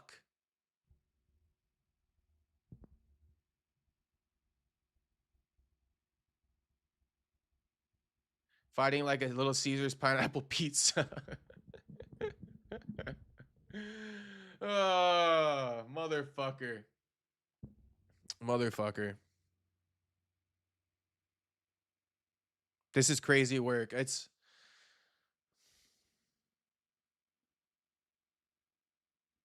They're never the same after fighting Topuria. I mean, Charles is fucking, he doing his thing after losing to Topuria. What you talking about, America First? Charles just knocked the fuck out of Gamrot or submitted him. Don't remember. And now he's over here fucking 5-0ing Max Holloway. Most disgusting shit I ever seen in my life. Whoever I told earlier in the chat who said this is my first UFC event, I'm sorry. I told you, you know, Max Holloway is the person you watch to become a UFC fan. I'm sorry. It's not Max's fault. I mean, it is because he's not getting up. But I mean, you know, I didn't foresee Charles doing this bullshit. I didn't foresee Charles taking him down. Max sold you wolf tickets, Brandon. No. It's just I have an unrelenting loyalty to Max. I would ride with Max no matter what. No matter what. Even if he didn't say anything. He didn't sell any tickets. The promo for this fight for him was like zilch. You know, none. I'm just a real one. We ride with Max till the wheels fall off. Max lost, he might retire, question mark? Nah, fuck no. Max should do something about it. He should do something about it. DC arguing on commentary. I'm still watching the Spanish commentary. It's much more relaxing. It's actually much more relaxing not having to understand those guys. I prefer the Spanish commentary. I'm Max all the way. I'm that way with D. Lewis. Shout out to Liam, by the way. Max all the way.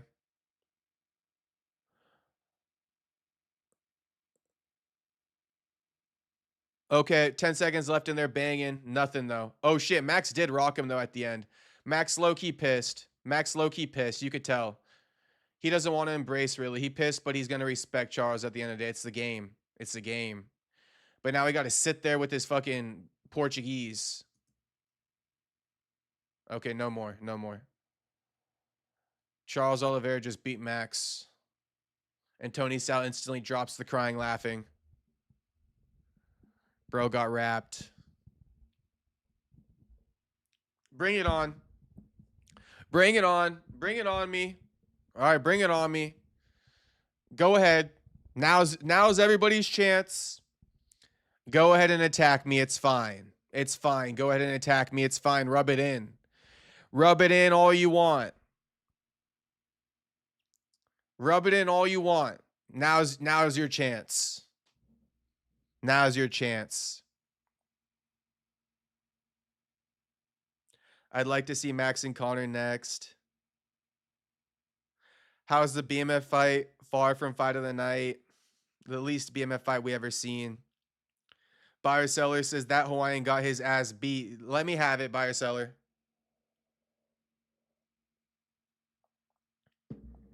Pineapple should not be on pizza. That's where I'll disagree with you, Buyer Seller. That is where I'll disagree with you. Time to oil up. Shit. Get the olive oil. Someone get the olive oil. I'm so down in the dumps right now. Someone get the olive oil. Liam says, I won't. I'm with you. My man, Liam. Andrew saying, fuck, homie. Fuck, homie. Bro, I got poid. All right.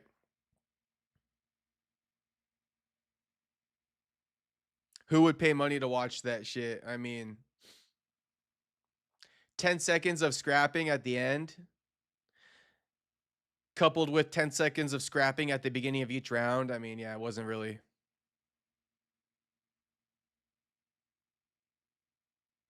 Buyer Seller says, TBH, I do fuck with pineapple on pizza, but not when a Hawaiian is getting his ass beat.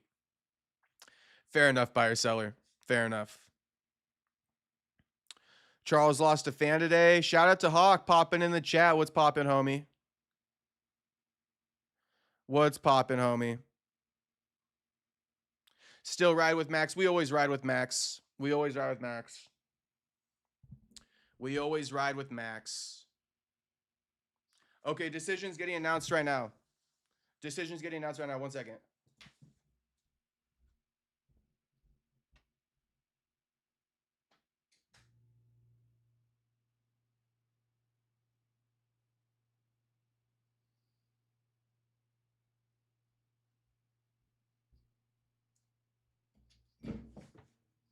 Charles Oliveira is the champion.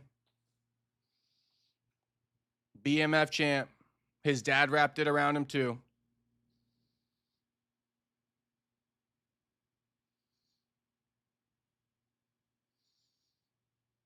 Let's hear what he got to say. What's all that movement back there?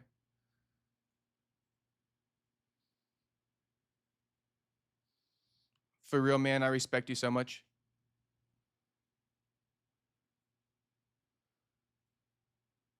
My biggest pride is to represent my family just like you.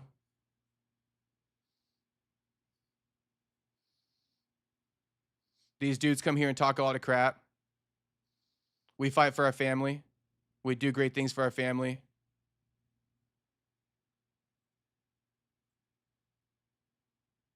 If this division has 2 BMFs, it's me and you.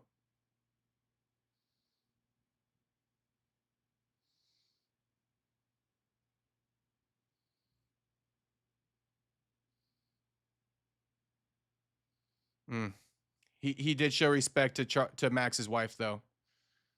You know, you got to be happy for Charles. Congrats, Charles, you motherfucker.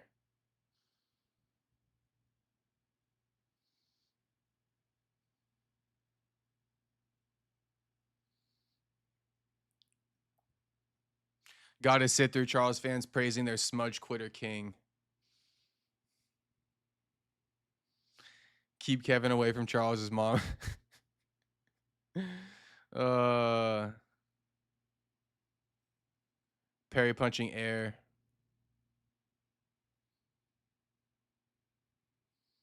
Connor's never fighting again. He's finished. Brazil. Oh my God. You make me sick, America First. You absolutely make me sick, bro. Fucking spamming Brazil in the chat.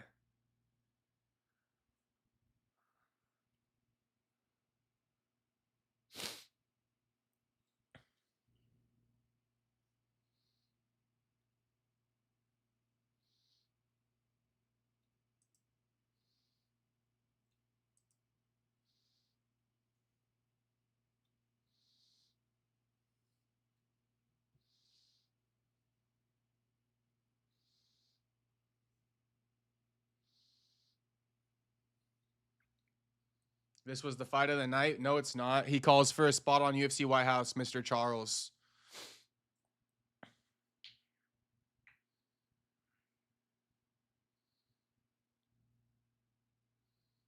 Yeah, homie speaks English. I ain't buying it. Homie just shut down the translation from Joe because he got it. Here's Mac's interview.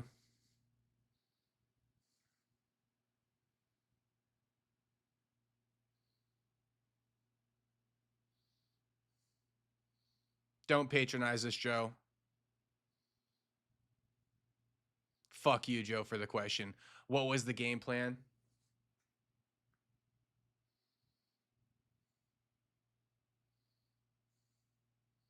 Give it up for Oliveira. Hell of a fighter, true BMF. Nah, don't say that, Max. That's a lie.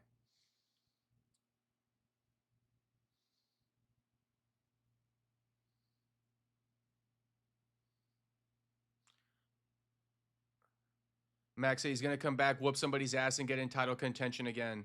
He will see Oliveira again. 1-1. 1-1. We need that trilogy. Max ain't going nowhere. Max ain't going nowhere. 1-1. We need that trilogy.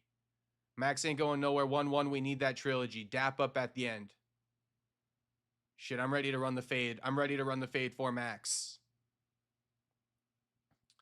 Get that boy some coconut water.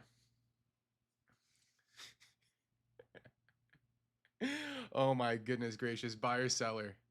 Buyer seller. Too good. But what's it called? And I don't think I'm insinuating this, but it's like, see, if you can joke about this, be like, get that boy some coconut water. Shit. Let all the jokes, go through. Shit, it ain't that personal. It's low-key kind of funny. Get that boy some coconut water. But God forbid you say that about another group of people or something. Oof. Oof.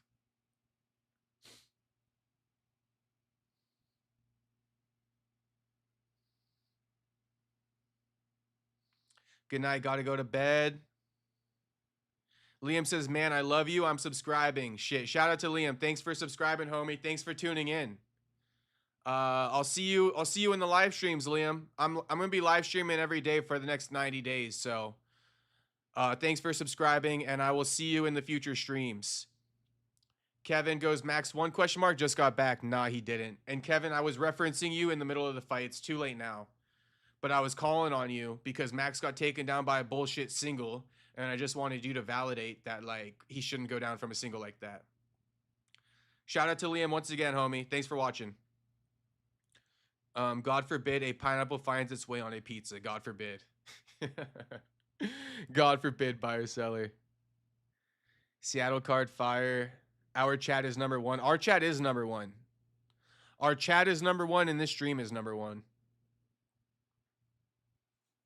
Our chat is number one, and the stream is number one for a fact. And I'm actually gonna revamp some things. I'm gonna revamp the Membies a little bit. Get us some new emojis and shit. Crazy work. What the fuck? America first. Fuck the rest. BMF should be stand and bang only. That's facts though. Which group of people? Shit, there's a couple of them unbroken. There's a couple of them. There's a couple of them. That's shocking, says Kevin. Max washed. He not washed, bro. It's just a tough matchup. Charles looked really good. Charles looked really good. You know, I'm surprised Charles won at striking. Yeah, yeah. Well, you know, with Charles, I mean, that's one way of putting it, Dark Madness. I would say Charles Loki kind of did win at striking. I'll give it to you. And that is yeah, it's coming from the guy who fucking rooted for Max. But Charles did beat Max in the striking, and it's just like, bro, why wouldn't you stand and bang with him more? Because he was getting popped. Charles stalled when he didn't need to. Yeah, bro, we need to run that one back. Brazil, Poha, shout out to Brazil. It ain't no hate on Charles Oliveira, but we rock with Max Holloway. But I ain't mad at Charles.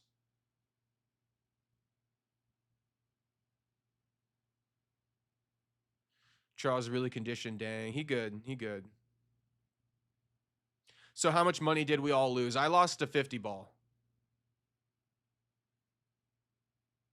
Juice Man says, yo, did the Paramount Plus start messing up for anyone else in the third round? Mine was tripping.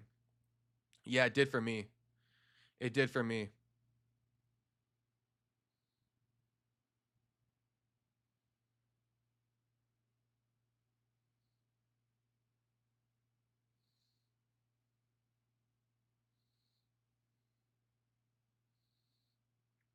M354 says Ariel Hawani's jumping up and down with joy that Jones didn't fight on White House card.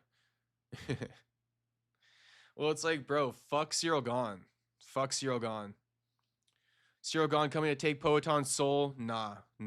I need Poeton to put him out of his misery. Cyril Gone needs to be put in his place.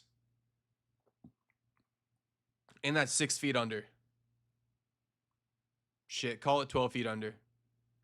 Chief 009, just sub, bro. Shout out to you, homie. I'm actually, for all you guys who are watching right now, I'm going to do another live stream. I'm going to pop over into a new live stream. So I'll let you know when I'm going to do it. I'm sitting on here right now, responding to your guys' chats. But I'm going to do a post-fight press conference live stream. Motherfucker. Ariel is also rooting against the UFC White House card, so his opinion doesn't matter. Yeah, it really doesn't. Ariel also is in favor of Ronda Rousey versus Gina Carano. Ariel is snake. He the biggest snake in the game. Brandon, I got you on Patty, Moreno, and Holloway. Okay, you're right, America First. You are right. Who's fighting next weekend? Save me the trouble, America First. Who we rocking with next weekend? I need to see Cyril stiffen him with some back of the head shots. Dana Shite. Don't do that, homie. Don't do that, homie. It's fuck Tom Ass, it's fuck Cyril Gone over here. But it's all good. I could care less, Dana Shite. I could honestly care less. Ariel is a oh, shout out to Buyer Seller. He's definitely trying to gay out MMA. That's his number one thing. M354, Ronda Rousey hates Ariel though. Yeah, but it's bigger than that for Ariel. You know, Ariel trying to gay out MMA. He's a women's activist. Women's rights activist. It's bigger than that. Ronda can hate him all he wants. He's dedicated to gaying out MMA. Emmett, right? Yeah, Emmett's next. Emmett versus Vallejos. We rocking with Kevin Vallejos? He just knocked the fuck out of Giga. Axe says you didn't pray for Max, that's why we lost. I prayed for both men. I prayed for both men. Shout out to Drew Dober, though. Lord of the Pies, yeah. Shout out.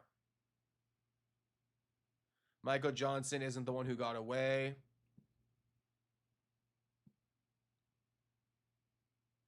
Harrison versus Nunes would have put on a better fight. Nah, America First.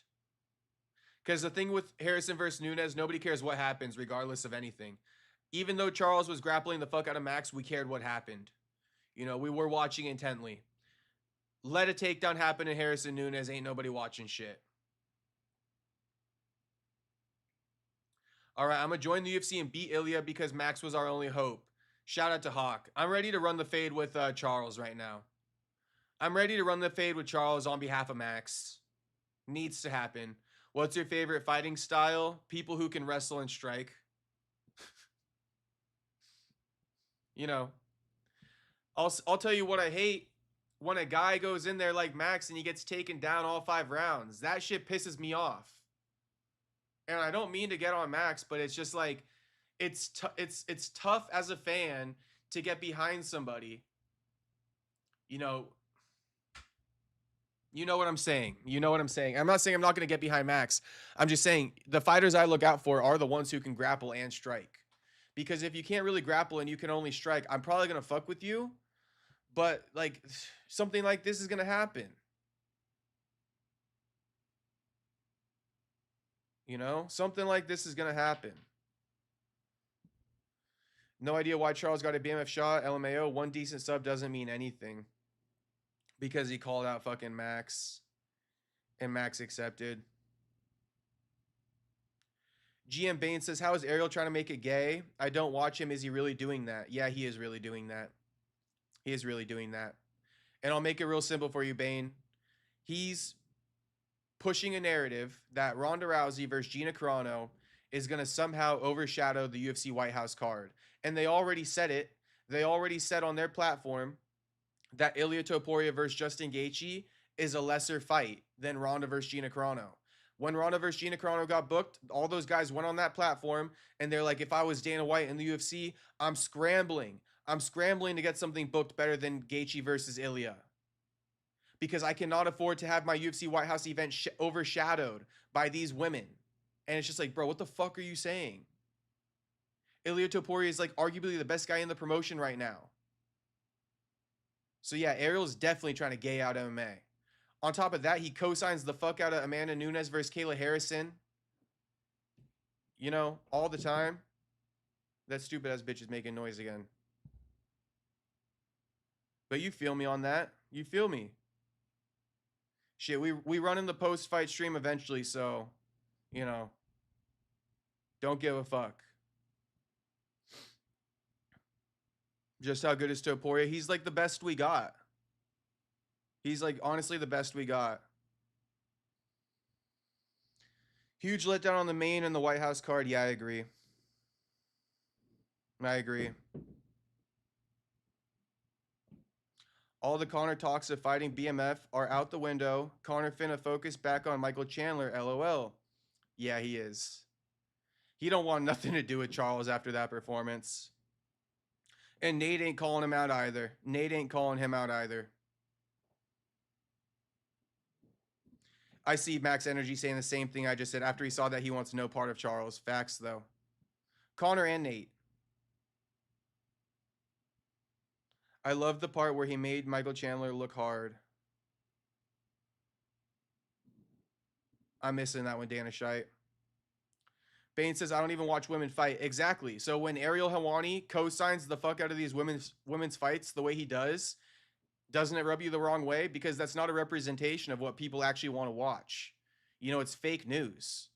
He's trying to gaslight his audience.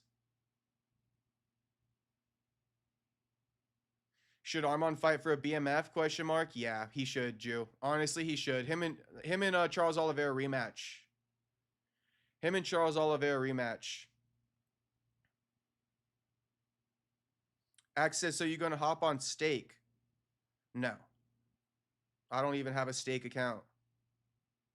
Brazilian Conor is fighting Chandler. That's facts, Bane. I want to hear Holloway excuses. I don't got any Holloway excuses. I don't got none.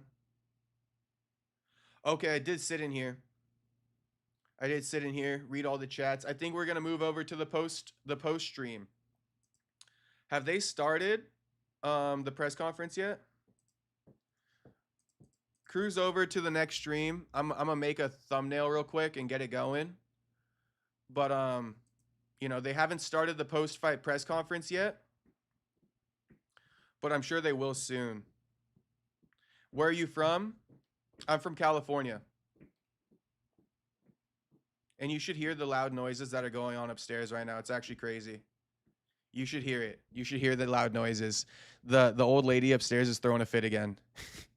The old lady upstairs is throwing a fit again. Oh my god, this is so funny. Women are like the worst, bro. Women are the worst. This old lady's throwing a fit again upstairs. It's actually crazy. You can hear it.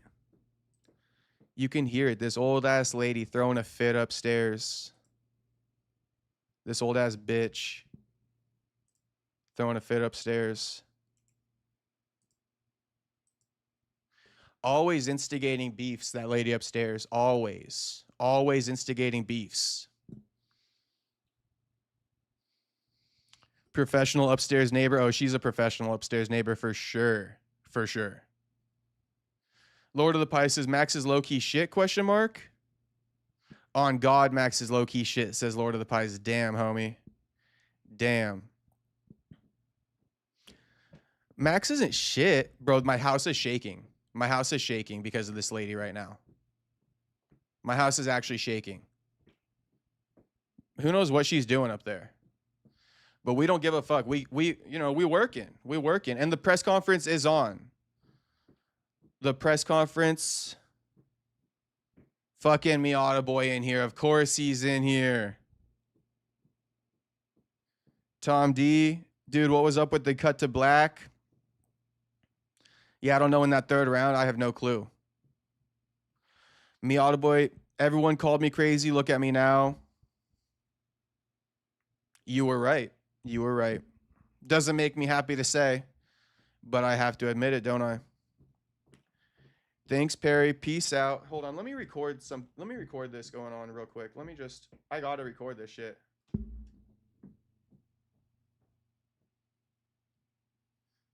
Hold on. Let me draw her out. This is what happens when you're so reactive. You could just draw them out. Post press on. It is on. It is on. I lost $50, Miata boy. I'm holding my phone like this because I'm recording the stomping upstairs. Let's hear it.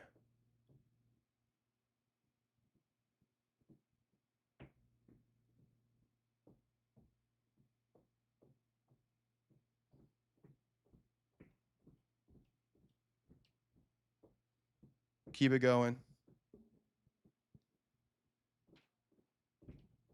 Recording the time.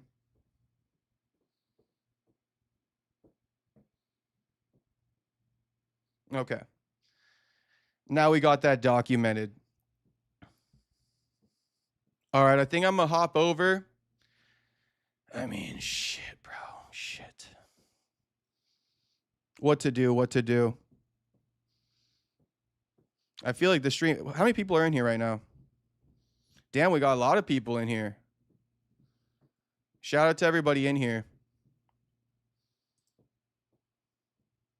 What is she, tap dancing? Yeah, pretty much.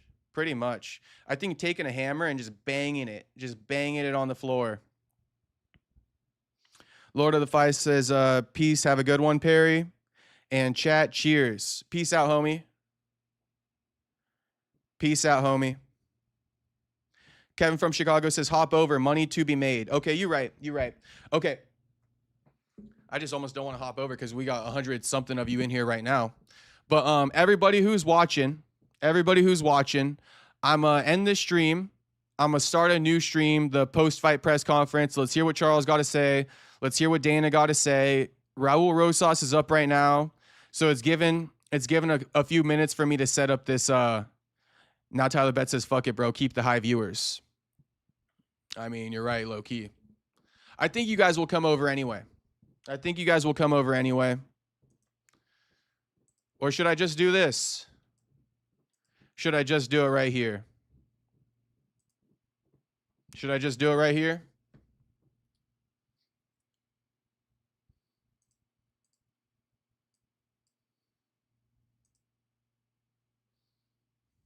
Party tonight. Okay, let's hear it. I don't know. Streets here, what's poppin', Perfecto? Eat with my family, with my team, enjoy, watch my fight. Bane says you can just change the title of this one, right? Yeah, I can. Like I said, right now I can't I can't let my foot off the gas. Do it right you know, here. I know hard fights are coming my way. Yeah, do it right here. I gotta stay ready. I gotta keep Okay. evolving. Yeah, why not? And Do I it wanna here. Be able Okay. To finish all these You're the guys, pro, I'm you the know, schmo. All so right. today I wasn't. Shout able out to get that, Kevin. so I'm not satisfied. So I'm gonna. Yeah, let's back just to run the it right drawing here. board and work on that. Congrats. Thank you. Hello, Raul. Question for your win. You were the youngest fighter to enter in the UFC. Now the youngest fighter to enter. I'm gonna go make another top, coffee real quick, then I'll be 15. locked in. Congratulations, and what a mature performance. Can you give us a little bit of your thought about that? It went exactly as we planned. You know, I think we came in with a really good game plan. We knew exactly what he was going to try to do, which is box. And I feel like I managed the distance pretty good. My timing on my shots were pretty good. My control was good. Like I said, all I wanted is the finish, but he was really good at staying safe. I thought he was going to throw more, but, you know, he was waiting too much for the takedown, but it just played right into our game plan.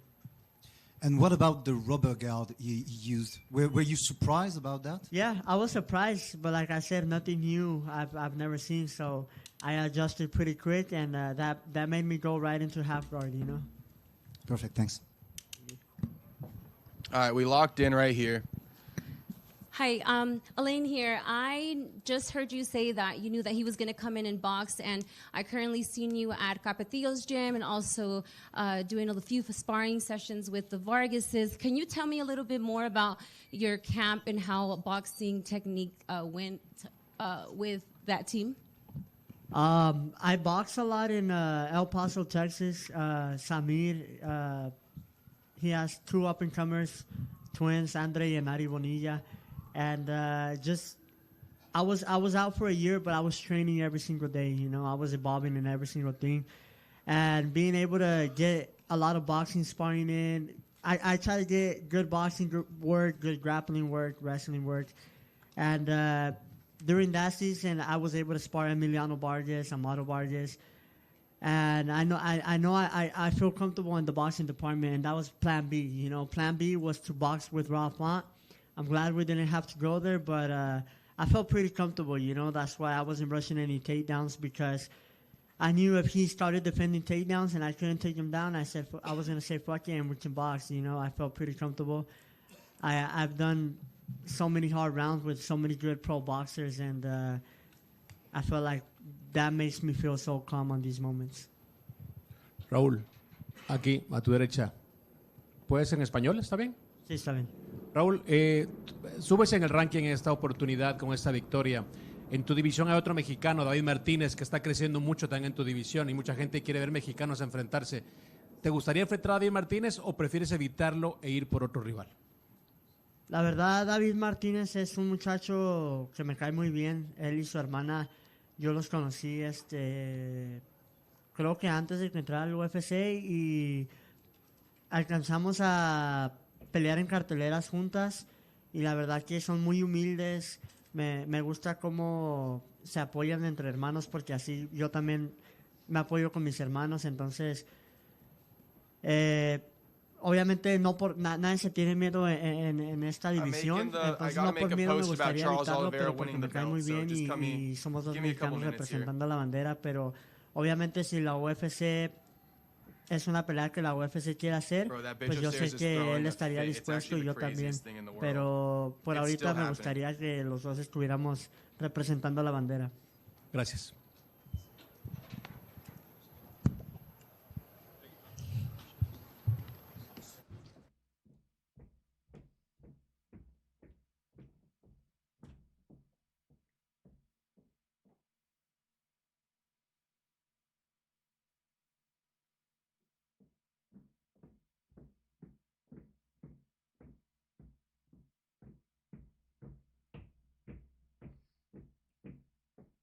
You guys can hear that, huh? I can see it coming through on the microphone.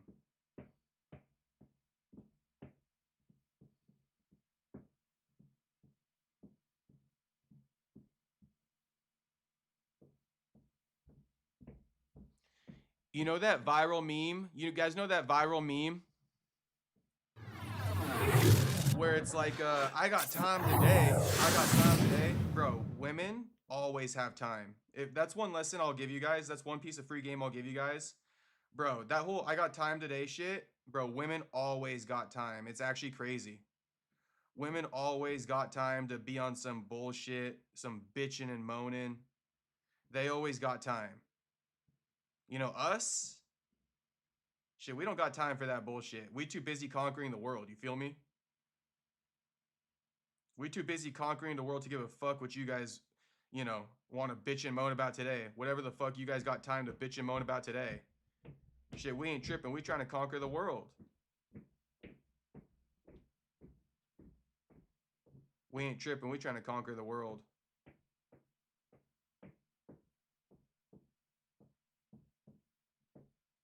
I know you boys feel me.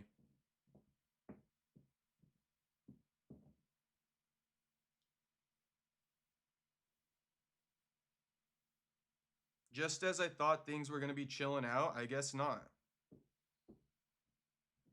But she could do that all night because I got hours. I got hours left on stream. I got hours left on stream. The X hitting that. The X ain't even hitting that. That's loud, bro. You see what I mean? You see what I mean? What is she ragging about? Nothing, bro. She ragging because it's 9:46 and I'm doing a live stream on a Saturday night.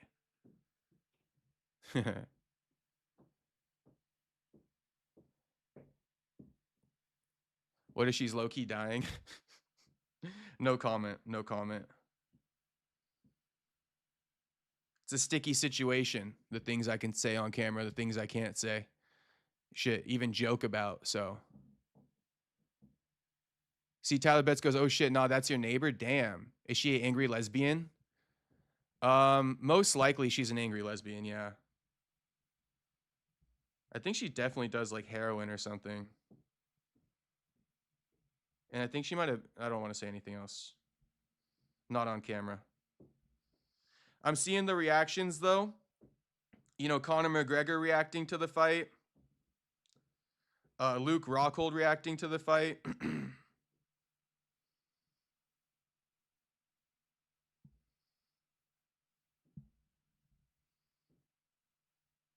I'm compiling a list of the reactions.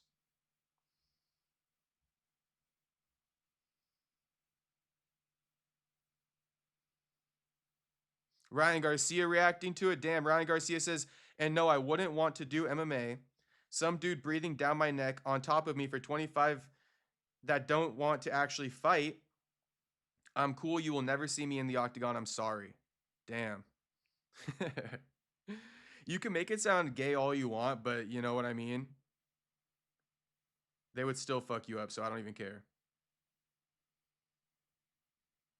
Because in ancient times, you know, in end of the world times, shit, Ryan, you can't make them box you. You got to take whatever comes your way, homie. Just like Max did tonight. Just like Max did tonight, so.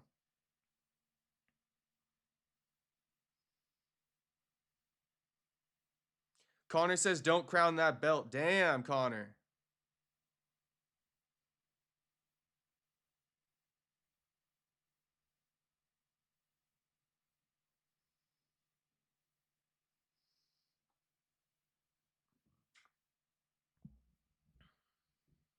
Any more fighter reactions to read out to you guys?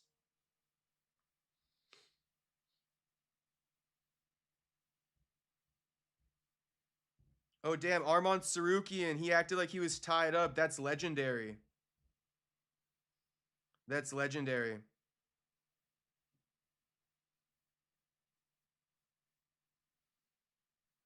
That is legendary.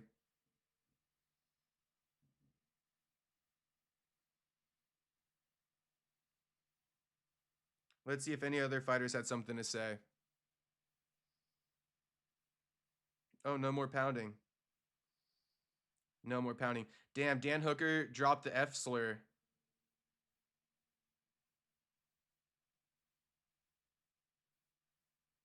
One minute.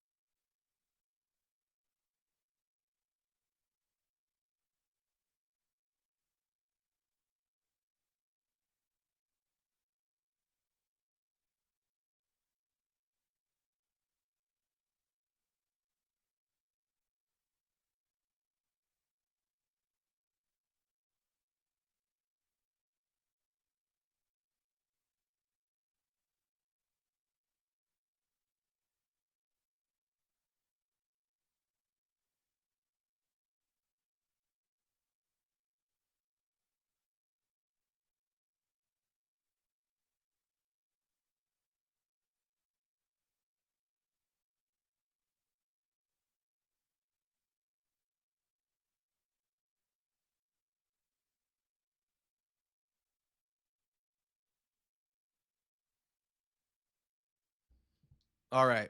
Back to it. Back to it. What was I saying? Rough time to defend the UFC right now, I know. Why is Connor reacting sweaty and no shirt? Yeah, bro, you missed that because of your precious coffee. Thoughts on the White House card? We're going to get into it. We're going to get into all this. Just stay tuned, boys. We're kind of watching the press conference. Let me make this fighters react post on Instagram, and then I'll start reading more of the chat. My apologies. Okay, but I'm also staying on here. I would have gotten off to usually do this, but I want to speak about everything, so I'm staying on. But let me just, I got to serve two masters. I got to serve the YouTube channel, and I got to serve IG. Okay, we popping on both. So I got to serve two masters. So just give me this little moment in time to do this. But I am looking forward to answering all of your guys' questions, in reaction to the UFC White House announcement and this event, what's next for Connor and shit. I'm looking forward to answering it. But yeah, Dan Hooker dropped the F slur on him.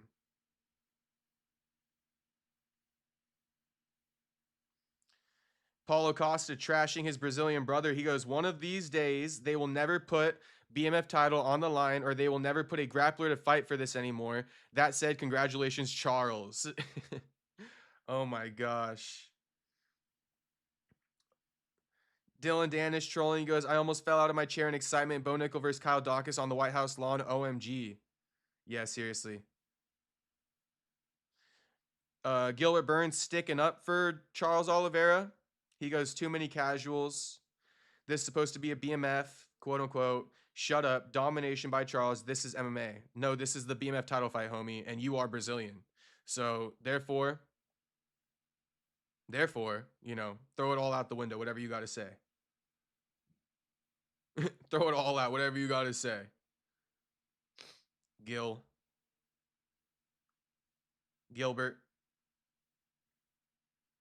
Dylan Dennis says Charles Oliveira doesn't deserve to be the BMF champion. Hamzat says this was crazy highlight fight. Damn, all the top fighters are shitting on Charles's performance. Shitting on it.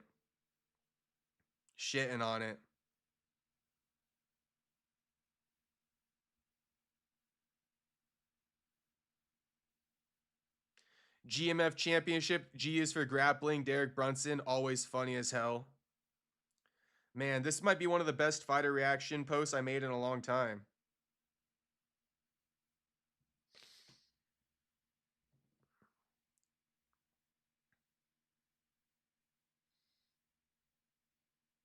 Okay, that's all of them.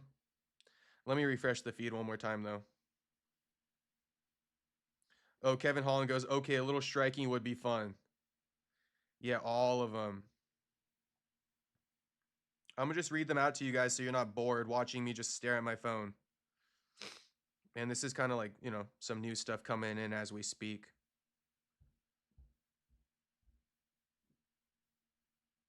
Ryan Garcia says Charles Oliveira wouldn't last one round with me. And yes, if I went to the octagon, I wouldn't last one round. I'm just saying I ain't trying to be grouped that way. Grappled that way. And then he deleted it. Okay. Arman Sarukian pulling up in handcuffs is all time, bro. I love Arman even more now. Didn't even know that was possible. Honestly, I was not a fan of Arman like 6 months ago.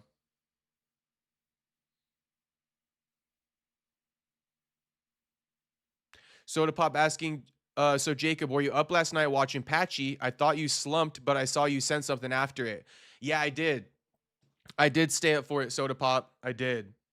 Patchy looked like shit, bro. And he actually, he looked like he stood there to get knocked out. Like, Patchy Mix had 1 minute of fight in him, essentially. That's all he had. Patchy had 1 minute of fight in him. After the first minute, Patchy, essentially he gave up in there. And, it was a tough night in the office for Patchy. Like, Patchy, he got his ass beat in that first round. Like, straight up got his ass beat in that first. I was feeling bad for him going to start the second. And I was like, damn, he in for a long night, like a long and painful night. Like, this one of those times where you're like, the Matrix breaks and you're like, fuck fighting. Why the fuck am I in here fighting? Like, this is barbaric. You know, I'm taking years. This was one of those moments for Patchy, in my opinion, when I was watching him live. I was like, oh man, he in for a rough night. Why do I say all that? Because I think Patchy literally let homie KO him halfway through the second round. I think homie hit him with a 1-2. Patchy got stunned, and he goes, okay, this is my moment to get out of here. I'm going to stand here and not move. Let him hit me again, and I'm going to get knocked out. And that's what happened. Then he took some soccer kicks for good measure. So Patchy, in my opinion, he was going to get knocked out regardless, but he let homie knock him out sooner. And, you know, that kid's got great boxing. He's got better boxing than 90% of the UFC roster. So it's not really too much shade on Patchy. I would just say it was a really tough night for him. Like, a really tough night. The fight did not go the way he wanted it. And that's just kind of it.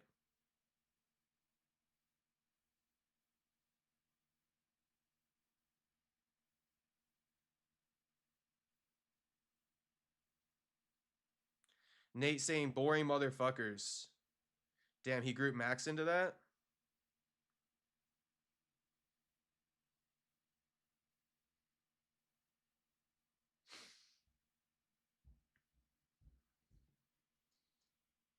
Upstairs neighbor, keep it down or I won't stop stomping.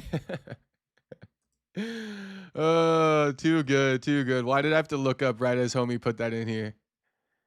I'm gonna keep it up. I'm gonna keep it up. Shit, don't you guys know by now? I call bluffs. Like, I straight call bluffs. It ain't nothing. It ain't nothing. We call bluffs over here.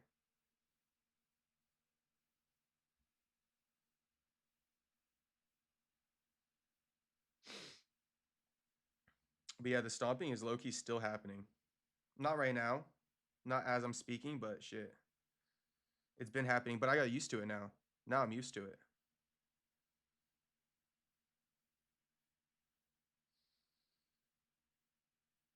Okay, Connor's reaction. Drew Dober saved this. Yeah, Drew did save it.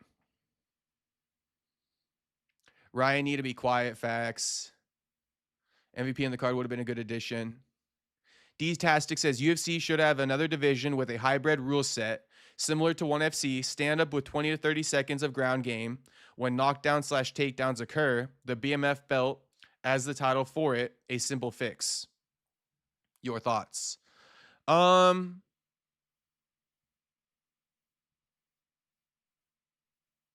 be honest with you, D-Tastic, I don't really like it. I don't really like the whole switch up of the rules pertaining to a BMF belt. I would say that they need to go more towards the Rizin rule set, bro. They just need to go more towards the Rizin rule set. You know, you favor damage over control time. That's number one. You know, you definitely favor damage over grappling and control time. You know, you favor things like submission attempts, how close were you to get submitted and shit like that, and striking and damage. But you don't necessarily favor, right, a takedown and then laying and praying. You give him credit for the takedown, but that's it, like a little bit of points. What I would say is, you know, take over the Rizin rule set and add something to it. 10-minute first rounds. I'm aware this would never happen, but if you favor damage more than grappling, that's going to fix things. If you go 10-minute first rounds, that's definitely going to get you more finishes for damn sure. And if you go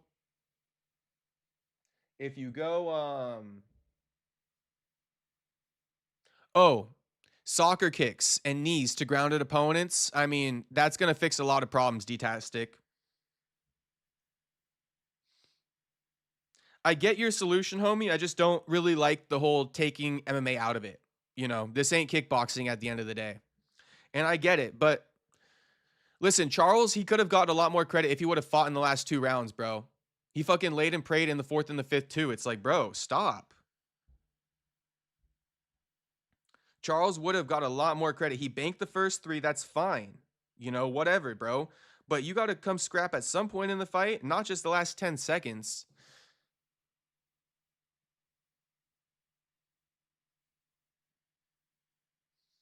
Unbroken says, but what would Kevin Holland really do?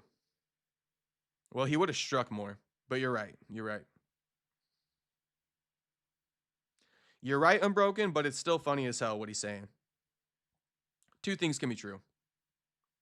Just like Derek Brunson. What would Derek Brunson do? Although he can grapple.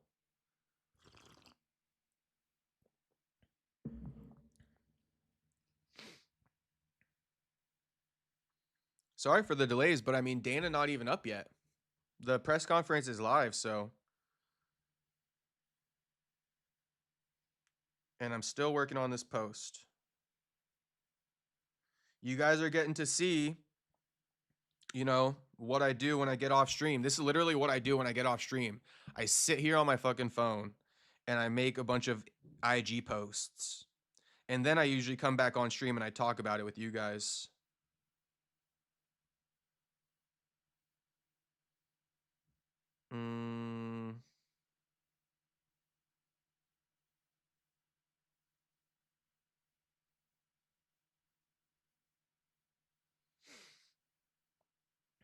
Still low-key can't believe Max lost, bro. D-Tastic saying, you're right, that would be a better solution. Shout out to D-Tastic. I appreciate you dropping the suggestions in the chat, though, for sure. Like I said to you guys, I would like to start reading off some of the chats. Just stay patient, if you will. I will be getting to it. I only got a couple more of these to do real quick, so. Dorino's post.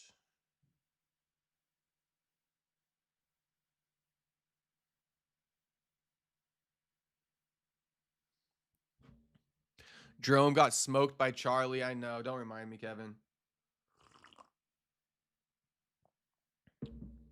Arizona makes ice cream egg soda. Upstairs neighbor, I'm coming down to borrow some sugar. Shit, I'm going to give you some charcoal instead for being a fucking nail in my side. A thorn in my side. That's what it is, huh? A thorn in my side.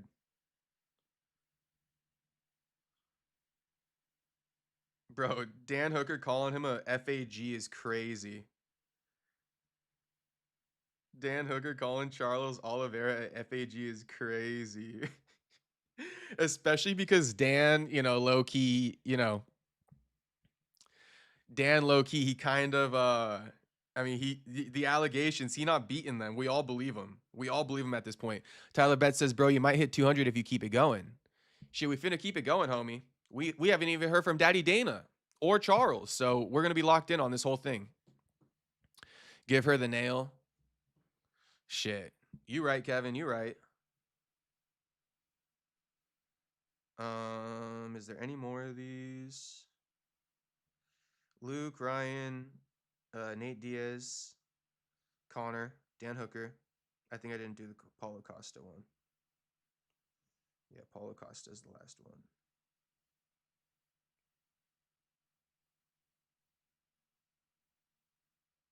And honestly, who really cares what Raul Rosas had to say anyway? I mean, homie was like, homie put on a more boring fight than Charles himself. Okay, time to put the post on IG. Finally, time to put the post on IG.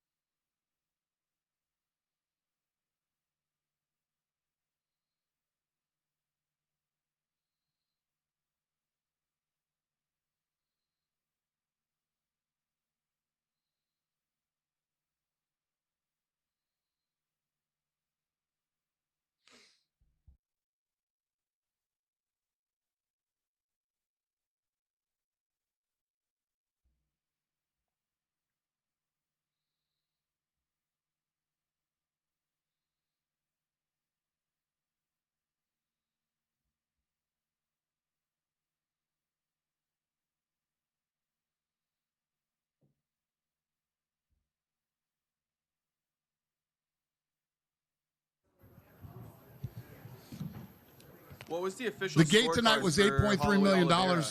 Attendance 19,480. It was sold out. 4 performance of the night bonuses: Bellato, Montez, Rodriguez, and Dober. Dana, dominant work from Charles Oliveira, but maybe not exactly the fight the crowd was anticipating or looking for. What were your thoughts on the way the main event played? Well, I don't know if anybody was expecting that. I mean, the way he body locked him and took him down so easily and absolutely dominated him on the ground. I thought there'd be a lot more stand up, and I thought that Max would do a better job at defending the takedown. And if he got on the ground, he'd at least pop up a couple, 3 times during the round, but total domination. Yeah.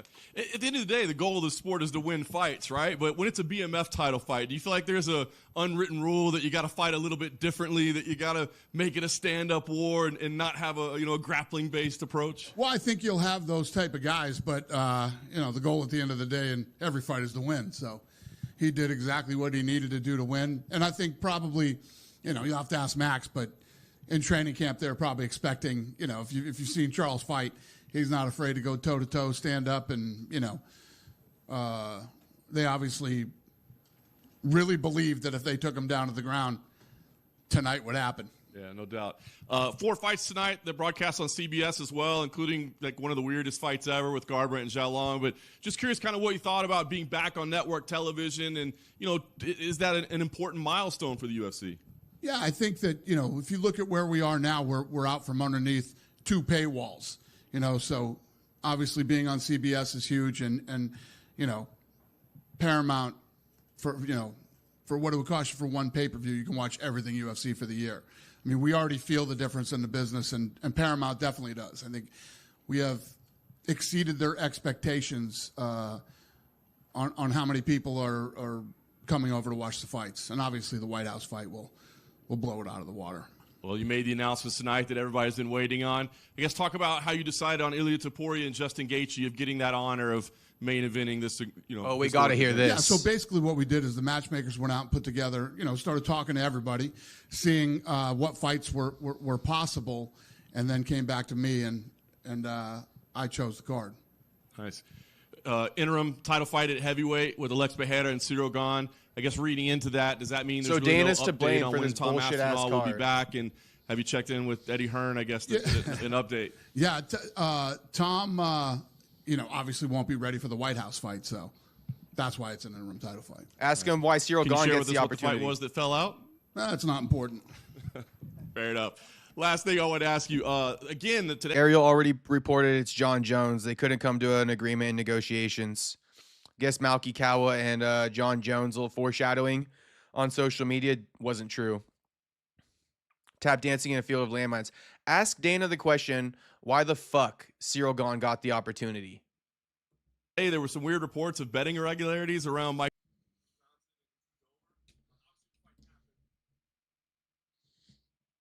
Again, did this happen again? Zero. And a weird post that somebody posted that a kid was kidnapped and some crazy shit. All bullshit. Dana, you talked about you don't want to say what fight fell out, which is fair enough, but there is obviously... Well, there's weird circumstances around it that we probably shouldn't talk about. Okay. There is speculation, of course, that it's John Jones. No, it's not. Was John Ever, which I told you guys 100,000 times, was John Jones even remotely in my mind to fight at the White House. I wouldn't. First of all, I've told you why. I wouldn't do it. Dana glitched out right here. Makes me think he's lying. Remotely in my mind to fight at the White House. I wouldn't. First of all. And I'm just saying, I glitch out too sometimes. Don't get it twisted. But for me, it's because I smoked Kush before the gym or something like that. And I'm like getting back in my bag. This dude, he just fucking glitched talking about John Jones, trying to gaslight the media into thinking that John Jones wasn't in negotiations. Look at Dana glitch one more time, trying to figure out what he's going to say. Like 93 Octane said, tap dancing in a field of landmines. Look at Dana glitch. Look at him glitch. Remotely in my mind to fight at the White House. I wouldn't. First of all, I've told you why. I wouldn't. First of all, I've told you why. White House. I wouldn't. First of all. All right. I've told you why. That's enough. I wouldn't do it. And number two, some guy with meta glasses on filmed him talking about his hips, that his hips are so bad. And I don't know if you guys saw that flag football game where he can barely run. John Jones he retired because of his hips. He's got arthritis in his hips. Apparently he's been, doctors say he should have hip replacement. So, Okay. add that on top of all the other reasons that I wouldn't. I'm calling cap, bro. I'm calling cap. I just don't trust Dana on this one. Maybe Dana's being honest, but I don't know. Did he play hardball with John? This would be my question. Did Dana play hardball with John Jones like this the entire time? Or did Dana open up his horizons to, potentially negotiate a John Jones fight at UFC White House? Because if he negotiated with John Jones in any way, shape, or form at UFC White House, that would be a problem. But now that I'm starting to do a little bit of revisionist history here, let's do the math. Saying the fight fell through at the last minute, UFC White House. Yes, Malky Kawa, he did come out with that tweet. He insinuated he got the deal done. Everybody thought it was involving John Jones, essentially, because that's who represents him. However, Malky Kawa also represents the actual person who's headlining the card in Ilia Topuria. So when Malky Kawa posted that tweet this morning, was that, because of a negotiation between him, Ilia Topuria, and the UFC that took place? Not him, John Jones, in the UFC. These are just questions. Obviously, I can't give you all the answers. But Dana definitely gaslighting John Jones to make it seem like, listen, you guys are foolish if you thought John Jones was going to be on the UFC White House card. I told you 1,000,001 times. Right? So that insinuates that he never negotiated with John Jones. He didn't even entertain it. Not once. So, Malky Kawa, he does represent Ilia. Ilia is headlining it, so I don't know. Questions, boys. They're just questions. The John Jones thing is bullshit. Okay. I'm not saying they weren't talking to John Jones and that John Jones wasn't interested in the fight. And what was even crazier is John Jones came out and was like, I'm in negotiations right now for the White House fight, after I had already sent a text to his lawyer saying, never going to happen ever. There you go. So they did talk, but Dana said never going to happen ever. They did talk. He's saying, I'm not saying we didn't speak to each other about this, but I said never ever. That was the length of the negotiation. Lawyer reaches out to me and I say never. Is it fair to say then John Jones is retired and this is the end of his time? Yes. Okay. Very fair. For the White House card, have you decided yet? Is it still in the works? How much is Paramount Plus? If there's CBS portions, what are we looking at for the broadcast itself? Well, we got a lot of the logistics done. We went out there and presented it to the president and his team, and now we'll get into all of that stuff. Still so much work to do for this fight. Literally, Craig Borsari, head of production, this is all he works on now. Nothing else till it's over. Yeah. You said to Joe Rogan earlier that actually this card was not as easy as you thought Oliveira to won. build. You obviously aren't going to tell us the fight that fell out, but is this one of those things that we'll never find out, that behind the scenes there was a lot of crazy shit going on with making this card, and we'll one day find out that it was actually insane? There's crazy shit with making every card in this business. This is a very hard business to be in and run. I mean, on a day-to-day basis. It's like a soap opera here every day. But yeah, this was a fun one. I wanted to ask about just a boxing question. Jaya Patel was meant to fight for the IBF title, and then a report came out that they were disrespected by the way you put the belt on the press conference stage, and they've taken it away. What's going on with that? I'll talk about that tomorrow at the boxing press conference. But yeah, I mean, what do you guys think of that? You guys are the media. I mean, this guy defended their title for 4 years and paid his sanctioning fee. The fucking guy who's the supervisor or whatever he is flies here, lands, and says, hey, where's my per diem? We give him his per diem. He jumps back on the fucking plane and flies back, and they put out a press release. These guys are going to do all the work for us. These guys are going to do all the work. Are they refunding his sanctioning fee? Are they really what? Are they going to give him back his sanctioning fee? We'll see how this plays out. Yeah. But I'll talk to you tomorrow about this. Well, let's do UFC shit tonight.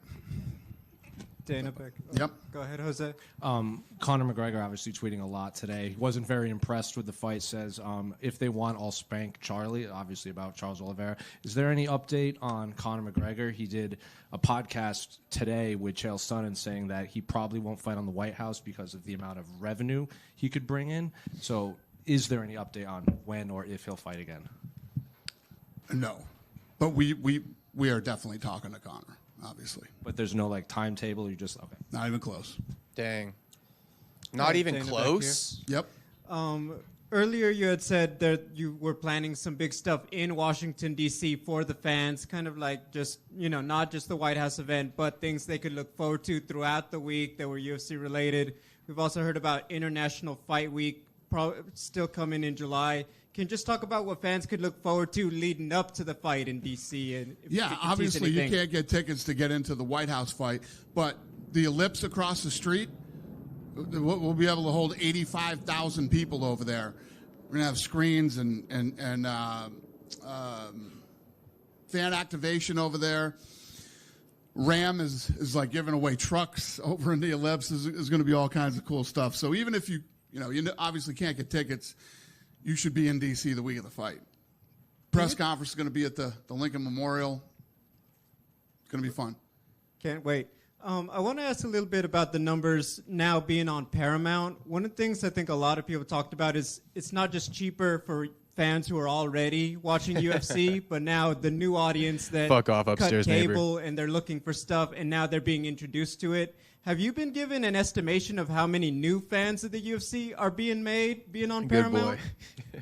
No, not yet. But like I just said, Shit, I'm a good I literally boy. just said this to him. That, the number's been massive for Paramount. We exceeded the expectations, and now that we're not behind two paywalls, it's a big deal. And again, tonight, like we said earlier, being on CBS is incredible too.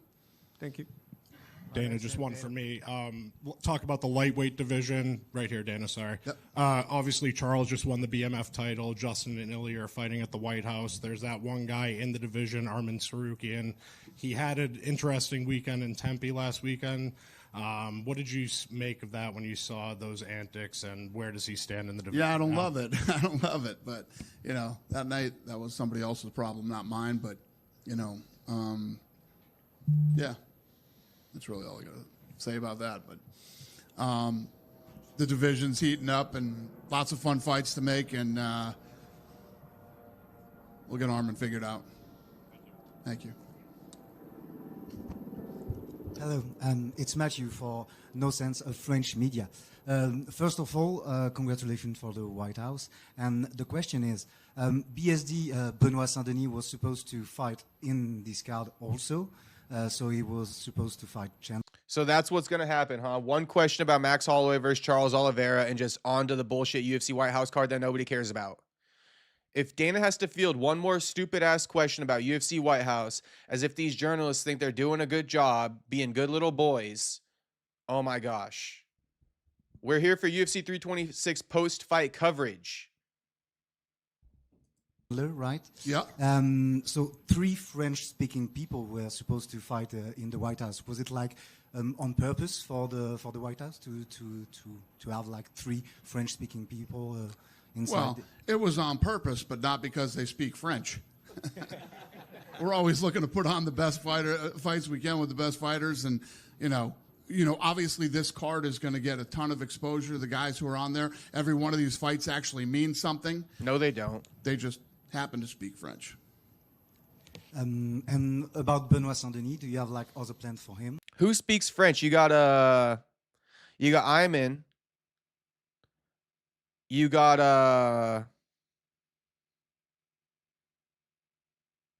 Diego Lopez, Steve Garcia don't. Kyle Dawkins, Bo Nickel don't. 3 people who speak French. Only Ayman Zahabi speaks French. Am I wrong? Like something booked or not yet? Who's that? Benoit Saint-Denis. Yeah. Because No. he was supposed to fight on the White House. Yeah. Gone. I think he's hurt.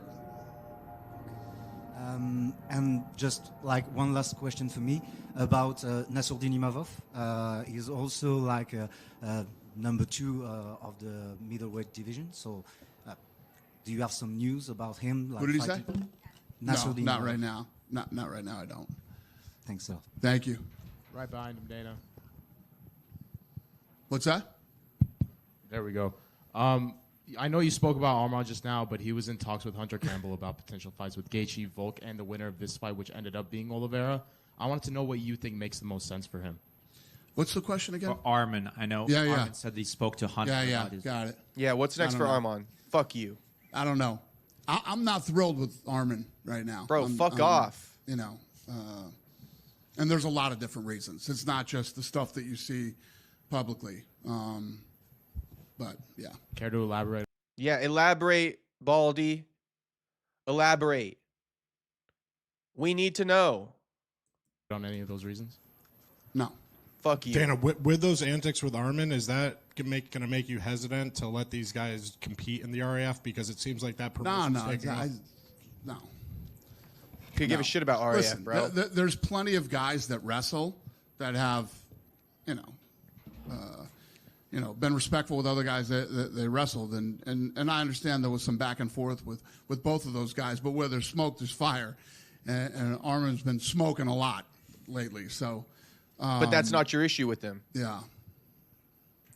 Hey Dana, over here.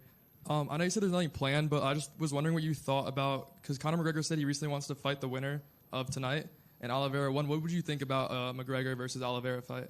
That guy just asked me that 2 seconds ago. I thought, that was going to happen. Yeah. Bro, why are we asking no, about McGregor fighting these guys? He doesn't want to fight them. They no just date put on a fight for like Conor that right now. Not even close. So. And another thing about you said recently, you said you would want to box Eddie Hearn. Was that serious or was that a joke? No, it's serious and a joke.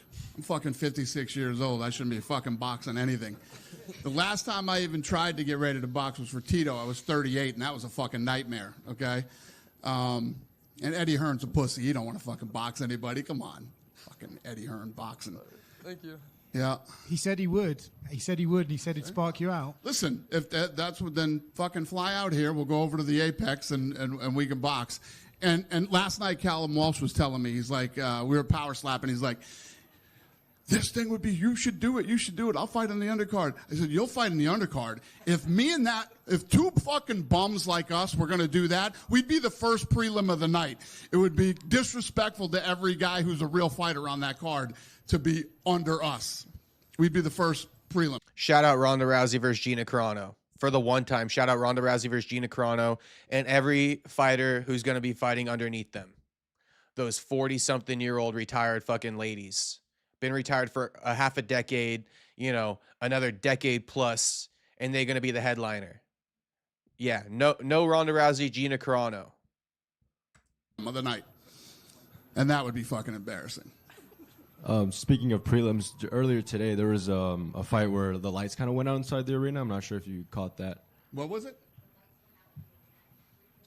Tonight? Yeah. I didn't notice that. Yeah. It was just the lighting grid. Oh, the lighting grid? That's weird. The power went out last night at Power Slap, too. I saw them be in the air. Rough weekend for us. Shit, the power went out when I was at the gym last night. Just a little side note. The power straight went out when I was at the gym. I was lifting at the gym last night. Straight blackout. Had to go to a different gym. Continuing, though.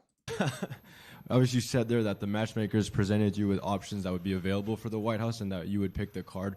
Was Ilia Topuria and Justin Gaethje like your pick all along to be the main event for the White House? Well, we literally had, I don't know, 15, 20 fights to choose from, from the top to the bottom of the card, which is 6. We were at 7, actually. I added one more, and then when the other one fell out, we went back to 6. But there were lots of things in play. There were lots of different fights in play for the White House. And then this is the card that I ended up picking. Dana over here. We obviously saw RDR lose his fight. It's his second loss in the UFC now. What do you think would be a good plan for him, moving up to 205 or checking out 185? I don't know. In my opinion, he didn't look like he really wanted to be in there tonight. It didn't look like the same guy to me tonight. I don't know. Has he been through here yet? No? I mean, you guys might want to ask him. I don't know if he had a a bad camp or he's whatever. I don't know. Just in my personal opinion, I literally text the Max Major and says, to me, does he look like he does not want to be here tonight? He always looks like that, Dana. Newsflash. Maybe if you would show up to one of your fucking events, you would know that. Okay? He always looks like that. It's called lackadaisical. It's called he got no urgency. That's part of the reason why he was, losing the grappling exchanges on the ground too. He got no urgency. It's just his style. He looks lazy as fuck. Once again, maybe if he would have showed up to his freaking one of his events every once in a while, he would have known that. Kevin from Chicago, how many gym memberships you got, Big Shot? I just got one, homie, and I got the neighborhood gym here in my apartment complex. But I go to 24-Hour Fitness. I got the gym membership where you can go to any 24-Hour Fitness in the U.S. So shit, if I come to Chicago, big dog, shit, I can go to 24 in Chicago. I go to Hawaii, I go to 24 in Hawaii. Shit, the one down the street from me loses power. Shit, I just go a couple more go down a couple more streets to the next one. But I am thinking about getting that Planet Fit. I'm thinking about copping that PF membership too. Little Planet Fitness membership plus the US 24-Hour Fitness memberships plus the gym in the neighborhood. Can't go wrong. Thank you, Dana. Yep. Dana right here. Just to double back on something Gabriel was talking about. Wait, I just wanted to read this one because this was funny as fuck. Manny Maron says, Dana gets more hype to answer some BS question like you want to box. When asked about the fighters, he's like, I don't know. No, I don't know. I don't care. That's too good. That is too good, Manny. That is too good. That's facts, though. He don't want to say shit when it comes to his fighters, but God forbid you give him an opportunity to promote himself. He's going to go full promo on it. One time you said the White House card was going to be International Fight Week. Is it not going to be International Fight Week now? No. Okay. I know Kayla Harrison was someone that International Fight Gabriel was talking about. Dana right here. Just to double back on something Gabriel was talking about. At one time you said the White House card was going to be International Fight Week. Is it not going to be International Fight Week now? No. Okay. I know Kayla Harrison was someone that a lot of people thought might be on that card. We haven't really heard. Talked about her too, but she had surgery. I mean, when we were talking about that fight, thank the heavens. It was something crazy. Like in 24 hours, she found out that she needed to go in and get emergency neck surgery. 24, 48 hours, whatever it was. Do you know how she's doing now? Cap, Kayla. We all know that's Cap, Kayla. We all know that's Cap, Kayla. We all know that's Cap, Kayla. We all know that's Cap. 24 hours before a fight or like the fight week. Now you gotta have a surgery, Kayla. You just found out now. Or were you scary of Amanda? Or were you not going to make weight? Then you took a surgery that's been on the back burner for a hot minute as the excuse out of the fight. I don't care if I come off as insensitive. I've been calling Cap on Kayla for that. She's going to be out for a while still. Did what? How is she doing now? I think she's doing good, yeah. She's recovering. Okay, and she had neck surgery. Is she still scary? Not long ago. The last thing you want to do when you have neck surgery is get punched in the fucking face by Amanda Nunes. You know what I mean? Or her pulling on your head or neck. So we'll give her as much time as she needs to heal.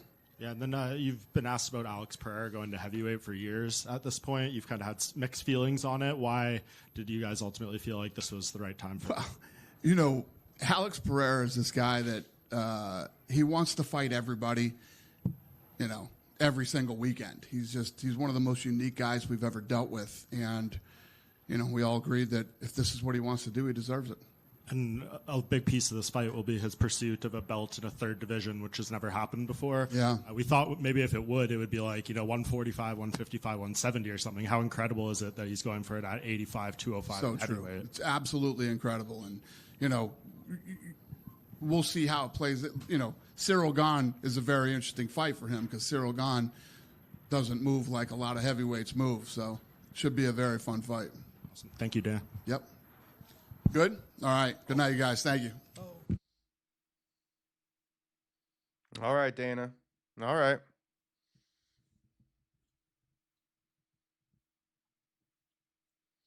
No one wanted to ask him about, Pereira versus Cyril Gahn being an interim title shot, if it takes away any prestige of being an undisputed 3-division champion. No one wants to ask the pressing questions. No one wants to ask the pressing questions in regard to, the decision-making process behind giving Cyril Gahn, elevating him up to another title fight after committing another egregious foul. Okay, just knocked off one of your prospects off an egregious foul. He's got a history of doing this. Nobody wants to ask that question. And I get it. Somebody's going to say, well, if not Cyril Gahn, then who? Anybody else. Anybody else. I don't care. I don't care. We've been putting on shitty fights all year long. What's the difference now? And this one actually has merit as to why this would be a shit fight, because Cyril Gahn, he a cheater. He a dirty-ass fighter. And he doesn't deserve to be elevated once again into the interim title opportunity. He doesn't at all. I would have liked to know the precedent as far as, do they have any precedent to strip Tom Aspinall or no? Like, let's say Tom Aspinall's out for a year. When do you get to strip him?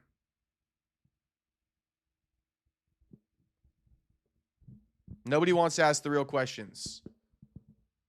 They got the one out of the way about Dana boxing Eddie Hearn, and that's it. It's like, what the fuck, dude? What the actual fuck? I guess they're not tapped into the streets like I am.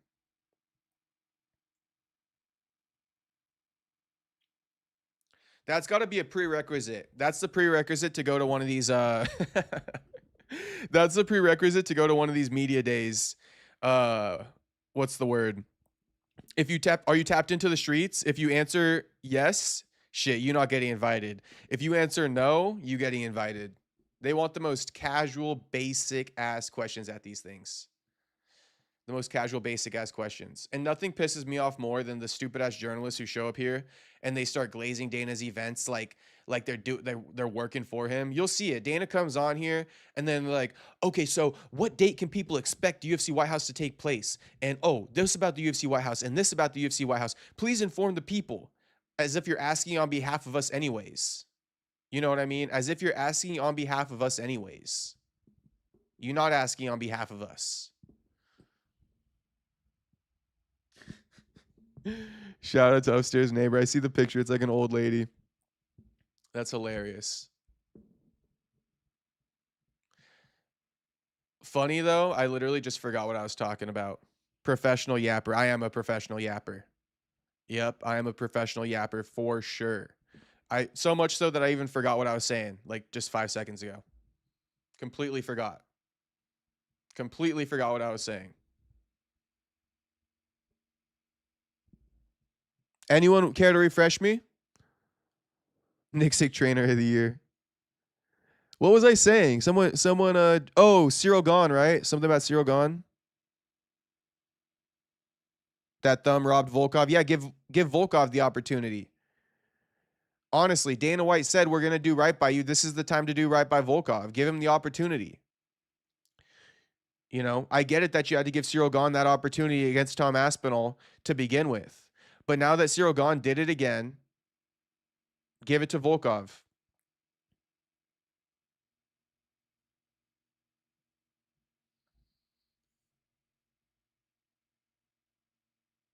Here's Kaio. Kaio's up now. Let's hear Kaio.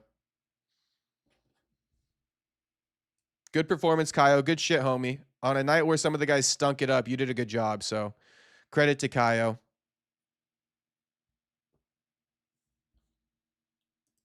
Performance. So how do you feel about the way things played out tonight? I feel great, man. I think I show everyone how improved my Yo, the audio is kind of fucked for the press conference. I'm gonna bring it up a little bit, but I don't know why the audio is kind of fucked right now. It's super low on the presser. My striking was with hands down and movements and all that. I think it was an entertaining fight for the fans. And I show a little bit of my grappling too, that I have one of the best grapplings in the world because I dominated the guy on the grappling. I passed the guard, I mounted twice. I almost took his back. I almost did the crucifix and all that. Did you see anyone do that with Rainier? Yeah, I did. So I'm very happy with my performance. For sure, I wanted the knockout. But the guy is one of the most awkward guys ever. He slips everywhere. I couldn't like connect that good punch on him. So I needed to go to the stomach, to the calf kicks. Yeah, but the guy was tough. I tried my best to knock him out, but the guy was tough. Let's get to the next one. Your striking looked tremendous. Obviously, it was clear you felt dominant in that area. But I was a little bit surprised with the grappling. Like, was it in the game plan to initiate grappling sequences with him? No, I didn't initiate. He tried to hold me, and then when I saw the opportunity, I came from judo, so I have a lot of good sweeps with my legs. I saw the opportunity and was like, okay, I'm gonna dominate a little bit here and show everyone how good my grappling is. And then I let him come up after and try to knock the guy out, but it is what it is. Yeah. It seemed like kind of an emotional result for you as well. Was that just because of what happened, in the last fight, or was more to it as to what this one meant for you?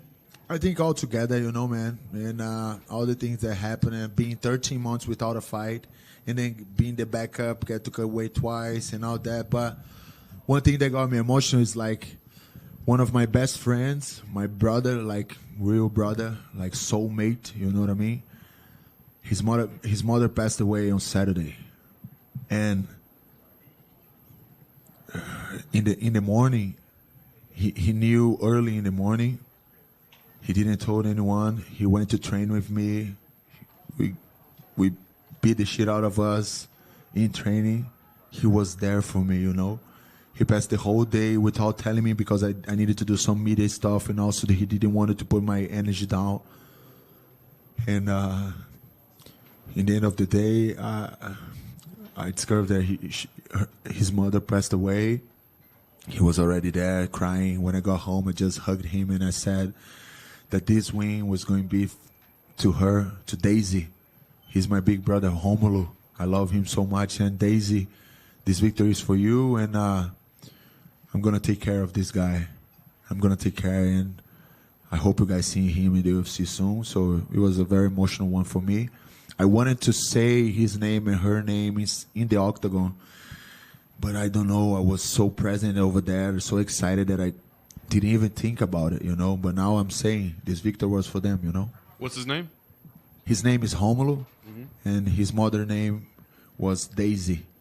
And I hope she is a peace place and that she knows that I'm going to take care of him. That's an incredible story and great sacrifice. R.I.P. Last thing I'll ask for you, tough to pivot from that, but you had a call out ready to go with Dricus du Plessis. Obviously, it would be an amazing fight. Why do you think that's the right fight to make right now? Because you already said it's going to be an amazing fight for the fans, Like, I can entertain people. I think you guys were entertaining today, Like, my hands down, moving everywhere and throwing punches, trying to knock this guy out. And I think me and Dricus can do a great fight. I respect him a lot as a champion. I think he was a very dominant champion.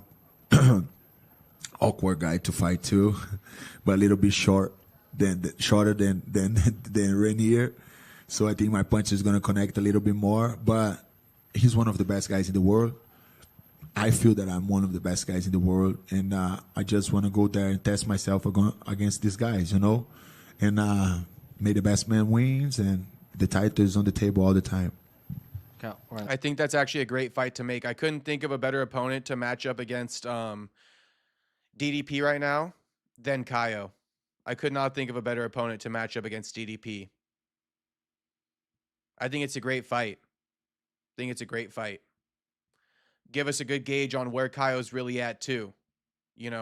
Are you in that elite echelon? Do you belong up there with Sean Strickland? The fluffies, the DDPs in a sense. Give him DDP. Give him DDP. From here, the broadcast during the fight kept noticing. Wait, let me switch my headphone because it's super quiet in my headphones, but I'm noticing that it might be on my end, not your guys' end. So 1 second.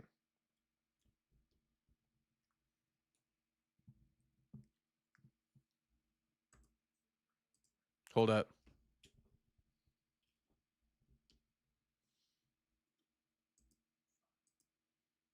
Damn, these headphones don't work or what?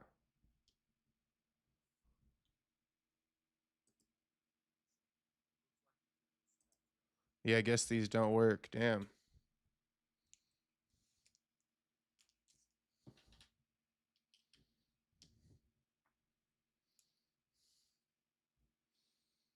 near striking because you just kept walking forward with your hands down. Was that the case, or why did you fight with your hands down so much? No, it was strategic like that because actually, you guys gonna see this a lot more because I can do distance control even with my hands down like that. I can do it all, but strategically, it was the best for this fight because he shoots the takedown. So if my hands are down, I'm a little bit lower on my base. It's hard for him to even look for the opportunity to take me down. And I think he felt it a lot. And I think it was entertaining too. Oftentimes when the Fighting Nerds win, they show you guys greeting each other when you leave the octagon. What did the Fighting Nerds think of your performance, and have you got to talk with them? Yeah, Jan Silva was there, you know. I just saw the information that Roof is going to fight on the White House card. This is fucking crazy. If this is not the takeover, I don't know what it is. But yeah, Gene Silva was there all week, giving energy for me. You know, when one of us going to fight, we're just there to give energy for the guy. You know, to cheer him up and take care of him. And Gene Silva did a great job with me this week. And yeah, I think he's very happy. He was emotional. He always cries, you know, but he was emotional and everything. My kids were there, my family, my wife, my mom, everyone, brother. And it feels really amazing to get the win tonight. Well, if Roofy beats Michael Chandler at the White House, he's going when he beats Michael Chandler, yeah. He will be on the short list for either a title fight, especially maybe late next year or late this year, early next year. Carlos wins, he could very well be fighting for the title. You beat Dricus, you could be fighting for the title. Same with John Silva. 2027, do we see the four of you fighting for the UFC championships? Now, the comeback season is complete, and now is the belt fucking season. And we're going to hunt this belt with all our will. And we'll get it, brother. Congratulations. Thank you. Just one for me about your fight. Congrats on the victory. Thank you, bro. And I think you had the best line at the press conference, the Ritter or the quitter. Dana was just in here, and he said that he felt that he didn't want to be in there with you, and he even texted the matchmaker saying, does this guy not want to be in there with Kyle? Did you feel that standing across from him? He felt my energy, you know? Actually, he felt my energy during the entire week. I think he didn't want to be doing all the media stuff and all this stuff the whole week. You know, when I give him some words into the press, he didn't respond. I think he didn't want to be there way before the fight. And when I got inside that octagon, brother, they can feel my energy. I was happy. I was present. And he felt it. But the guy did very good. He took it. He took it like a man, and I respect him for that. You know what I mean? But it is what it is. That's the fight game. If Dana said that, it's okay. Like, I'm going to make more guys feel like that, you know? Kyle is his own biggest fan, and that's totally fine. We all got to be our own biggest fans. But, like, bro, that shit's cap. RDR, he was down to fight you, bro. Let's not do this right now. RDR, he had his time off. Okay, he came in shape. Let's not do this cap on RDR right now as if he didn't want to be in there. I know Kyle's going to run with that narrative that Dana White just set because, you know, Kyle's, you know, it directly involves him. But, like, to go ahead and say that, well, you know, I think Dana is low-key right because homie didn't even want to be here all week, so to speak, because when I tried to give him some trash talk at the press conference, he wanted nothing to do with it. You know why he wanted nothing to do with it? Because it was unprovoked. Okay, he could smell it from a mile away, the inauthenticity on talking shit to him when he never said shit to you. And that's why he's like, bro, don't really come up to me after the fight either. You know, I never said shit to you. Now you're over here apologizing to me and all this stuff as if we had a beef. We didn't have a beef. You just started talking your shit at the press conference. I'm a respectful guy. You know, I'm not trying to trash you. I'm showing up to fight. You're trying to pull me into something that I don't want to even be a part of. You know, calling me the quitter for what? What'd I ever say about you? You know, so that shit's not an indication. That's more so an indication of you, homie. We're trying to sell a fight that didn't need to be sold, Kaio. Listen, you're fighting on the BMF card. I know you did steal a moment at that presser, and good on you, but, you know, just know that RDR didn't really fuck with it, and it wasn't warranted at all. It was not warranted at all. Calling homie a quitter for no reason. Kevin says true cornball behavior. Honestly, I kind of agree. And I'm happy for Kyle on the win, but like, let's stop trashing RDR after his loss, bro. Let's stop doing that. Over here. Congrats on the win. To your left. Oh, what's up, my Unbroken says he felt my energy. Quote, I'm going to make more guys feel like that. No Diddy, Unbroken. No Diddy. Yes, what's up, man? I know you've been wanting that DDP fight for a while. You called him out since you beat Jared Cannonier. So do you still have the same assessment of him as an opponent from when you first called him out? 100%. Awkward, very good, strong, high pace. That's the kind of guy that I want to test myself against, you know, respectfully. I respect him as a champion, as I said. And I think this can be a great, great fight for the fans and for the UFC. And, yeah, I'm ready. Let's do it. If not, I don't know what's next. I call him out. Actually, this is the 4th time that I call him out. If you see my previous fight, I already called him out like 3 times before he was a champion. Because I think it's a good matchup. I think it can be very entertaining for the fans. And this is an entertainment business, you know, and that's what we want. Yeah, I agree. Should be a fun one. Obviously, you mentioned there that your teammate Rufy will get it done over Michael Chandler. How do you think he gets it done? Knockout. Please. 100%. Kyle back here. Congratulations. What's up, buddy? It's good to see you. Kyle, one of the things that people noticed at weigh-ins on Friday, ceremonials, usually you guys have been very respectful. Maybe he didn't want to talk too much, but it seemed like he was exceptionally angry with you. Is there anything else? Do you think it's just the press conference bothered him? Was there something that happened behind the scenes? What do you think made him so much more frustrated out of character? I just think he wanted to prove a point to himself. And that's what made him a little bit angry with me. Because I didn't say shit about him. Like, I was just building up the fight, but I didn't say any crap. I said good things. I think I did a good line in the press conference, you know. But it was facts. Because the 3 fights that he lost, he gave up. So we wanted to see who was going to come in there into the octagon. And tonight, he wasn't the quitter. He was the reader. And that's the kind of guy that I wanted to face because I wanted to test myself against the best the reader ever. And I respect him for that. But I showed how good my striking is, and I showed how good my grappling is. Everybody knows now, brother. Talking about it, the comeback season, boy. you got to see, Rufy, obviously Carlos, and then Jean. You were the last one to get back in the win column. Now that the fight is over, did you feel some of that pressure to feel that, you know what, I want to complete the whole journey for the team to come back? It was more a motivation. The pressure is always there. You make the choice if you're gonna choose the pressure to be on your back. You know what I mean? The pressure is always there. The pressure for me is a privilege. Being in this position that I am today, imagine how many fighters in the world wants to be in this position.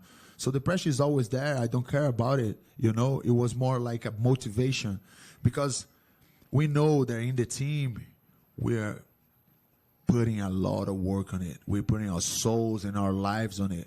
Not just us athletes, but all the coaches. Like, the way those guys treat us, the way those guys give themselves to us is unmatched, brother. I never see something in my life. So if I'm here today, it's because of them. And I hope I make them proud. Congrats.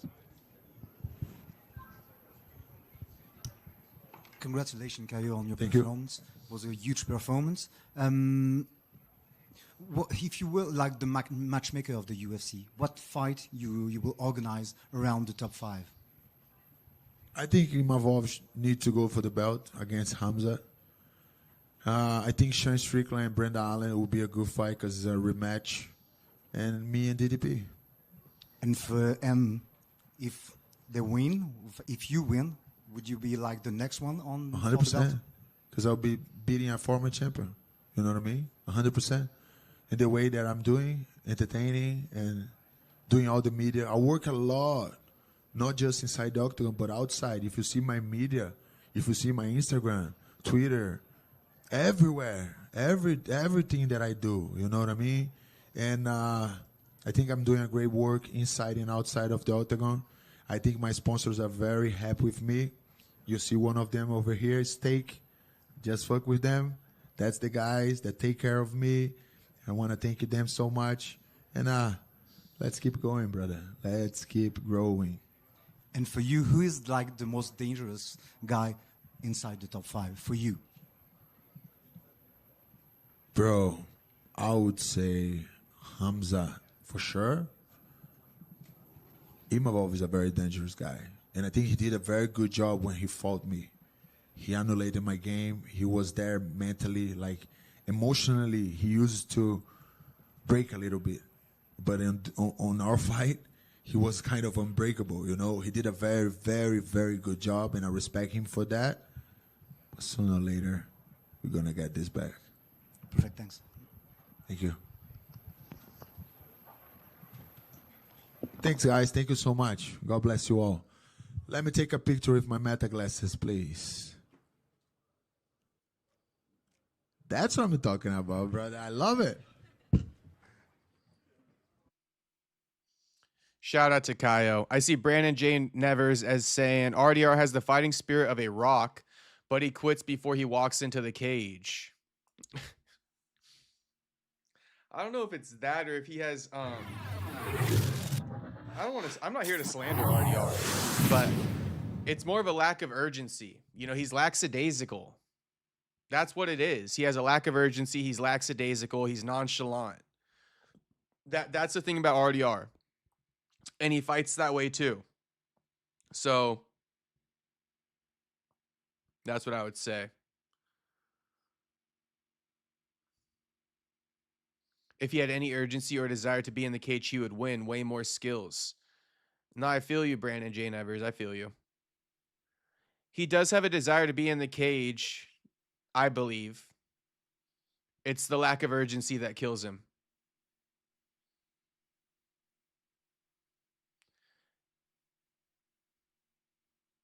Kevin says, holy shit, LOL, didn't realize what a goofball Kaio is. He's kind of a... Kaio, no offense to any of the hardcore people in here, but if you're from America, I'm pretty sure you know what a hardcore, the hardcore scene is. You know, sober, goes to rock shows, etc. That's kind of the vibe Kaio gives me. He a little bit of like a hardcore kid. That's what he reminds me of. You know, like Khalil Roundtree. Kaio and Khalil Roundtree would probably be best friends. They're both hardcore kids.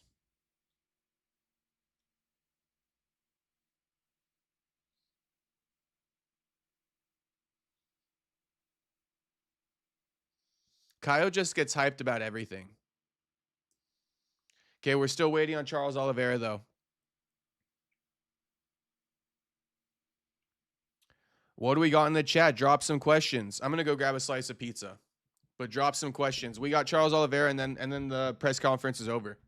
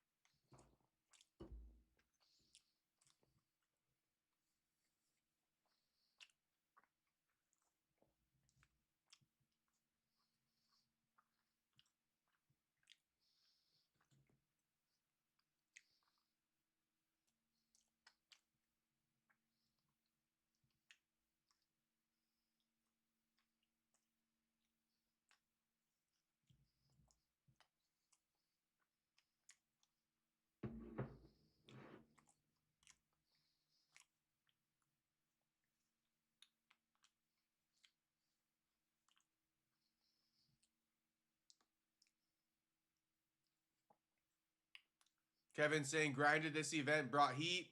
Shout out to Kevin. Shit, we've been live for so long. We got to eat, homie. 5.5 hours we've been live. Saxby says, are in the army draft, would go to Iran or go to jail. I'm going to jail. I'm not fighting a war. I'm not fighting a war we don't belong in. And until I know more, I don't think we belong in this war. I think that we're fighting this war on behalf of other people.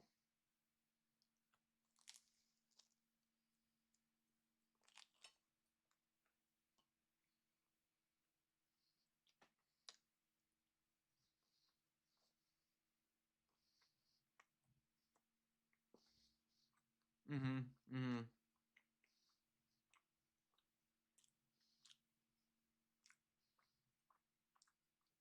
Facts. So that's like that's like Trump and Netanyahu's problem. That ain't my problem.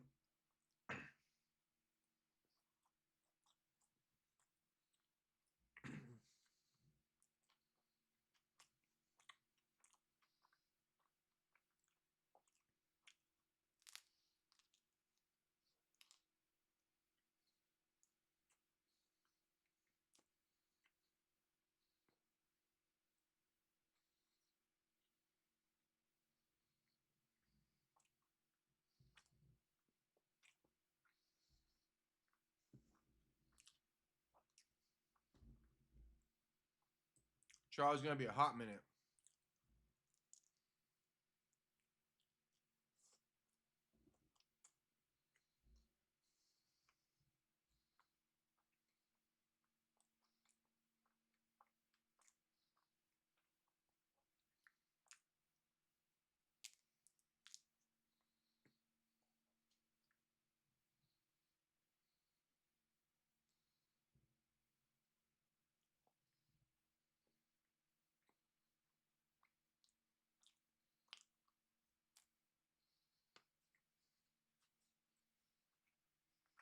Hold on.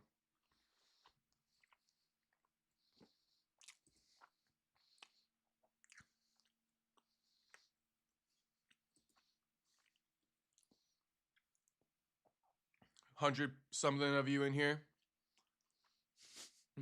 Just watching me eat pizza is hilarious.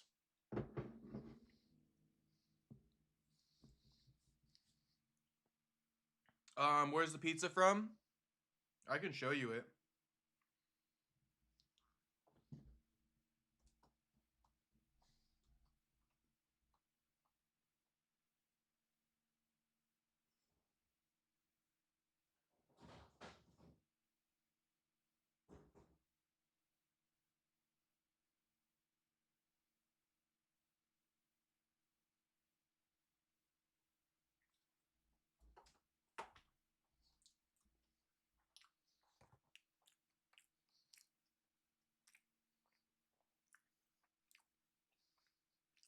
Trader Joe's.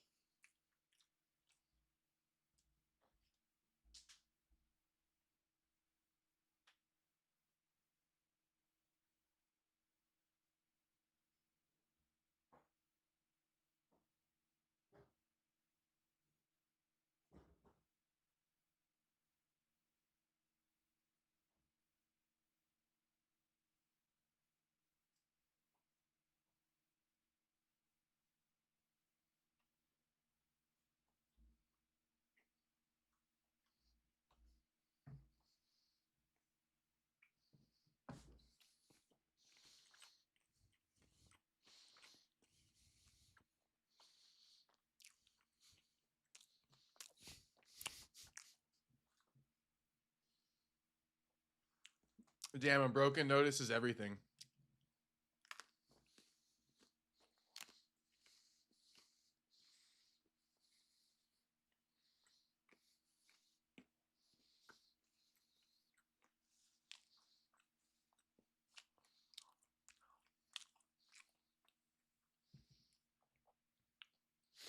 I got the pizza from Trader Joe's to answer Tony's question. My mom bought it for me when she was in town. She's not in town anymore, but shout out to my mom for stocking me up. So that's also a lifesaver to have that pizza. So I don't have to cook. But Unbroken says you ate a whole pizza over 2 hours. How are you going to burn the calories before sleep? Well, I think technically I'm pretty behind on calories for the day anyway. It's like all I ate was that pizza. I hit the gym this morning. I had like some oatmeal before the gym, but after the gym I didn't eat anything. I just had that pizza, so I think I'm fine. I think I'll be fine. I think if I wake up in the morning, I'd probably be lighter than when if I don't eat anything else the rest of the day, I'd probably be lighter when I wake up in the morning than I was this morning.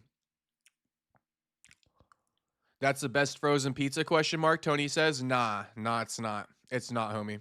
My favorite, the peak, the top of the top frozen pizzas, in my opinion, are the Red Baron. Red Baron, you can go thin crust, you could go thick crust. It doesn't really matter. It just probably depends what you're more hungry for. Obviously, the thick crust is going to have a little bit more bread to it. So, you know, I fuck with that one. But sometimes I like the thin crust too. It just depends. But Red Baron, thick or thin crust, it don't matter. I rock with the Red Baron pizzas though. Pepperoni elite. I also fuck with any frozen barbecue chicken pizza, like a CPK frozen barbecue chicken. Shit, you cannot go wrong. That was my go-to. Unbroken says, I'm a noticer. Yeah, you are, homie. And I love that about you, Unbroken. Oatmeal is horse food. It's also like, I think, like a bodybuilder food, like a fucking athlete food, low key. It's good energy. It's good carbs. A call says, hi, how are you? I'm doing good, homie. I mean, I'm a little bit down in the dumps because Max Holloway lost. And now we don't get a Max Holloway post-fight press conference. He also got out-grappled. So, you know, I'm okay. I'm doing great, but I'm just, you know, I'm acting for you guys like I'm dying on the inside.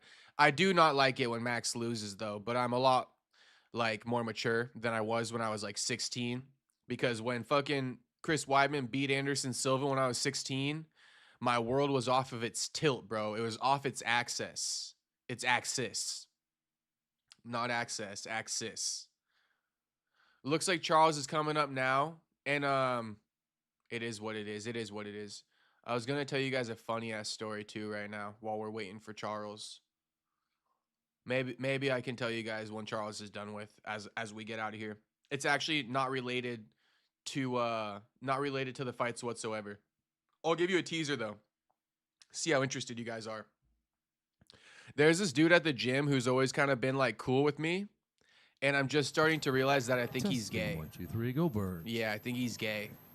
He let his gay show, and I noticed it. And ever since then, I've been tripping. Charles, and then the other day, congratulations on a very impressive victory. Obviously, everyone knew that you had the ability to win this fight, but I don't think many. Wait.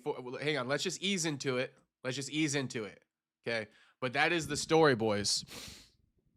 That is the story. I feel like telling you guys the lore about that. Once this press conference is over with. I would just like to get it off my chest. It's a funny story, too. You guys are going to be locked in. Okay, I'll tell you guys about that later once this press conference is over with. Let me read the chats, and then we'll listen to Charles. But, you know, Kevin says it is what it is. It is what it is. Right from Max Holloway's mouth. It is what it is. Jew says, grappled in a BMF fight is crazy, though. It is kind of crazy. Let's hear what he got to say about it. If they'll answer him any, or if they'll ask him any real questions. I'm gonna get to the bottom of the chat. Don't even trip. I can't wait to get to the bottom of the chat. Tony says, I'll try that Red Baron. I feel like I've tried so much mid-frozen pizza. Tony, please, can you do this one for me, Tony? I think you're already subscribed. Make sure you're subscribed if not, though. But please go try Red Baron pizza. I get it from Ralph's, so your local Ralph's probably has it. Also, like a Pavilions or something, they probably got it too. But please try the Red Baron and come back in the chat and let me know if you like it, because I swear by the Red Barons. Tony says, gotta flee that gym, homie. I've been fleeing him, but I got so much to tell you guys about that. We're gonna get into it. Jew says, nah, you can't just skip over the gay thing like that. I won't. I'm finna tell you guys. Let's hear Charles, and then I'm finna end it on a good story. This lore goes back years. So you guys got to tap in. Okay, Hold on. Locked in and gooning. Oh my God. Tony M, I'm glad you're subbed, homie. People saw you shutting out. Obviously, everyone knew, Charles, congratulations on a very impressive victory. Obviously, everyone knew that you had the ability to win this fight, but I don't think many people saw you shutting out Max Holloway and winning every round.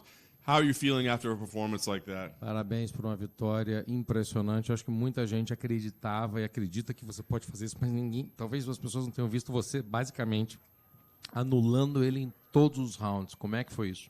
Cada vez que eu tô vindo aqui, eu quero vir melhor, sabe?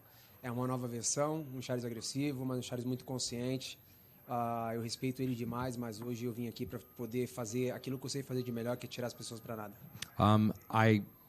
Every time I come here, I want to show people that I'm a better version of Charles, a Charles that's more aware, a Charles that's aggressive. He's a great and tough fighter, someone that I respect a lot, but I want to do what I do best, which is making just, you know, we like to say in Brazil, like you make nothing out of people. As you were planning and as you were preparing and playing this fight out in your head, did you ever believe that you would be able to just completely dominate a guy like that? E passando isso na tua cabeça antes, visualizando como seria a luta, você imaginou que você ia dominar ele do começo ao fim, como você não? Não, eu não imaginei que ia ser dessa forma. Eu simplesmente treinei para ser dessa forma. Você sabe, a gente está falando sobre MMA e tudo muda. Graças a Deus, Deus me abençoou e eu consegui fazer aquilo que eu treinei, que eu me dediquei durante esses meses todos, em busca de um trabalho, em busca de um cinturão, em busca de uma vitória. I didn't visualize this. What I trained for this to happen. I mean, we trained, we put this together, and God bless me to the ability to actually go and put it into practice and be able to come out with this win, doing what we set out to do. As dominant as the win as it was, Max obviously showed incredible grappling defense. Did you have any idea that his jiu-jitsu defense was as solid as it was? E mesmo dominante como foi, o Max mostrou muita defesa no chão. Você ficou impressionado com o fato que ele conseguiu? You know what? Charles knows exactly what the fuck these guys are saying. Give up the act, bro. Unbroken saying it right here. Speak English, Charles. Literally, Charles knows exactly what these guys are saying. He knows exactly what they're saying. Give up the act, homie. We know you speak English. Aguentar o tranco? Sim, na realidade, ele é um BMF, ele é um cara gigante, mas eu não queria errar. Eu queria simplesmente estar ali. Então, foi as duas coisas. Ele defendendo, sendo esperto, e eu querendo estar perto. Yeah, I mean, listen, he's the BMF. Like, you know, that's he knows what he's doing. But the main thing is, I did not want to make mistakes. I wanted to be where I am, or I was. So, I know being smart all the way was the best way. Crowd started getting. Nah, I do gotta say this. I actually didn't think I would say anything bad about Charles necessarily. But it's like, Charles, how dare you call out Max Holloway to a BMF title fight and fight him like that? I mean, next level clueless, homie. You call out Max to the BMF title fight, right? Max obliges, and you do that? I mean, dude. Like, I don't know, man. I don't know how I feel about that, Charles. You called him out to a BMF title fight, and that's what you did out there. I mean... Doesn't Fedor do the same thing about faking not knowing English? Yeah, a lot of them do. Even Anderson Silva does. Restless later, like the fourth round or so, maybe a couple boos. We don't usually hear that in a Charles Oliveira fight. Was that frustrating for you to hear? And did it make you want to change tactics or game plan at all? E a galera começou a ficar frustrada no final, quarto round, o povo teve vaia. É uma coisa que a gente está acostumado numa luta do Charles. Você escutou? Sentiu alguma coisa? Cara, não, eu escutei. Não é pelo fato da luta, são os dois grandes nomes. São dois caras apaixonados que eles amam, então eu acho que eles não queriam ver os dois lutando. Então é isso que acontece, mas faz parte, aquilo que a gente treinou, se dedicou, deu certo, a gente veio em busca desse cinturão e estamos levando para casa. Listen, I heard that, but these are two guys that just love the game. We're very passionate about what's going on there. These are two great guys fighting each other. Just maybe they didn't want to see that kind of fight, but we wanted to be there. The most important thing, we got that belt. We're taking it home. You did give him his point down moment at the end. Is that something that you knew you would do, or were you just feeling it in the moment and said, all right, let's go for it? E no final, apontou pro chão. Você deu isso para ele. É uma coisa que você estava planejando e falou, bem, se acontecer, vai acontecer? Não, na realidade, o Max falou isso na entrevista, que na realidade isso era quando o cara estava vencendo e ele dava a oportunidade pro outro poder vencer. E a gente estava colado ali, faltava 20, 30 segundos, e ele falou algo, só que eu não escutei, eu não entendi, eu pensei que ele estava falando com o juiz. E aí, no momento que a gente mexeu, ficou muito colado ali, e ele falou, ei, falta 10 segundos. Saint RG, yeah, I put a 50 ball on Max and lost it. About it, and you listen, you give the opportunity to the other guy. Listen, I know that Max talked about it, and he said, listen, you give the opportunity to the other guy when you're winning the fight. And we were just kind of stuck to each other here. I was pressing him against the fence, and I thought he was kind of complaining about the fact that I had him like stuck against the fence. But then I heard it, and he said, no, it's 10 seconds. I go, let's go. Let's make it happen then.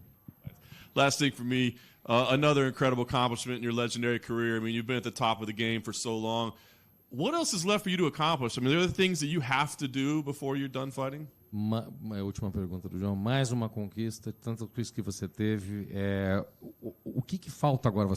Uma coisa inédita para você? O que está faltando agora para você? Eu não sei. Eu só quero continuar fazendo. Eu só quero continuar mostrando para as pessoas que o moleque veio de dentro da comunidade, pode se tornar campeão, pode fazer história, mas o mais importante de tudo, subir aqui, fazer história, pegar esse microfone, fazer grandes lutas, respeitando todo mundo, sem ser um cara que igual esses outros caras vêm aqui para poder pegar o microfone e falar besteira. I just want to keep doing it. I don't know where we're going next. I just want to keep doing what I'm doing. And I just want to continue to show people that I'm capable of these things, that a guy that came from, a boy that came from the community, from a hood, that actually was able to grow and make history, get these accomplishments, and always been able to be here representing and come to this microphone and say the thing that I say, being respectful. Because some people pick up the microphone and say a lot of crap. Charles, in front right here. Before your fight, they announced 2 big lightweight fights for that White House card. Obviously, Ilya and Justin in the main event, but they added Michael Chandler and Rufi to the undercard. So I'm curious, what do you think about those 2 fights in your division? And do you have your eyes on the main event between Ilya and Justin for your next fight? E antes da tua luta, anunciaram 2 lutas dos leves na Casa Branca. Não somente a luta pelo cinturão, que é o Ilya contra o Gage, mas também vai ter Rufi contra Michael Chandler. O que você achou dessas 2 lutas e vai ficar de olho na luta principal? Com certeza, o mais importante para mim é a luta principal, é a luta dele que vai unificar o título, é isso que eu estou focado. Com certeza, mais uma grande luta do Rufi, né, contra o Michael Chandler, 2 grandes gigantes da divisão. Mas eu estou focado na luta pelo título, que é isso que eu quero. Eu vou voltar para casa, vou descansar e vamos assistir essa luta e ver quem é o próximo adversário meu. Of course, going to be really tuned to the main event. We're talking about those belts going to be unified right there. Between Ilya and Gage. Of course, great fight between 2 giants. It's Rufi against Chandler as well. But what I want? I want that belt. So let's see them fight. And I'm just gonna go back home, rest up, and we'll be tuning in to see what's happening. You've also spoken about taking big fights for the money while you maybe wait for the title. Both Conor McGregor and Nate Diaz tweeted about your win. They weren't very impressed. Conor even said that he would slap Charlie around. Nate said it was a boring fight. Would those be 2 fights you would entertain in the meantime for that title fight? Você também já falou que aceitaria umas lutas por dinheiro antes de ter a chance de disputar um cinturão. E teve 2 tweets essa noite, não só. Um do Conor McGregor, que disse que ia bofetar o Charlie, chamou de Charlie, e disse que o Nate Diaz falou que... Didn't say, basically. It was boring. Ele falou que a tua luta foi chata. Então, você consideraria uma luta contra Nate Diaz ou Conor McGregor pela grana? Cara, na realidade estou em busca de um título, essa é real. Quero focar nessa luta agora que vai acontecer da Casa Branca, quem lutar e com certeza eu vou estar lá.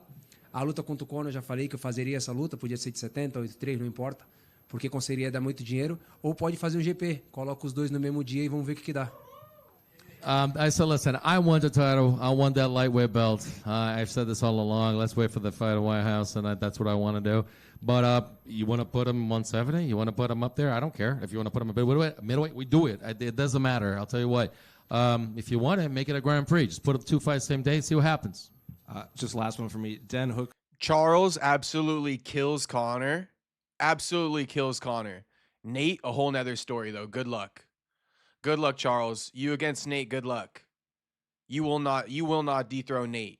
Okay, he the original BMF. He's going to come back and finally win it against your ass. Conor, though, Charles walks through him. Nate? No. Absolutely not. Who disagrees with me? While I have it paused, RG says, was about to hit some good money, and then Raul effed up the parlay. Man, he was the last leg. Yeah, you're not the first one in here who told me that their parlay got messed up. Not from Raul, but someone else was in here earlier. And which fight messed up their parlay? It was, Bruno Ferreira getting knocked out. That one ruined their parlay too. I guess night of the underdogs. I don't know what you want to call it, but my bet got fucked up. You know, Charles squashed my bet, so to speak. So we all in the same boat, homie. RG, me, you, and the other person who that happened to was Soda Pop in the chat. So all three of us are in the same boat. Unlike fucking Tyler Betts, who motherfucking probably cashed his tickets. Saint RG says, should have been stood up, waiting for him to hit his own parlay. Oh, Herzog waiting for him to hit his own parlay. Probably. You know Herzog. He could be compromised. Octane saying, is it possible the UFC and Francis can bury the hatchet, make Jones and Ngannou ? I don't know who you would book Ngannou against. But honestly, if you don't take Francis back, this is the thing, right? If you don't take Francis back, and God forbid the UFC somehow lets go of Tom Aspinall, oh boy, will the UFC's pride ever bite them in the ass? Will the UFC's pride ever come back to bite them in the ass? If they don't re-sign Francis and somehow they lose Tom Aspinall, oh shit, that pride is going to bite them directly in the ass, because guess what? It's only a matter of time before that gets announced on Netflix for a main event, you know, MMA on Netflix. So I think that the UFC should squash their beef with Francis. I think that they should sign him so that no one else can make that money off of Francis but them. And I think that the UFC should also get the upper hand in the negotiation, meaning Francis, you know, you're not finna do the same shit you did last time. Take it or leave it, homie. Fuck you. Essentially, that's how the negotiations are going to go. Here's your number. You can take it and be our bitch, or get the fuck out the office now. We ain't negotiating with you. You feel me? But we will do business with you. But we will not negotiate. That's my opinion. Perfecto says Charles smokes Nate, brother. Fair enough, Perfecto. It would be a good debate. I would love to see it happen. Connor wants to spank Charlie. Honestly, I don't think Connor wants anything to do with Charlie. Also had a lot of things to say that I can't repeat on camera. I do have to ask, what is the issue with Dan? Because it seemed like you didn't have anything to say about him pre-fight too. Aparentemente, Dan Hooker teve algumas palavras hoje, ele não gostaria de repetir o que eu... Reacting to Dan Hooker calling him a cigarette. You guys know that's the original term for the FAGGOT, right?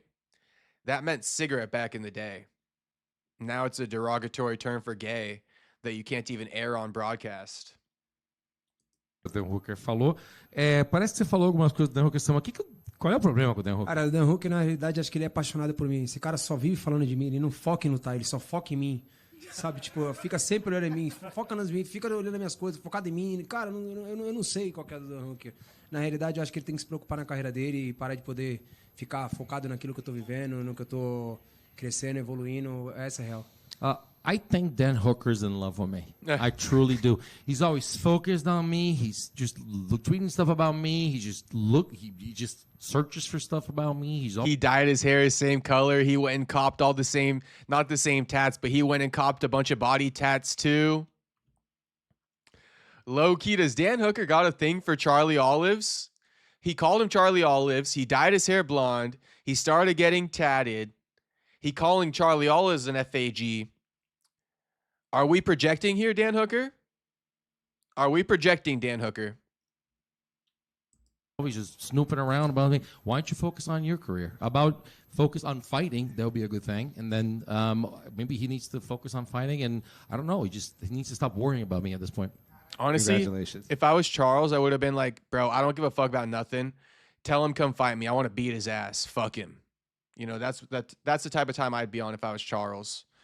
RG says, belt should be retired, or what do you think? That's a great question, RG.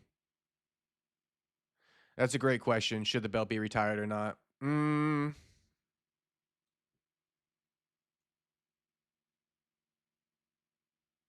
going to say no right now, RG, but if they're not careful, you might find yourself in that position soon. You know, if you're not careful, you might find yourself in that position soon. I'm not saying that Charles didn't deserve the opportunity, because Charles is a BMF. Regardless of how he fought tonight, you know, Charles's entire career as a whole, especially the last second half of his career. He's been a BMF.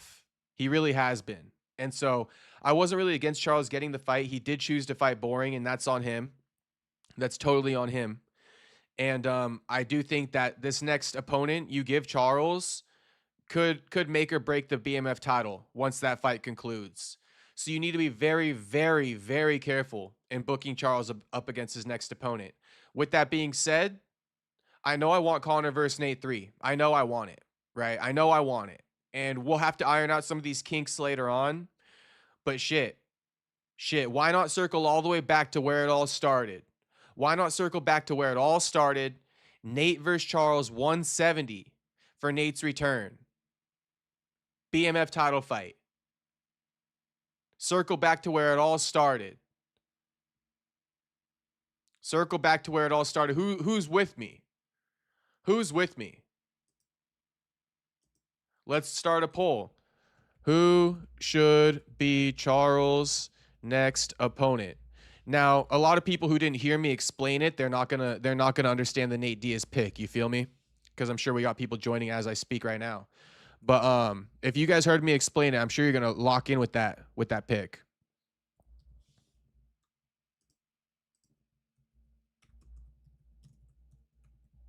Okay, I gave you 3 options. Nate, Arman, or Conor. Nate, Arman, or Conor. You know, who should Charles' next opponent be? Nate, Arman, or Conor. And keep in mind, you know, this is for the future of the BMF. This is for the future of it. Meaning, let Arman get up in there. That might not be the best, but I'd love to hear what you guys say, because honestly, Arman, Nate, and Conor, honestly, I think they're all viable options. I wouldn't be mad at any of them. NYI says BMF belt should be seen as a stand-up fight. It's not exciting. No, I agree. There should have been less grappling. Like I said during the fight itself, I said, you know, Charles, okay, bro, you banked 3 rounds. Do not do this in the 4th and the 5th. Like, you banked 3 rounds, right? Put a little bit of risk and stand and strike with Max. Stand and strike with homie. Sorry, we ripping ass too, low key. But stand and strike with homie, you know? That was my opinion, so I wasn't super mad at the grappling, but I did get mad at it for being the whole fucking 5 rounds, you know? You can bank 3, but BMF means you risk it, right? You roll the dice, so to speak. It's not a guarantee. You're throwing your guarantees out the window when you fight for the BMF title. It's for the fans. You called out the BMF champion. You should not have fought him like that. And that's my final stand on it. I mean, I said it already. I said it again. You know, that's my final stand on it. Grappling's not the end of the world, but you need to put some risk in the fight, and it's not enough risk to stand and bang with him at the last 10 seconds and the first minute of every round. It's just not enough. It's not enough. And a minute of every round, if that. First minute of every round, if that. So, not that it should be stand-up only, but it needs to be understood that the fighters, both of them, need to put risk into the fight. Whether they choose not to grapple and stand up and strike, right? Whether they give the other opponent an opportunity at the end of the 15 minutes, at that last 10 seconds to stand and bang, right? The winner gives the loser the opportunity. Like, this is the risk you need to be putting forth in a BMF title fight. You must put risk into a BMF title fight. You cannot take the safe route. That's not respectable as a BMF. And this is nothing against Charles, although, you know, it is, because this is how he performed. Point blank period. Point blank period. And to add a cherry on top, you called for this opportunity and you fought like that. No risk. I mean, it's not good enough for me. Saint RG says, Nate for sure, better fight, and we let the homie Conor eat. Yeah, we got to let Conor eat elsewhere. He's getting killed. He's getting chopped up and put in a blender, okay, by Charles Oliveira.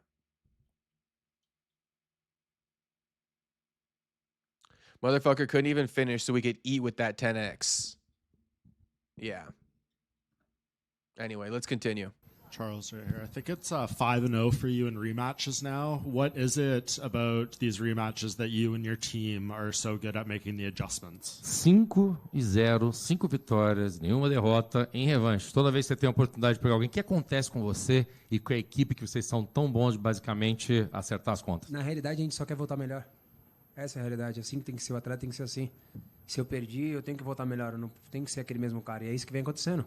Todas as últimas que a gente teve a oportunidade de lutar a revanche, a gente veio aqui e fez isso acontecer. For real, the one thing we want to be better. We want to come back better. If we lost the first fight and things didn't work out, we want to come back better and get the job done that we didn't. And that's what we want to make happen. That's what we've been able to make happen. And you got your wish of your father bringing you the belt in the octagon, and you jumped out and saw By the way, Charles and his father are literal twins. By the way, twins. Your wife and daughter afterwards as well. How did that moment compare to how you dreamed it? E o desejo foi atendido. Papai foi lá e colocou o cinturão em você. Depois teve toda a família lá. Como é que foi isso ter acontecido em comparação ao sonho que era? Você visualiza lá, poxa, eu quero que isso aconteça. Com certeza, algo gigante. Algo que eu sonhei e Deus me proporcionou. Né? Poder ver a felicidade dele, de poder estar subindo em cima do queijo, de poder estar colocando o cinturão. Algo inédito, algo que nunca aconteceu. Então, com certeza, a gente tem que ser muito grato a Deus. For sure, something huge. Something to see that happen. Damn, they're posting like, you guys see this on the left side? They're posting like MMA Junkies Instagram. They're showing the IG posts on the side here. Enjoy. What I got to do to get showed on here? Boys? Shit, they should start showing my posts. They will. I'm sure they will. In his face to actually be able to put the belt. Something unprecedented, something that never happened. So I'm grateful to God that I were able to, that actually happened. Charles, over here. I was walking around backstage. It was very jarring. It looks like Spider-Man Into the Multiverse. There's like 12 Brazilian dudes with bleached blonde hair. Did you know they were all going to do this? And what was your reaction to seeing it? Ele tava lá atrás, nos bastidores, tava todo mundo com o cabelo platinado. Parecia o filme do Homem-Aranha, que tem um monte de versão diferente do Homem-Aranha. Tava todo mundo de cabelo platinado. Tinha umas 12, 13 pessoas. Você sabia que todo mundo ia pintar o cabelo? Você chega a saber que todo mundo ia pintar? Tem gente que faz surpresa. Cara, na realidade, a equipe, sim. A gente já sabe que eles pintam por obrigação ou sem... Hold on, we gotta take a pause to shout out Franklin. Thank you for the $20 dono, homie. Much appreciated, Franklin. Saying, Raul Barro, don't mind if I do Oliveira. 3-teamer easy. Damn, so Franklin, you hit on your bets tonight or what? You bet on Raul and Oliveira? You said 3-teamer though. Let us know if your bet hit, Franklin. I want to know who you bet on. For, I don't know if you know Franklin, but I threw a 50 ball on Max Holloway and I lost it. So no luck for me on the sports books today, but it's all good.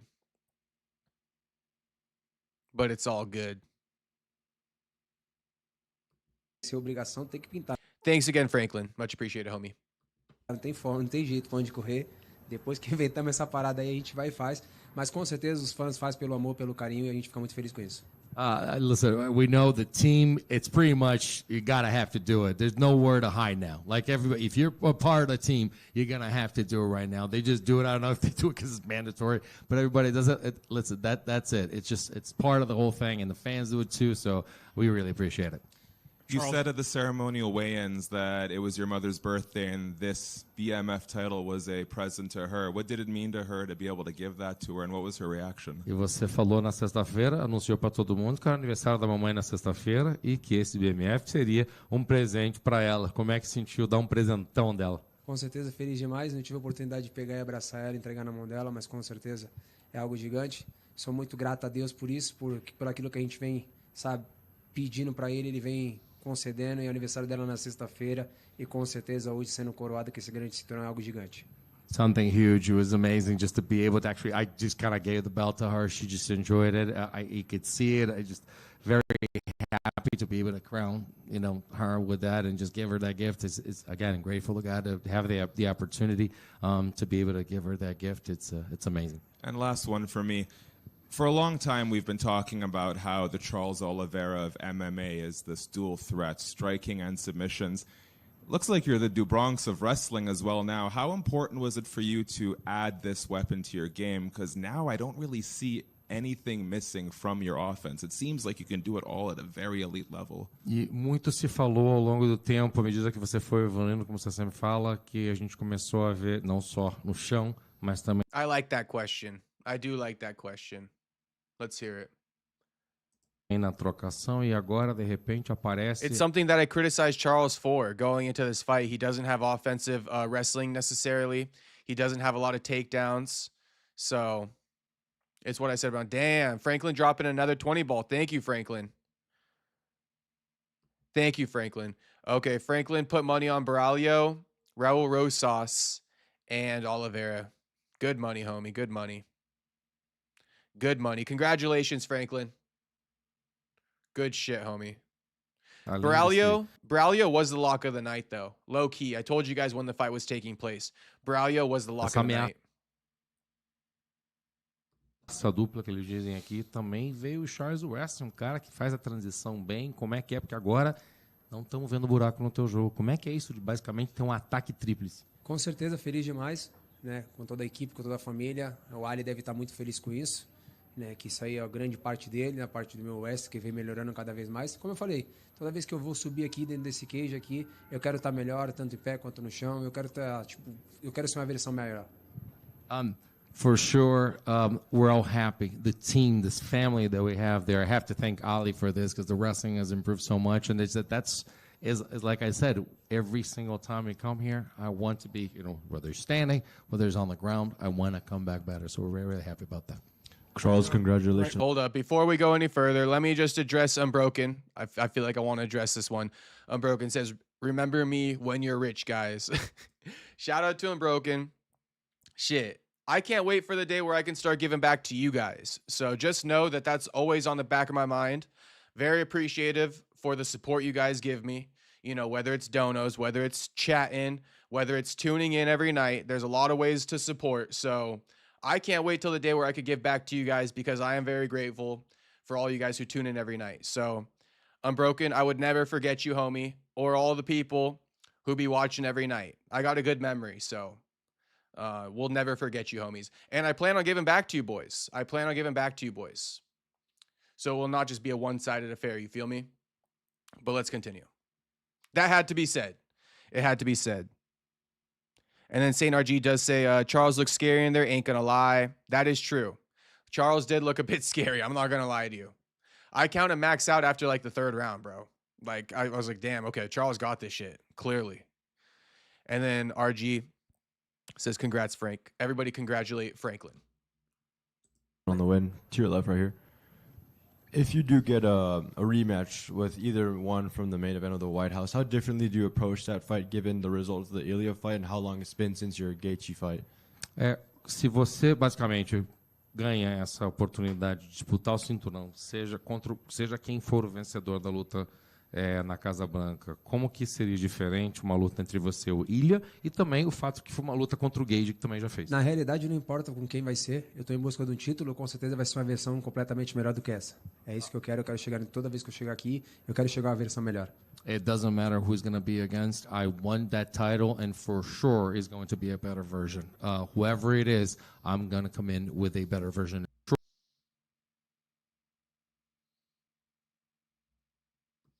Is going to be a better version.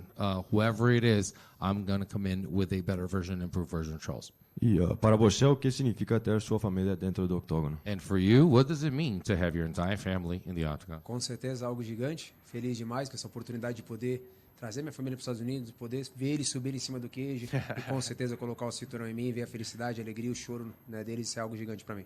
Something huge. It was amazing to actually bring him to the United States, have him be able to come into the octagon and actually have everything. So much joy and a reason to smile for me. Charles, just one for me. Arman Sarukian was in the building tonight wearing handcuffs. He is currently ranked number 2 in the division. You have some history with him. Is that a fight you would entertain? before Ilya and Justin settled their business. Isso é uma pergunta do Doug. Hoje o Arman Tsarukyan estava na casa. Estava aqui, veio com umas algemas, ele está falando, pô, o que acontece? Ele é o cara que é o número 2 do ranking. Você tem história com ele, já teve uma luta. É uma luta que você chegaria a entreter? Cara, na realidade, sendo bem verdadeiro, o problema do Arman é com o UFC, não comigo. Né? Eu acho que sim, ele já devia ter a oportunidade de lutar pelo título, porém, eu não sei se as coisas que eles fazem deixam de fazer, então, na realidade, acho que o problema dele é com o UFC. For real, Arman's problem is not with me, it's with the UFC. He should have the opportunity to be fighting for a title, but I don't know what happens out there. But I mean, it's maybe he doesn't do the things he needs to do, and his problem is with the UFC right now. Charles back here. Congratulations. Non-committal about that whole Arman fight. Interesting. I was kind of expecting him to say, yeah, I'd be down to run it. Charles, I did want to touch on that. What do you think of all of the politics? Because sometimes it feels like, you could play a bit of the game in terms of matchmaking. Just what do you think of just, they don't like Arman. Does that mean you can sneak into a title fight? How do you handle all of the business side at the top of the division? Como é que é isso que você falou sobre a tua postura em relação a lutas, vender lutas e tal? Como é que você essa política que existe, essa burocracia que existe, por exemplo, o Arman talvez ter a chance de lutar e acaba não dando a chance para ele, que você acaba conseguindo se inserir nesse contexto aí. O que você acha do business de lutar que tem essas coisas? Cara, na realidade, eu acho que cada um tem que, pensar aquilo que faz, né, dentro do cage, né? Eu vendo a minha luta completamente diferente desses outros caras. Eu sou um cara respeitoso, eu não faço besteira na rua, eu não faço besteira dentro das lutas. Eu acho que tudo isso pesa. Eu acho que o meu nome pesa, sabe? Quem eu sou pesa. Então, com certeza, como eu falei, eu vim aqui fazendo uma luta como essa, que para mim foi uma grande luta, poder fazer aquilo que eu fiz com o Max, como com qualquer outro, nenhum outro cara conseguiu vir fazer, sabe? Fazendo 5 rounds da forma que foi feita. Então, com certeza, eu acho que eu dou um passo à frente, passando ali, né, a ser o desafiante número 1. I think that people sell fights differently, and people need to. You gotta sell fights in a different way. You gotta behave in certain ways. I mean, some people just do stuff. They go up in the octagon, and they just do different things inside and outside the octagon as well. That just puts them in different positions. Me, I do what it needs to be done. I got this fight. I fought Max. I did to him something that other people were not able to do. Again, people pick up the microphone and say stupid stuff. So you got to do the things you need to do to get those fights correctly. The White House main event is an important fight to have a backup. Is it too early to think about whether or not you'd like to weigh in as the backup at the White House? E sendo a luta na Casa Branca tão importante, seria uma luta interessante ter um lutador reserva para essa luta. É muito cedo e pensar que talvez você acertaria essa reserva para Casa Branca? Não, com certeza. Eu posso ficar como reserva, vamos fazer dinheiro. No, for sure. I can be a backup. Let's make money. And the final question, what would you say is the most BMF thing about your father who put the belt on you? Eu vou dizer, o que é a coisa mais BMF teu pai colocou o cinturão em você? Com certeza, algo gigante. O cara que ele é, o cara que fez eu ser quem eu sou hoje. Tudo que eu tenho é porque ele acreditou no meu sonho. Eu não quero falar, senão eu vou chorar. For sure, the man that he is, the man that he's done everything that he could for me, a man that believed in my dream, and I'm here because of him. But I don't want to say anything else, otherwise I'm going to start crying. Just one question. Speaking about your father there, there was the moment we obviously saw him walk in with the title here, but there was also the moment in the octagon where he was supposed to give you the belt, and he kind of was celebrating. And what was he sure in the moment that he was actually supposed to give you the belt, because he was looking at you and you were kind of looking at him and you were like, "Hey, Dad, actually, I need you to put that on me." Só teve uma hora ali que ficou um pouco confuso, que na hora assim, entregaram o cinturão, ele começou a celebrar, você estava do lado, chegaram a falar para ele, não, você vai poder colocar o cinturão aqui, porque ele não parecia que... ele estava comemorando, você estava ali, você estava esperando, falaram, você pode colocar o cinturão? Cara, eu acho que na realidade... não é só o cinturão, não é só esse momento, é tudo aquilo que ele viveu. Vocês querem fazer eu chorar, cara.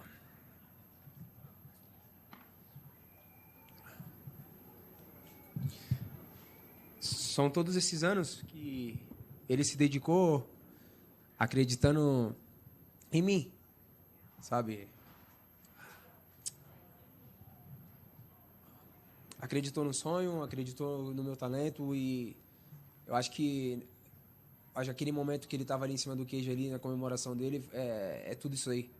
Tudo que ele passou, tudo que ele acreditou, tudo aquilo que ele escutou das pessoas, todas as contas que ele deixou de pagar, todas as brigas com a minha mãe para poder acreditar no nosso sonho. Então, ele estava feliz demais com aquilo ali, de poder estar ali em cima, de poder ter a oportunidade de quebrar mais um recorde, que é colocar o cinturão, coisa que nenhum pai acho que fez, nenhum filho dentro do cage. Então, quando a gente fala de história, a minha história está sendo escrita todos os dias. It's not just the belt. It's not just the title. It's everything he's gone through. And dude, you're gonna make me cry. It's the stuff that he's gone through to make it possible for me to where I am. Is the bills that he didn't pay. Is the fights that he had with my mother. Is continue to believe in my dreams. Is to always believe in my talent, who I am, all this stuff, and to be able to do something like that. I don't think a father has ever been able to put a belt on his child in the octagon, from what I know. So it was much more than that. So that's what he felt, that joy. Charles, congratulations on your victory. You're now the new BMF title holder.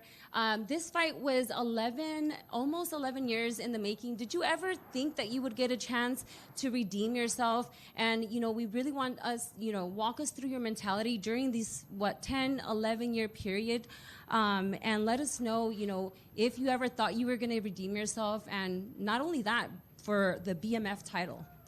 Parabéns novamente para o seu BBF. A gente falou, essa é uma luta que, no final das contas, aconteceu muitos anos atrás. Você imaginou lá atrás, ao longo dessa trajetória de 11 anos, você teria a possibilidade de conseguir essa luta de novo e ainda mais por um cinturão, um BMF? Não, com certeza não. Era outra categoria, né?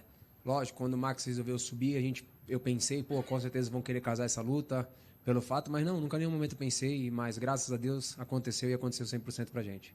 No, never thought about it. Because if you think about it, different weight division. Actually, when he moved up, I thought, hey, they might be able to make that matchup.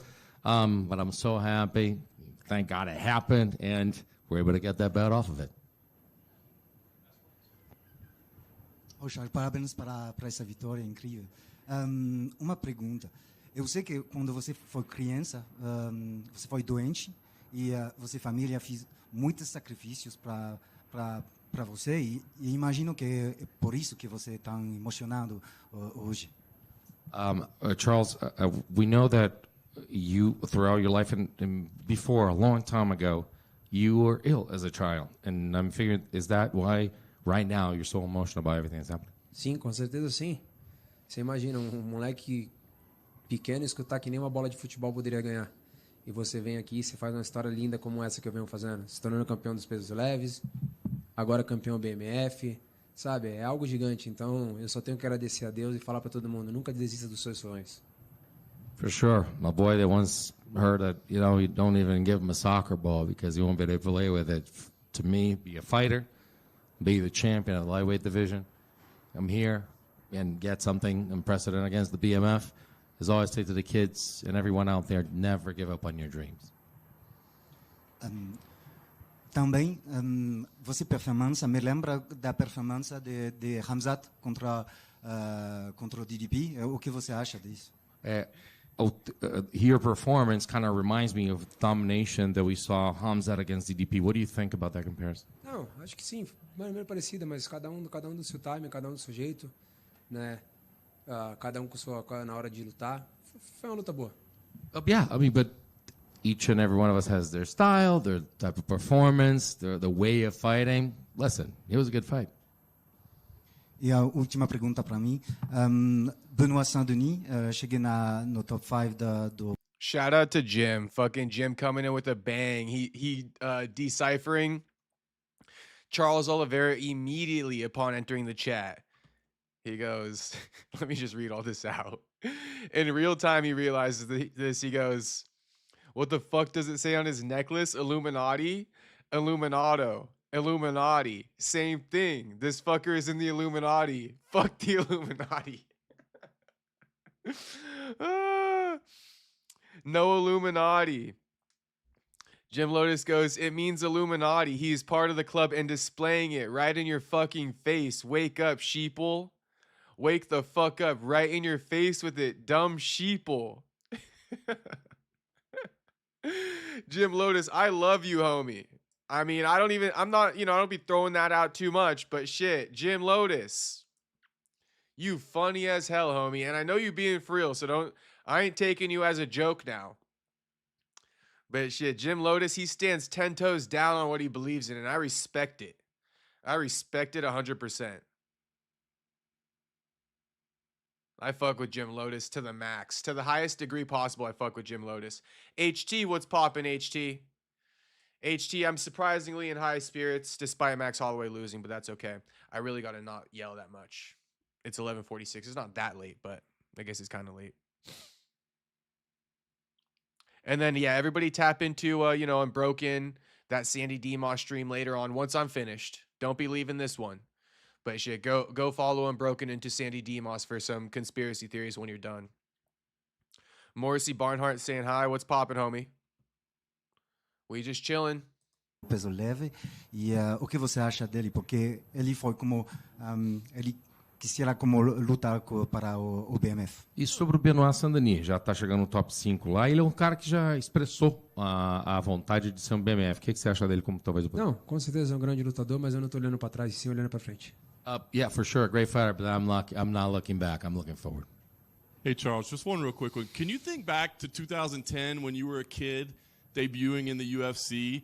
Like, what realistically you thought your career would look like? Did you ever look to Macaco and say, like, hey, I bet we'll be here for 16 years and 40 fights? Or, like, what did you think your career was going to look like? De cara que tá aqui desde o começo, ele falou, pô, você olhou para 2010, tá começando a parada toda lá atrás. Você tava começando a tua carreira.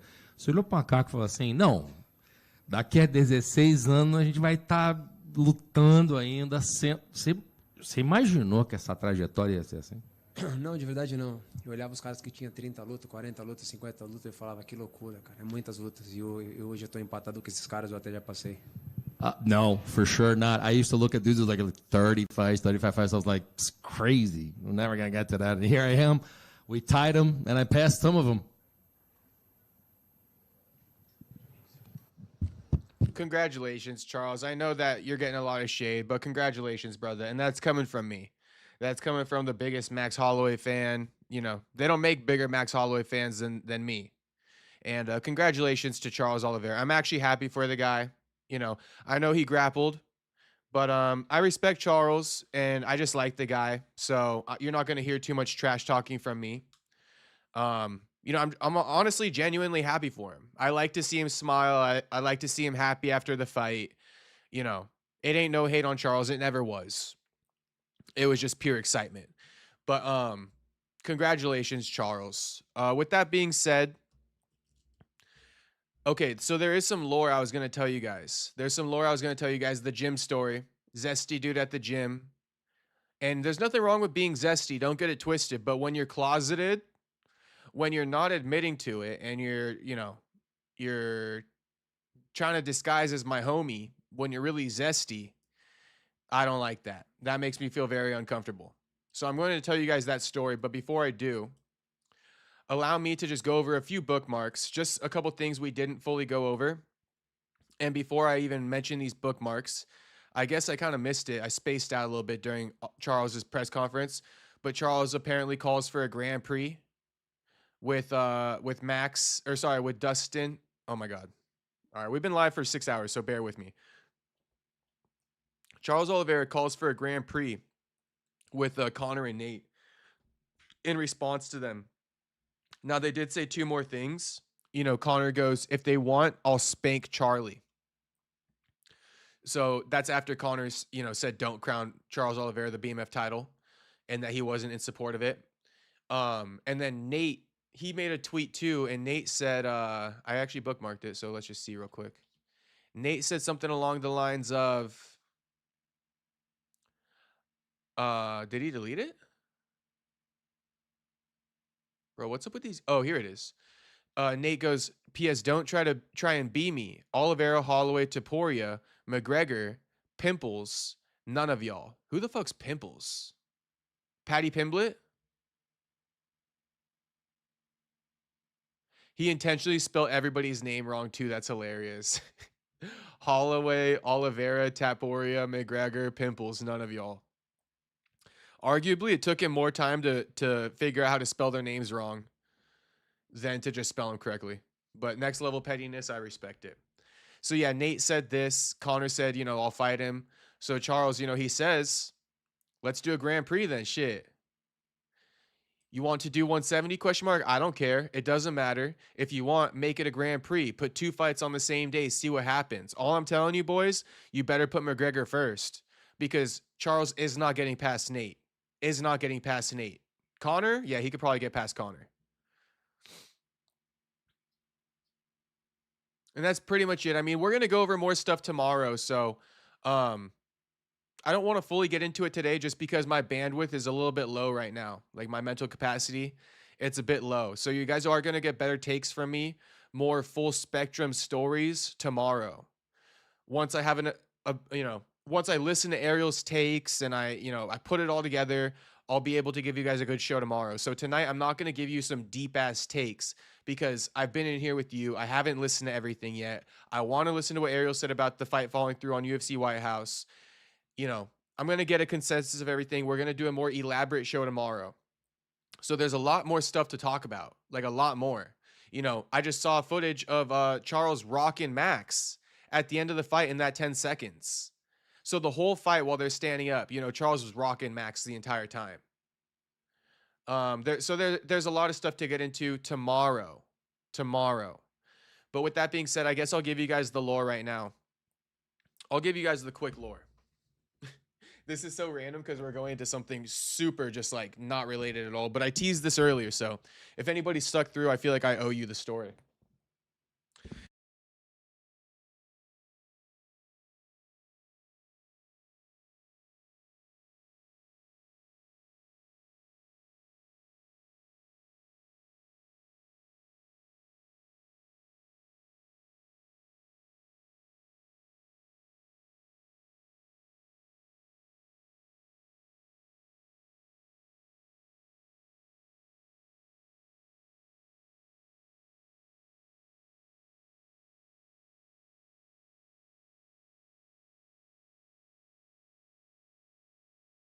Oh, damn.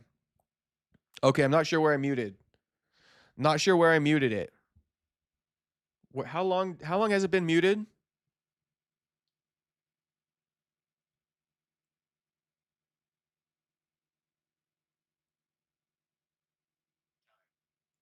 Okay, nah, we chilling. We chilling. It hasn't been muted for that long. All right, I was gonna tell you the story that I teased for you guys. The story that I teased was homie at the gym. He's zesty. He's zesty at the gym, right? And it's not a problem. But what my problem is that you're trying to pose and be my homie, but you low-key zesty, and I don't fuck with that. That shit makes me uncomfortable. Because God forbid we fucking kick it, me thinking you're straight, and you're not, and I'm just being me. You feel me? So I don't like that. I do not like that. So that's why I'm just going to preface it by saying that. So here's the story. Okay, I'm going to go back from the beginning. So it's like this, right? Back in the day, I'm hitting the gym with the boys, right? My homeboys. Homeboys, they got homeboys at the gym too, right? Maybe somebody that I don't know. Maybe back in the day when I was hitting the gym with the homeboys, I was trapping, right? Maybe I was selling some kush back in the day, trapping with the homeboys, okay? So boom, we hit the gym. One of the homeboys is there, right? He sees another homeboy. That guy asks him for some kush, low key. He goes, no, I don't got no kush, but my homie, he on deck, right? He on deck. So then it's like, okay, boom, let's get his number, so to speak. Now he cool with me, right? Now the homeboy I didn't know, the homeboy of my homeboy is cool with me, right? Because he found out that I smoke kush, or I sell kush, not sell kush. That I misspoke. Sorry. Let me speak correctly. Homie found out I was on deck. Okay, homie found out I was on deck. And he asked the guy for my boy for my number. So now me and this dude are kind of cool, right? He texts me one time for a sack. And, I hook him up with the sack. Never hits me up again for a sack, though. Never again in life hits me up for a sack ever again. And that was a little bit fishy to me because it's like, bro, you hopped on getting my number. You hit me up for a sack. And then it's like, never again? Shit, why never again, homie? right? So, but now we know each other. Now we know each other. So ever since then, you know, we've been chilling. He's the homie of my homie. He's a nice dude. So, you know, we talk at the gym or something. You know, we walk by each other. We say what up. We dap up. Okay. It's all good. But I think there is something that needs to be mentioned to you guys is that I have bad eyesight. So like right now I can see decently, but I can't see far. Cannot see far. So if you and I are like 15 feet away, I can't really tell who you are. That's just the problem with me because I don't be wearing glasses at the gym. I don't wear contacts. I have glasses that I wear, but I don't wear it into the gym. So like in the past, I've told him, I'm like, yo, if I don't say what up to you, bro, it's probably because I didn't even see you. So don't take it personal, right? So long story short, well, with that being said alone, I always notice, you know, I could see decently, but I do use that as an excuse a little bit. And I'm telling you guys, homie thinks that I really can't see, and he be staring at me. I'd be on the treadmill and shit, and before I even thought he was zesty, I'd always be like, bro, I'm on the treadmill, and you keep looking my way. Like, stop looking my way. I'm looking forward, and you keep, like, walking in this vicinity of, like, where I'm at on the treadmill. Like, go away, bro. Why the fuck are you in front of me? And it's like, I don't want to make eye contact with you because I don't want to say what's up. You feel me? I'm not trying to say what up from across the gym. I told you I can't see you, but I don't know. That was my innocent thought, right? That was my innocent thought. I thought he was trying to make eye contact with me from across the gym to say what up to me, right? To say what up. But then I'm thinking in my head, you know I can't see far, so I'm not going to play into that game because I don't like saying what up. I'm not that like, I mean, I'm a social guy, but I don't like to be caught up in this. Like every time we walk by each other, we got to say what up. Because, you know, I go to the gym in like some demon time. Like I'm ready to exercise my demons and shit like that. Like not always on some like, hey, bro, what's poppin' shit. So anyway, that's why I thought he was making eye contact with me when I'm on the treadmill. That's why I always thought he was lurking when I'm on the treadmill because he's trying to say what up to me because he a nice guy. Long story short, let's fast forward a little bit. Now, you know, I start streaming. So as of recently, because I only realized this recently, but as of recently, when I started doing that first 30-day live stream, that's when I started changing my schedule a little bit. So hear all the lore. You guys got to hear all this lore. For the first 30-day live stream, that's when I changed my schedule a little bit. And me and this dude, we're always on the same timing for the gym, meaning like he's always there when I'm there. He always in the sauna when I'm in the sauna. And I never thought anything of it just because like, I just thought he was like a chill dude. I thought he was the homie of the homie, right? That's what I always thought. And I was always nice to this dude. But I did the first 30-day live stream. That ended up being like 70 something days. But long story short is my gym time changed, right? My gym time changed. What do you know though? So let me put it like this. My gym time changed. Okay. Then I don't see homie for a hot minute, right? I also stopped smoking Kush for quite some time. I stopped smoking Kush for quite some time during that first 30-day stream. And so I had the ability from not smoking Kush, if you know, you know, right? But I had the ability from not smoking Kush to see through some bullshit when I was on the Kush. And that means with myself, that means with others. If you know, you know. But if you are sober from the Kush for a hot minute and you indulge in the Kush, okay, you will see the world from like a like zoomed out perspective. Like you can, it's just crazy. Like the amount of like self-awareness you get when you don't smoke Kush and then you take a hit of that shit. I mean, not only are you self-aware for yourself, but for everybody else too. You can spot it. And let me just put it like this. When I went into the sauna, I hadn't seen homie in a long time. Okay, I was high as fuck in the sauna. Hadn't seen homie in a long time. And homie's gaze showed while I was high. I was baked as hell, and I had the ability. His gaze showed, like he let the gaze slip, right? And I was so high, I had the ability to sense it immediately. And it's because homie, whenever he comes up to me, it's always like on the tip of like, yo, what up, bro? What up, homie? Right? In a deep voice. This time around though, I'm in the sauna and he looks up at me. I look up at him and he's like, sup, dude?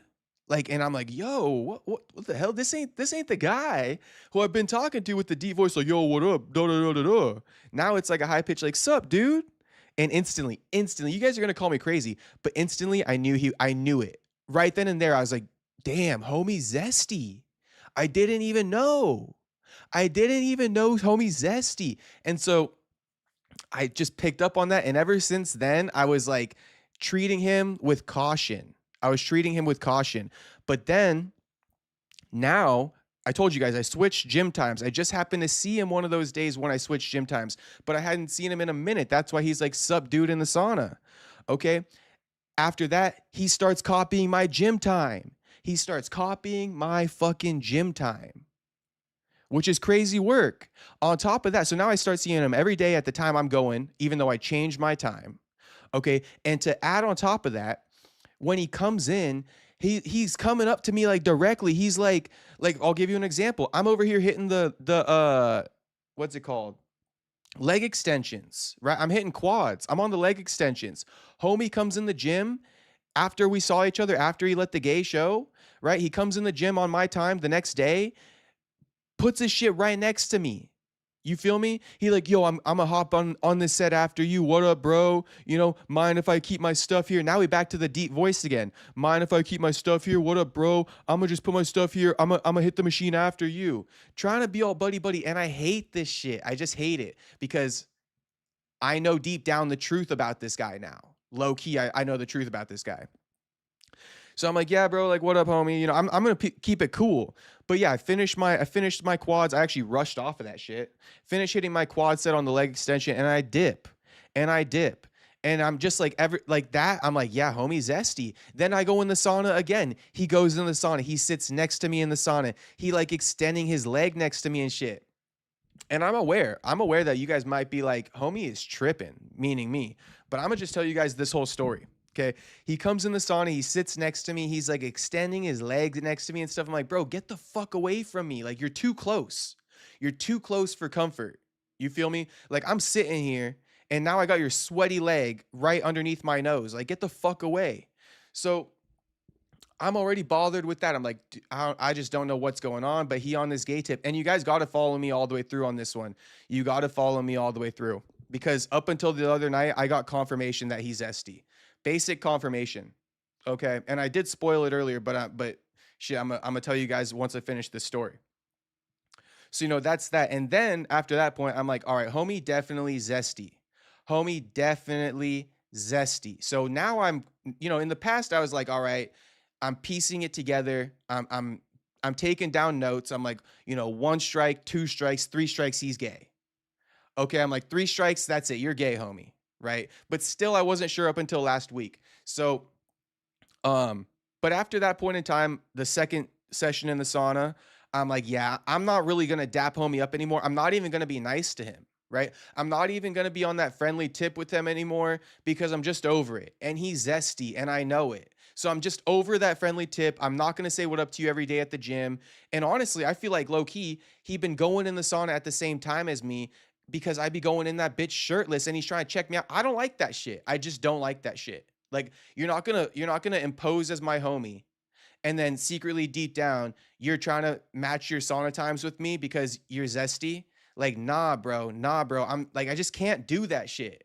I can't do that shit. So I don't even fucking, like, there's so much to it, but like, I make sure not to go in the sauna when homie in the sauna now. And best believe homie be trying to time this shit. It's crazy. I can't go into all that because it's just like a bunch of explaining. But, you know, I'll be on that treadmill doing cardio. Homie, he be trying to wait for me to be done with cardio to walk in the bathroom to go hit the sauna. It's like, bro, fuck off. 1 second.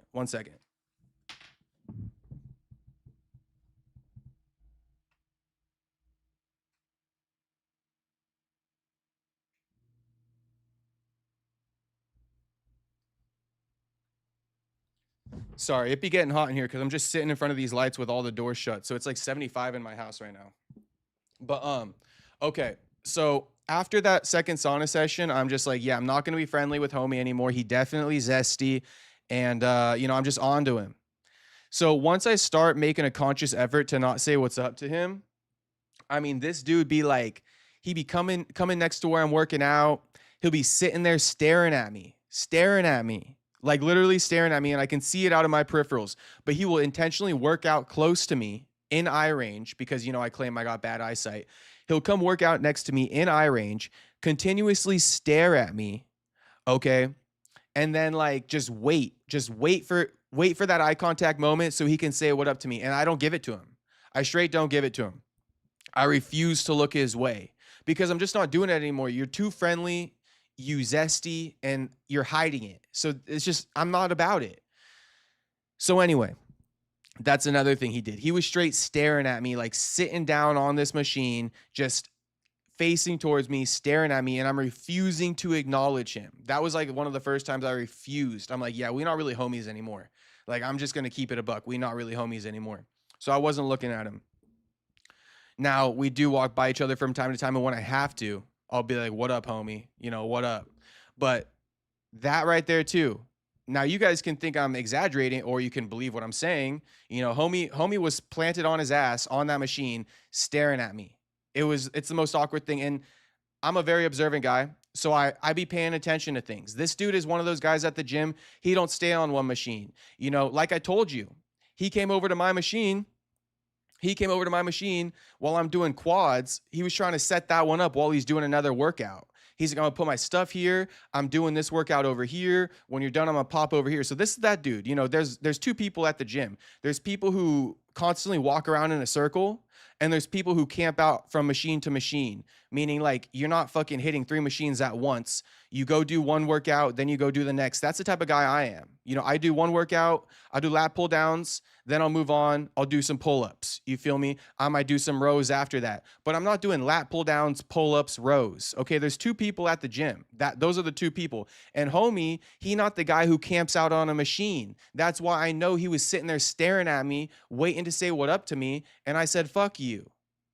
Right? But these are the things that I noticed that are like, you know, hard to explain, but I see homie camping out next to me on a machine, and I'm like, homie doesn't do this. Homie be hitting 3 machines at once. He be walking up to people, putting his bag next to the next machine he wants to go on because he's so type A personality. He don't want to be waiting for shit. You know, he be hitting supersets all day. You know? And so that's why the sitting down and just staring at me is egregious, because that's not what you do, homie. That's not what you do.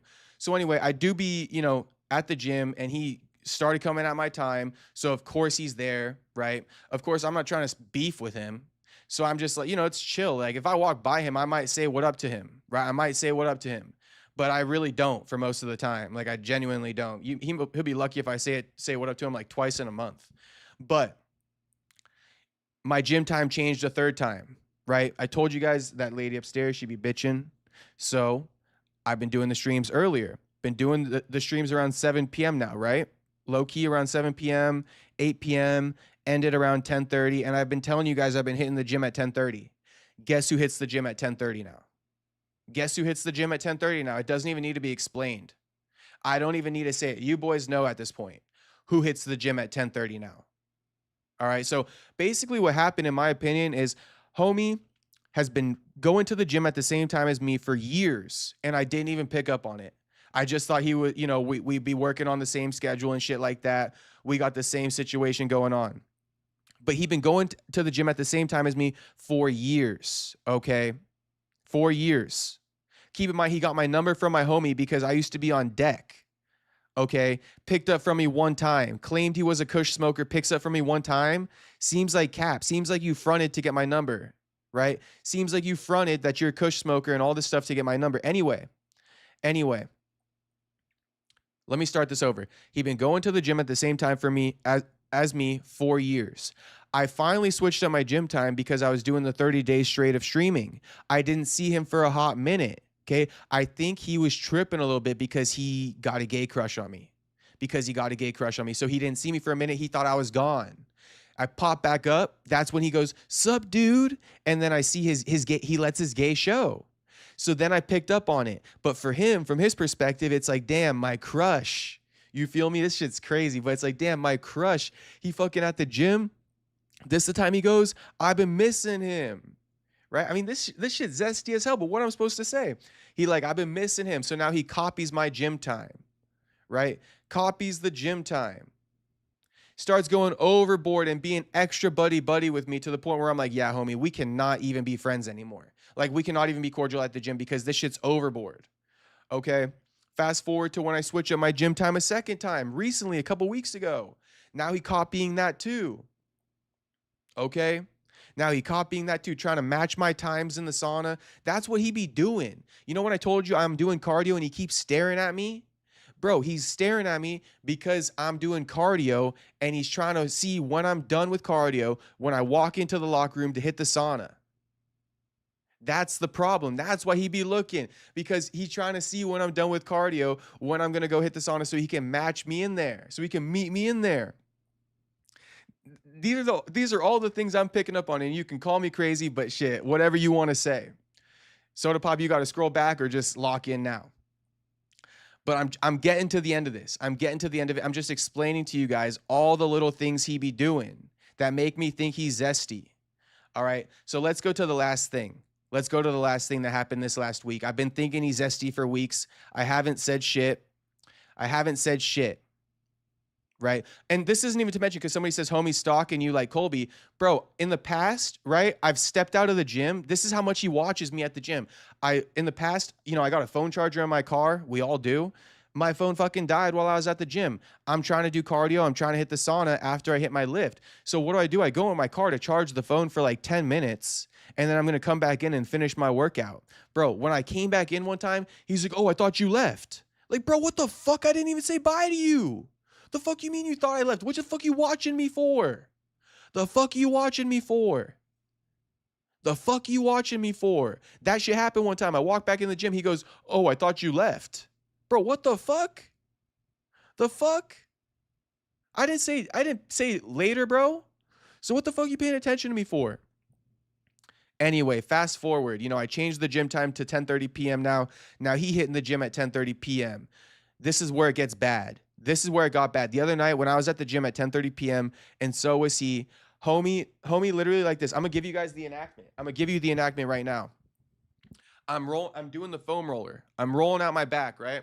Rolling out the foam roller, call it right here. Rolling out my back, getting ready to do my lift. Homie over here, right? I get up off the foam roller, and this is the thing. He's always watching his little fucking zesty ass. He always watching. I finish my foam roller. I stand up, right? I put the foam roller back. This is homie. As I put the foam roller back, homie's like from across the gym, like, yo, like this, waving at me. You guys know I'm not paying no attention to him. He waving at me after I roll out my back. I'm about to go hit some pull-ups or some shit. I'm walking over to my machine. He waving at me. Okay? Of course I look over because homie fucking waving. at 10:30 p.m. in the gym like a fucking weirdo. So anyway, I'm like, all right, bro, I don't know what to do, but I'm going to be like, you know, what up, bro? Like, what the fuck you want? And I looked at him like I wanted to fucking destroy him, kill him. You know, what's it called? Not literally, so don't get it twisted. Figure of speech. But I did give him that death stare like, bro, what the fuck you calling me on right now? Like, what the fuck you calling me here for right now? 10:30 at night. You know what he called me over for? Get this, boys. I want to see the chat go crazy. Crazy after this one. I can't make this shit up. Homie goes, can you watch my calves? Can you look at my calves when I do this set? I look at him and I'm like, bro, what? He goes, can you look at my calves? I go, okay, hit the set. That's why I'm a nice guy. I'm not really like a mean dude. So I'm like, I'm pretty non-confrontational unless I have to. But literally he waves me over. He waves me over from across the gym. I'm talking like waving at me. Okay, from across the gym to the point where you got to wave. I'm not even in mouth shot. Okay, he waving. All right. I walk over to him. He goes, can you watch my calves when I hit this set? I'm like, bro, what the fuck are you asking me to do? And I just looked at him and then he hits the set and I didn't even look because I was pissed off. And I go, yeah, the right one. It looks a little bit smaller. And he's like, really? Really how? And I'm like, it's smaller. And he's like, oh. And I don't know what he said because I wasn't listening. And then I'm like, all right, bro. I'm like, all right, peace out, homie. Peace out. But it's just like, after that, I'm like, dude, you gay as fuck. You gay as fuck. And I don't know what you're doing to me. I don't know what you're trying to do. But check the calves is crazy. It's crazy. And that's how I knew it. That's when I'm like, all right, you are officially zesty. You copy my gym times in the past, then I switch it up, then you copy it again, then I switch it up and you copy it again. Now you're asking me to come over and check your calves off the fucking calf raises. You zesty as fuck, homie. You zesty as fuck. And like I'm saying, there's nothing wrong with being zesty.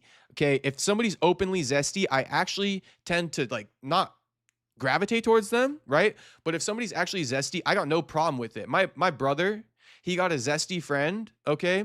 We went to K1 Speed for his birthday in like November. I chopped it up with his zesty friend. I found him funny. You know, it was no problem. No problem. But he's also openly zesty. You feel me? There's no secrets. In fact, me and that dude, you know, I was asking him about his sugar daddies and shit like that in Newport Beach in LA. So like, I got no problem. I got no problem with you being zesty, but don't you dare try to impose like a straight man and be my friend. Don't you dare ever try to do that in your life. In your life, don't ever try to do that. And that's what homie's doing, and that's why I don't respect him. Because, you know, he trying to be my homie because he's zesty. Super weird shit, but yeah, that's that story. That's that story. And yeah, so that is that story, bro.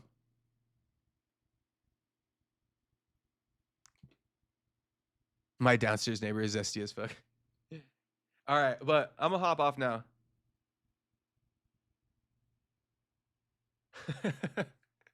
I'm surprised all you guys been listening to this. Space Kid been listening. RG, Unbroken, Juice Man, Soda Pop's in here. Yeah, that's the story though. Homie waved me over from across the gym the other night. I'm telling you, this was like last week. Waved me over from across the gym, and he goes, "Can you check my calves?" I'm like, bro, what? What?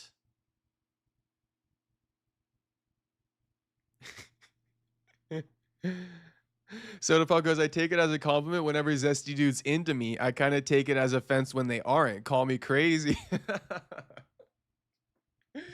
Oh my gosh, Soda Pop. I never thought of it that way. I never thought of it that way. But this is what I'm saying too. If you're zesty and you're into me, fine, bro. You can be into me and you're zesty. As long as you're openly zesty and you're, you know, openly flirting so I can know what's going on. I'm cool with it. I'm cool with it. I'm cool with it. You feel me? I'm cool with it. But like acting straight and having a crush on me on the low key is what I don't respect. That's what I don't respect. That's what I don't respect. You cannot act straight and low key have a crush on me. Pause. Hell no, Juice said. Am I coping? Am I coping for the boys right now, Jew, or what? Am I just trying to like meet the boys in the middle right now, Jew, or do I really mean it? Tell me what I think, Jew. Am I meeting the boys in the middle, or do I really mean that shit? I respect honesty at the end of the day. So if you openly gay and you're gonna tell me you got a crush on me, shit, I ain't tripping. At least you honest. Now I know how to operate accordingly. You feel me? Now I know how to operate accordingly.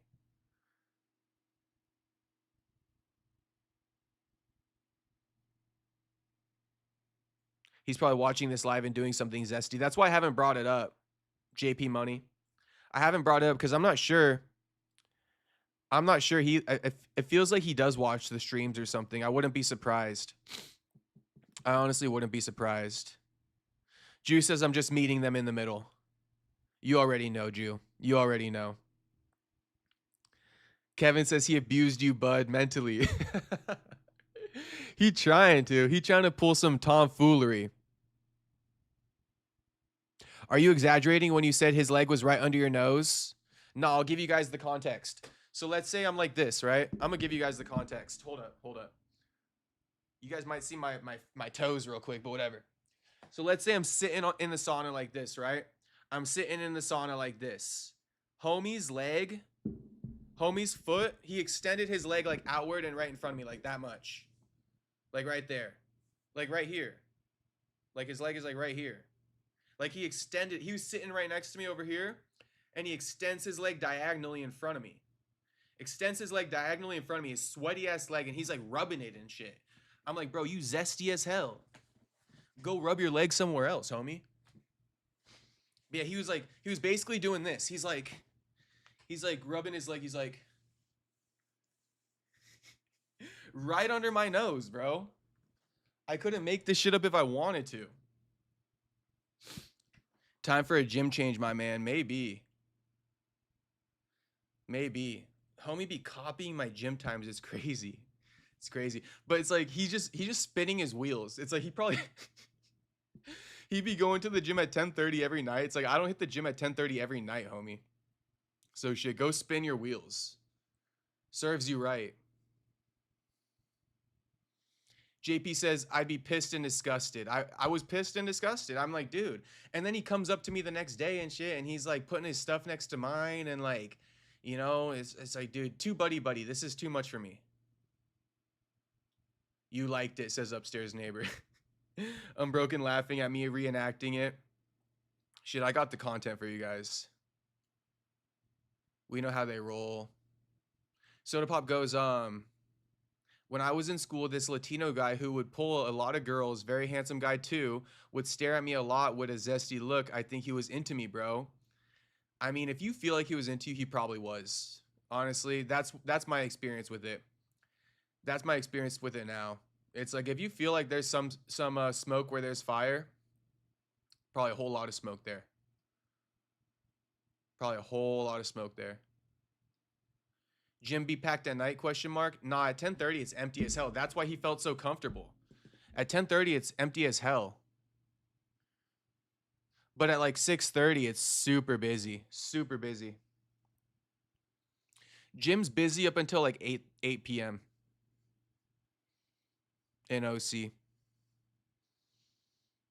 But yeah, that's the whole zesty dude at the gym lore. That's the whole zesty dude at the gym lore. I hope you guys liked it. That's for all the hardcore viewers. All the hardcore viewers and supporters. Shit, and if you new too, and you tapped in and watched that whole thing, if you're new and you tapped in and you watched that whole thing, shit, if you haven't subscribed, I don't know what the fuck you doing. And this is why, I mean, like, of all people, right? It's like, this is why you always got to tune into my streams, because shit, I'm going to be in here at the most random times telling you guys the craziest stories. And it's like, if you count me out, if you sitting in the stream being like, ain't nothing going on, ain't shit going on here, ain't shit going on, I'm going to go to another stream, I'm going to tap out, he ain't talking about nothing. I mean, shit, that's your loss. That's your loss, because I'm always talking about something. Aren't there all Asians in OC? There is a ton of Asian baddies in OC, Soda Pop. You want to know something funny? I'm going to give you guys something funny too. Bro, these stories are way better than all UFC talk, not going to lie. Hell yeah. Well, I love that. I'll give you guys more stories. I mean, one random story. There's this old guy at the gym today, and there's this badass Asian chick. I mean, she young too, but badass Asian chick. I'm talking bad. Like skinny with a big booty. And, you know, homie was fucking talking to her. This old ass guy was talking to her. I'm like, dude, what the fuck? You know, you're not even in that league, homie. Like, you're not even in that league. You need to step away and let one of the young strappers come up to her. You feel me? Because you cock blocking her right now. You definitely cock blocking her right now. When these old guys fucking come up to these hot ass young girls, you cock blocking her. You feel me? There's a lot of young dudes in here that want to come talk to her, but not when your old ass is. So quit cock blocking her. Let one of us come up and talk to her. But okay, so you guys are gonna like this one. It's not a big story, but speaking on it, right? Soda Pop goes,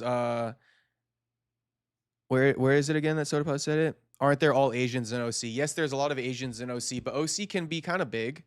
And OC, you know, there's an Asian spot in OC, and there's actually a predominantly white spot in OC. if a lot of you guys should know by now, but I live in the predominantly white spot. So just get me on this one. Get me on this one. I live in the predominantly white spot, right? And like I say, there are other spots in OC that are primarily Asian. Call it Garden Grove, right?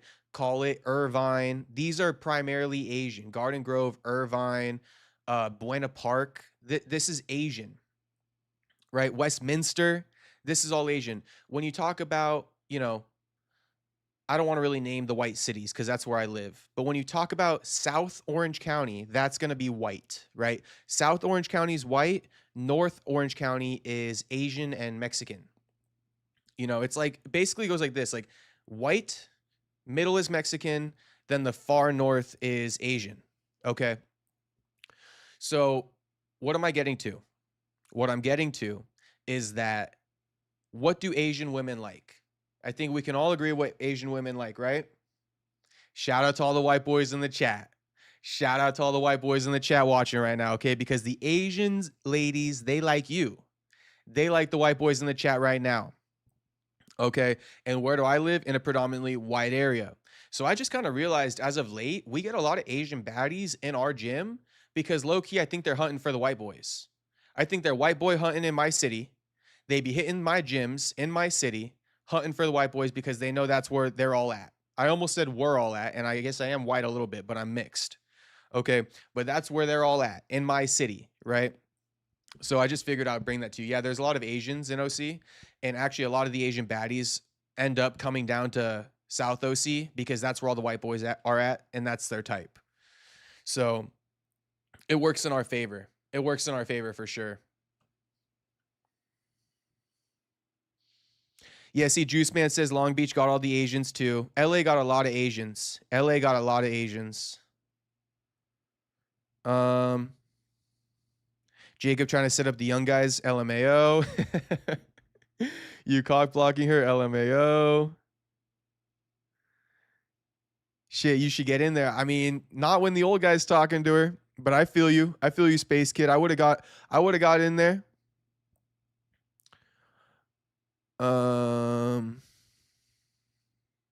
I gotta read it out for the one time, but Juice Man said you're hilarious as fuck. And, I love it when you guys tell me that you're getting some good comedy out of me. So I had to read that one. I scrolled all the way up just to read that one from the Juice Man. But look at all the boys in here liking the Asians. Asians, them are the best. Shit, we already know, boys. We already know.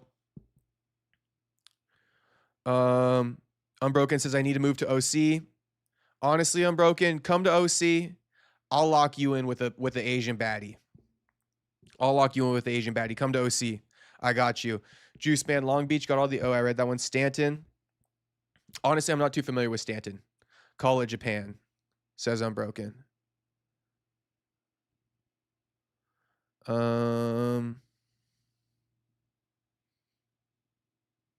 JP says, old guy at my gym got banned for sniffing seats after girls were done. Sounds like a lie, but no joke. Damn. Nah, I believe it. I 100% believe it. Those girls go in there with some skimpy-ass clothing, too. I wouldn't be surprised. It wouldn't surprise me whatsoever if an old-ass dude went and smelt that fucking seat. Tony says, cats and dogs. It's raining cats and dogs out here, yeah.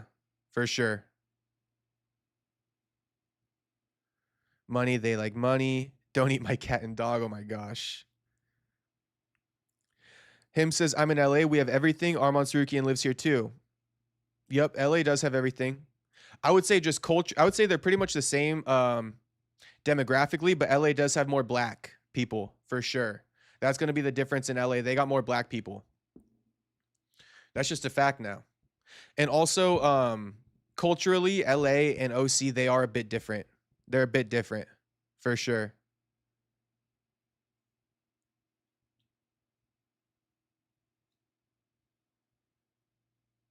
Fresno got a good amount of Asians too.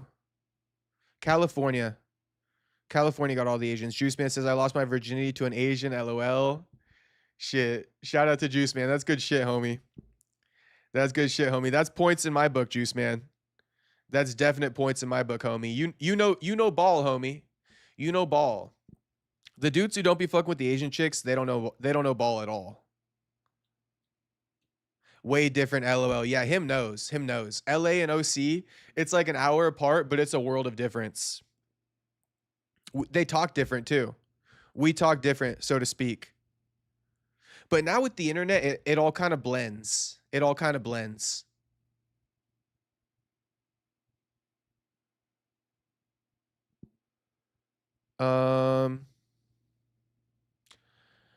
Soda Pop goes, Cali sounds fire. LMAO. I've been watching the show. Beef looks really cool. Takes place in LA. Oh, wait, isn't that a movie? Soda Pop? Beef with that Asian dude, right? And the Asian woman. And that woman, she's married, but the Asian dude gets in a car accident with her, and like there's honking of the horns and stuff. And then like he low key kind of likes her, right? Is that the one you're talking about? Do you own a pair of underwear from an ex? I don't. Unbroken, I don't. He would do it intentionally for the girls to see. JP, not sure what you're talking about. Oh, you're saying about smelling the seat. He would intentionally smell it for the girls to see. That's disgusting. I would deck him. Honestly, I wouldn't. That's probably what he wants. Yeah, with the Asian dude, but it's a show. Oh, interesting. If I'm not mistaken, I think I watched the movie version of it. But no, Beef is good. I like that. I like that show or movie, Beef. Soda Pop goes, I got more Latina fever than Asian fever recently. I wouldn't blame you. Would not blame you at all. Latinas and Asians are like, you know, they're neck and neck. They're neck and neck. It's like Reese's peanut butter cup and a Kit Kat. You feel me? I mean, one's not necessarily better than the other, you know? Just depends what type of mood you're in. One is not necessarily better than the other. It just depends what type of mood you're in. Tony, heard a guy was flashing chicks driving by in my city a while back. You know, my mom got flashed one time when she was walking our dog, and the guy ended up in the newspaper. I would never want to live in LA. I personally, being an OC boy, I'm not made for LA. Not at all. Not at all made for LA. I know it. I know it. Him, what you think? Could you live in OC or what? Because honestly, like I could not really live in LA. Not that I don't like it. It's just like it's so culturally different. I don't think I would be able to fit in. It's basically city life versus suburb life. Two different worlds. I'd be driving to the grocery store, which is like 5 minutes away. No problems with parking, nothing. Can't say the same thing about LA though.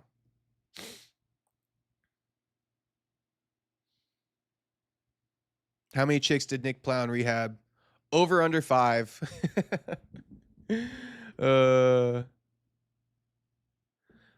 Unbroken got one pair of Playboy Cardi underwear. All right, Unbroken. I feel you. I feel you.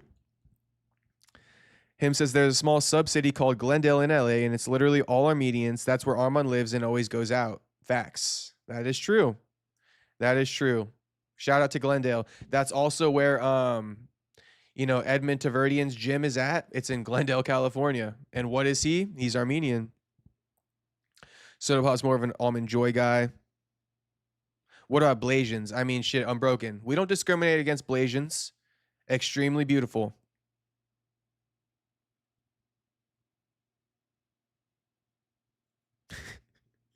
Shout out to Upstairs Neighbor. This is a character in the chat right now. Upstairs Neighbor is gold.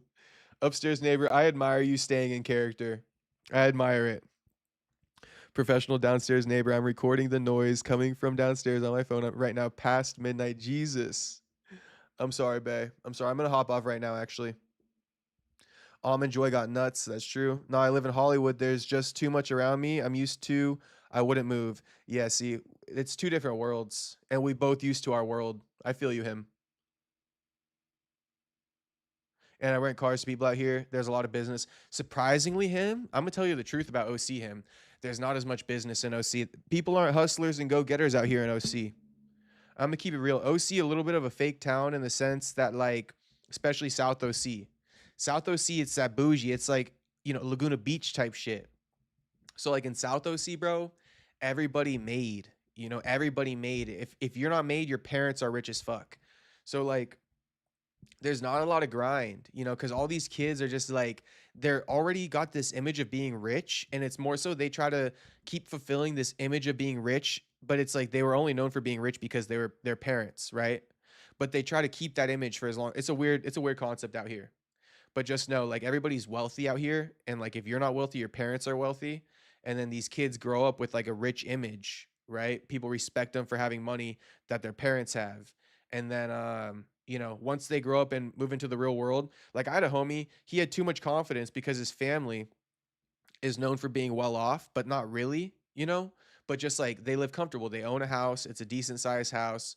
And homie, he had so much self-pride, self-confidence that he wouldn't even go get a regular job, because like he's above that according to his parent status. That's what it's like in OC versus in LA.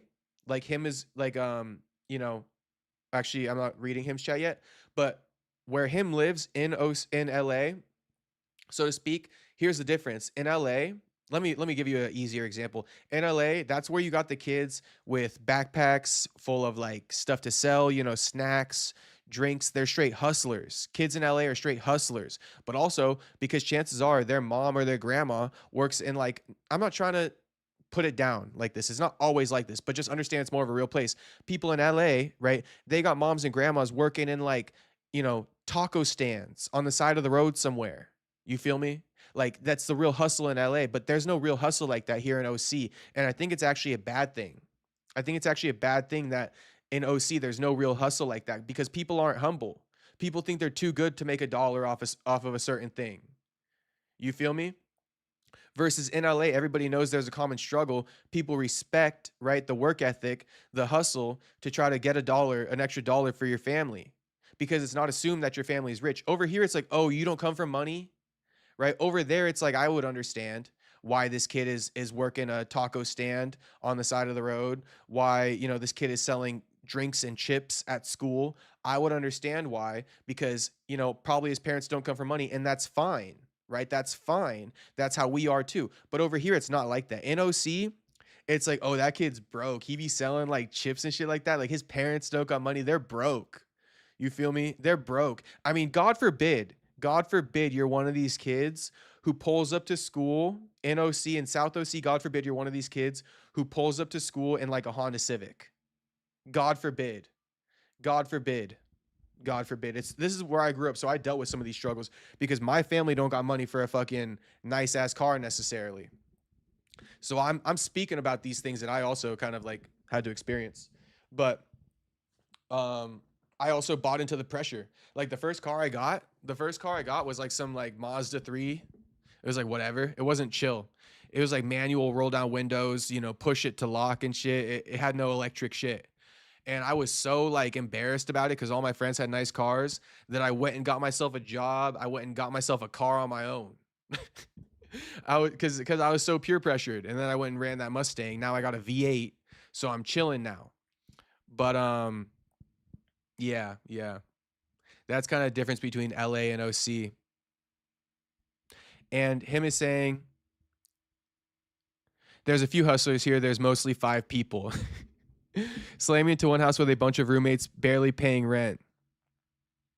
Yep. It's getting super crowded and full of homeless in LA too. That's the problem with LA is there's a ton of homeless. And there's no homeless out here. Him says, I used to grind Uber Eats and DoorDash here too, and people tip really good, honestly. It was a good startup to save money. Good shit, him. I respect it. Any means necessary, him. Space Kid dropping the 100 emoji. HT goes, majority of these Asian girls choose white guys are the ones that have been railed by the Asian players, so they go and hook up with white guys to find love, but discreetly they prefer Asian guys. HT, I think you might be right, homie. I think you might be right. Solid take, HT. Solid take. You know what I noticed though is like Asian girls, it doesn't matter how good or bad looking you are as a white guy. Asian girls are down to settle for like a white guy. I don't know why, but a white guy, you know, they don't have to be like a 10 out of 10. They could be like a 4 out of 10, and Asian girl's gonna go with them. I don't know why, but that does seem to happen. I see a lot of ugly dudes with like pretty bad Asian chicks, and I'm like, huh? But that kind of proves HT's point, where it's like they've been railed by Asian players, so they go and hook up with white guys to find love. Now, I don't know. I'm sure they've also been railed by some white players too, and maybe they hook up with lesser, you know, good-looking white dudes to find love. I don't know. JP says they prefer smaller ? I don't know. There weren't much snack sellers at your school, says Tony M. There were zero. Tony M, there were 0 snack sellers at my school. So maybe that'll put it in perspective for you. Like, there were zero snack sellers at my school. There's no hustle in South OC. There's no hustle. The majority of people here are rich. You know, I mean, I'm making it seem like I live in the most bougie area, but I mean, it's kind of true. Like, it's kind of true. If you don't have a nice car, it's not chill here. Versus like in Hawaii, people drive like shitmobiles all the time. It's chill. It's less stuffy like that. You know, in LA, it's probably the same thing. It's totally fine if you got a Honda Civic. Out here, it's like, oh, you know, they just be shitting on it. They don't be shitting on it, but you're just less than. You know, you're less than. And it's not like you got more people who got these shit cars. Everybody got nice cars out here. That's why it's kind of annoying. Because, like, you're going to be trying to find somebody who in your same position, and you're probably not going to find it. You know? But anyway, that's the stream, boys. I gave you a lot of extra time tonight. A lot of lore, a lot of storytelling. So, well, you know, thank you guys for watching and sticking with all the lore and storytelling that is not even MMA related. I had a good time chopping it up, but now it's time to go. I would shout out the whole chat, but I'm exhausted, boys. I've been live for 7.5 hours, so I'm not going to shout out the chat tonight. I'm going to just do it like this. Shout out to the streets. Okay, everybody in the chat, you are the streets. That's the chat's official name. It's been that way for a while, but we got a lot of people in here right now. So in case there's any new viewers, shout out the streets. That means all of you watching right now. Thank you for tuning in tonight. RIP Max Holloway. You know, he'll be back. But yeah, thanks again for watching. I'll see you guys tomorrow. 90 days straight of live streaming. This was day like 10. So guaranteed. I'll see you guys tomorrow.